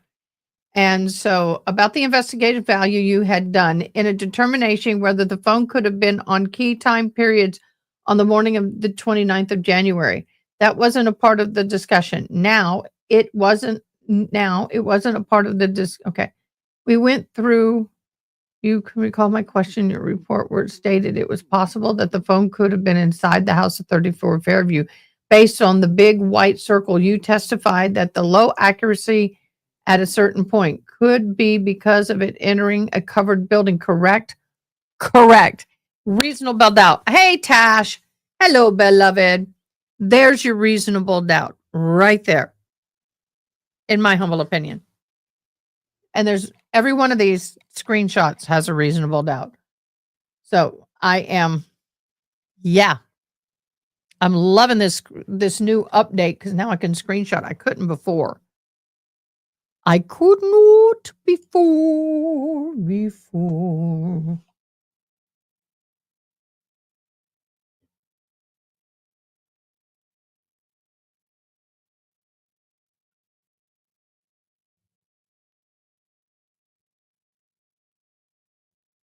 Okay, thank you, Yana. Yes, please share, you guys. Come on, we need to get more YouTube views. Y'all need to share, please. The more likes. And also these little heart thingies and the 100% and celebrate. If you're liking something I'm saying, throw up a heart. If you think I'm 100% on, throw up 100%. These little things next to your chat are there for you to use. If you are a member, I'm going to do this.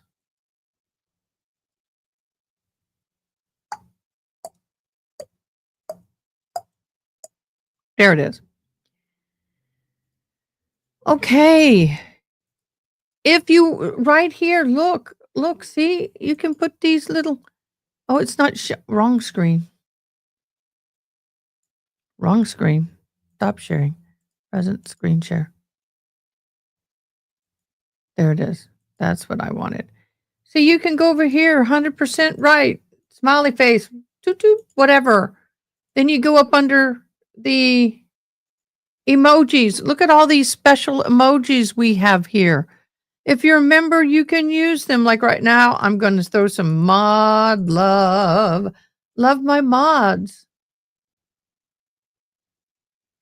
I would like to. I just have no groceries, and I've not been able to go to the grocery store. I literally have zero groceries anywhere. Not at home, not here. Yeah, we pretty slim, some very slim pickings. Let's see who's hopping in. I know my mom's. Who was that?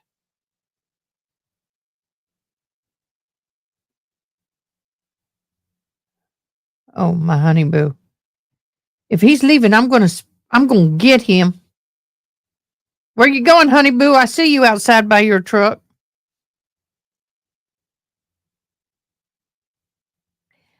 Yeah, we have a wonderful camera. So please go in and use these. That's what they're for. Use this.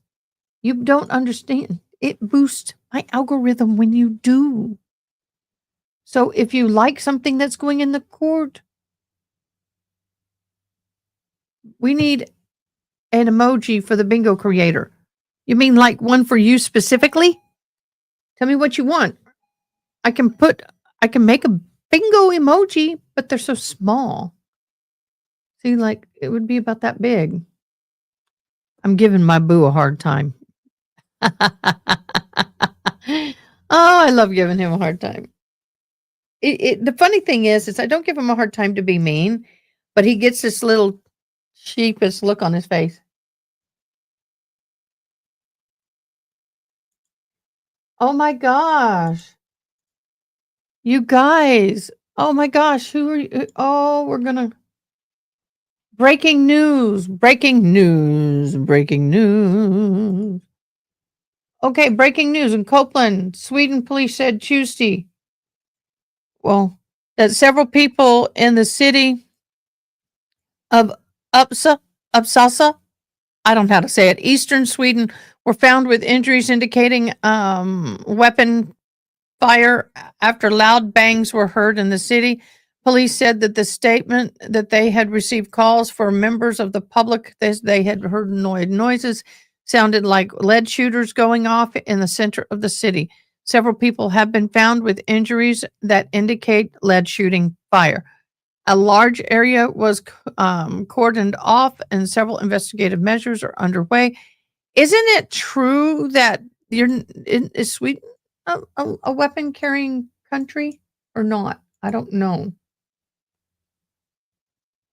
Oh, here's Miss June's joke.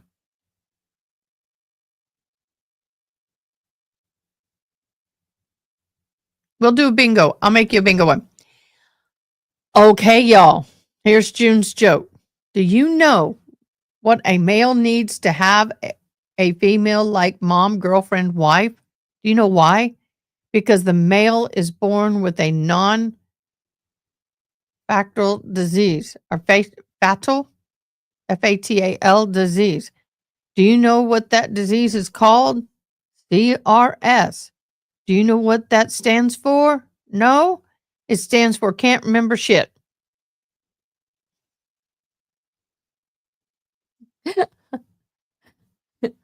I won't touch that with a 10-foot pole. I won't touch that with a 10-foot pole. Okay, so we need to make a bingo emoji. I'll have to do it later because I was going to do it and then I realized crap. I don't know if I can because when we had to reinstall all the programs, I lost all of my designs.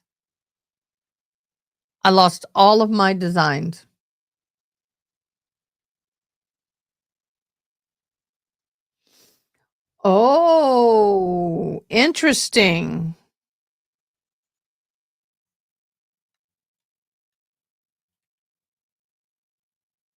Interesting.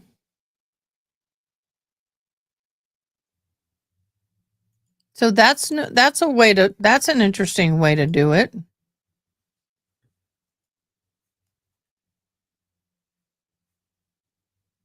Yeah, wow.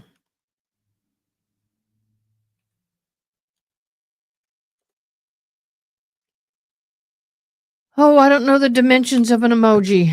I got to figure that out. So I got to do all that work, but I'll have one by tomorrow. Same in the UK. Wow. Member chat. Let's see what's going on in member chat. Okay. Listen to this. I love my members. I love member chat. I love my mods. So he mentioned 30 something steps recorded by the phone's health data. At 11:09 to 12:21:05, there were 170 steps. That's when they were, I think, leaving the bar. Then at 12:21 to 12:24, 80 steps. 12:22 to 12:24, there was 3 flights recorded. Okay. Then at 12:31 to 12:32, 36, no further steps after that. At 6:04 to 6:11, 432. That's when Carrie had John's phone. So, yeah. And I'm going to go ahead and share this. Let me share this.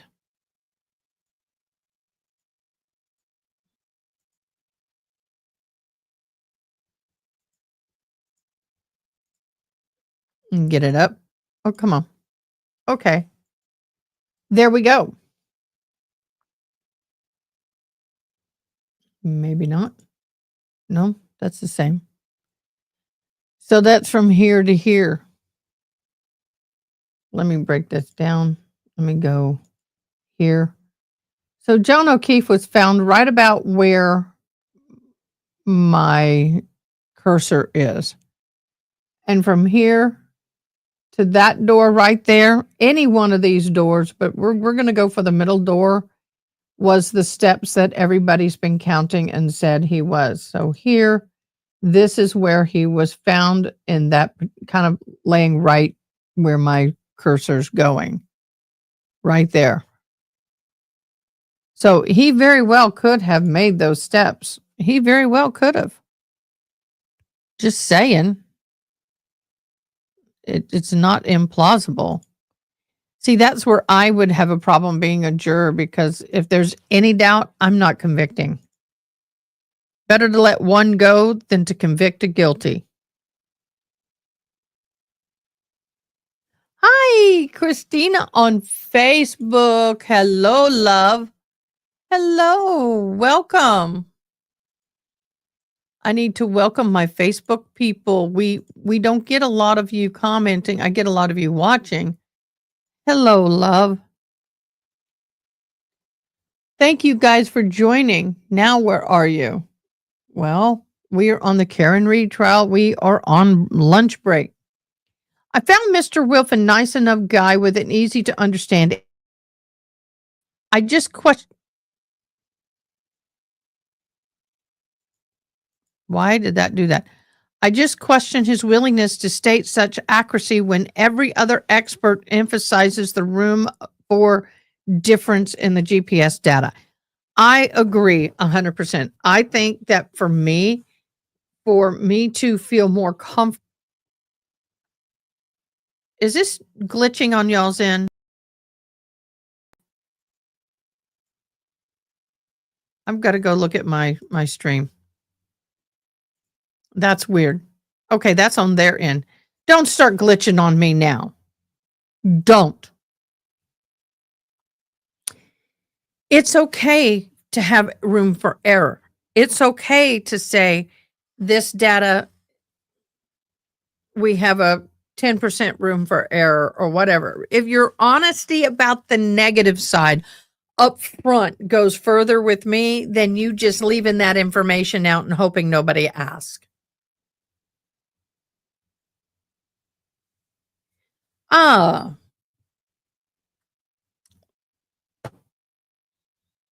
Okay. If y'all see glitches, you need to let me know right away. This is coming in from the StreamYard. This is not coming in from my computer. Let's look at the bingo card. All right. On the bingo card, we have multiple sclerosis, carry. Next witness. Did we hear that? Yes, we did. No, we didn't. He's been the same all day, right? Yeah. Shock and horror, nope. Group text, nope. John was my friend, nope. Memory better now than then, nope. Answer will stand. Has that come in? Harassment, nope. Look out the window. Have you changed your testimony remaining? You got a thing? All right. Fredericksburg or Kerrville? All right. Raining Man video. It's raining man. 227, that was brought up. Let them finish. Did that? I think that was said. Yes, it was said, because that was when Steady, and then we're going back and forth, and she had to say, let him finish his testimony. Jen, I hit him. Deleted text was mentioned. So there we go. I only need an MS, which won't come up today unless Jen McCabe gets on the, I don't know. Depends on who gets on the stand. We'll see. Anybody have a bingo? Oh, I need harassment to come in, or MS. And I have a bingo. So is the shared screen doing okay now? Is it doing okay now? Can you see me now?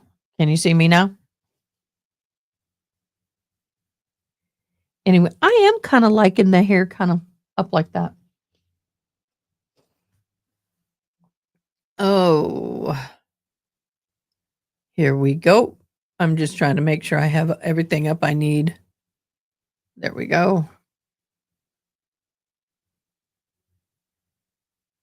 All fine now. Did answer will stand come up? What?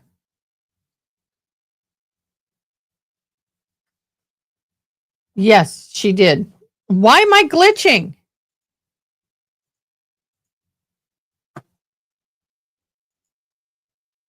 Okay, guys, just give me a second. We's are going to fix this. And we know Weezer knows how to fix it, but it's going to take me a second. So we're gonna get this resolved. We are going to get this resolved right away. And thank you guys. I'm going to go ahead and let y'all kind of see my dancing around here. I have to come in. I'm going to create an afternoon stream from today's stream. Copy over here, Control V dash 2.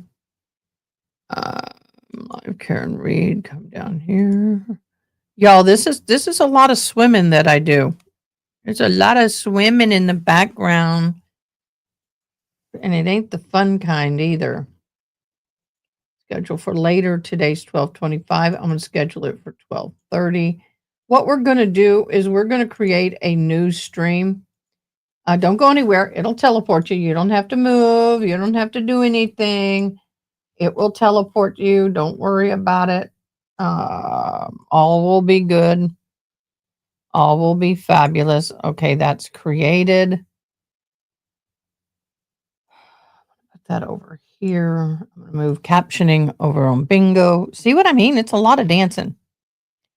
So now I got to come over here. I got to, it's a lot to do in the background. Okay, I'm live on this one. Customization, redirect to this, save. Okay, here we go. Okay, guys, what I'm going to do is I'm creating a whole new live stream because I don't need this to glitch out on me anymore. I should be able to see that's not appropriate. So we're going to go in. Give me a second to get the stream up and running, and then we will get everything. Karen Reed, there we go. Got her in the background. Get me up here. Load me.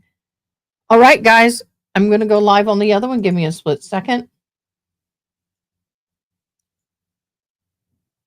And then we'll get it all going. But I want to thank everybody for joining me this morning. It's been a fabulous morning. It's been an interesting morning. And I'm going to now say goodbye and wait. Oh, it's okay. I'm going to tell y'all goodbye. Have a great afternoon, everybody. We'll see you at the other live. Thanks for watching. Please comment, like, share, and most importantly, subscribe.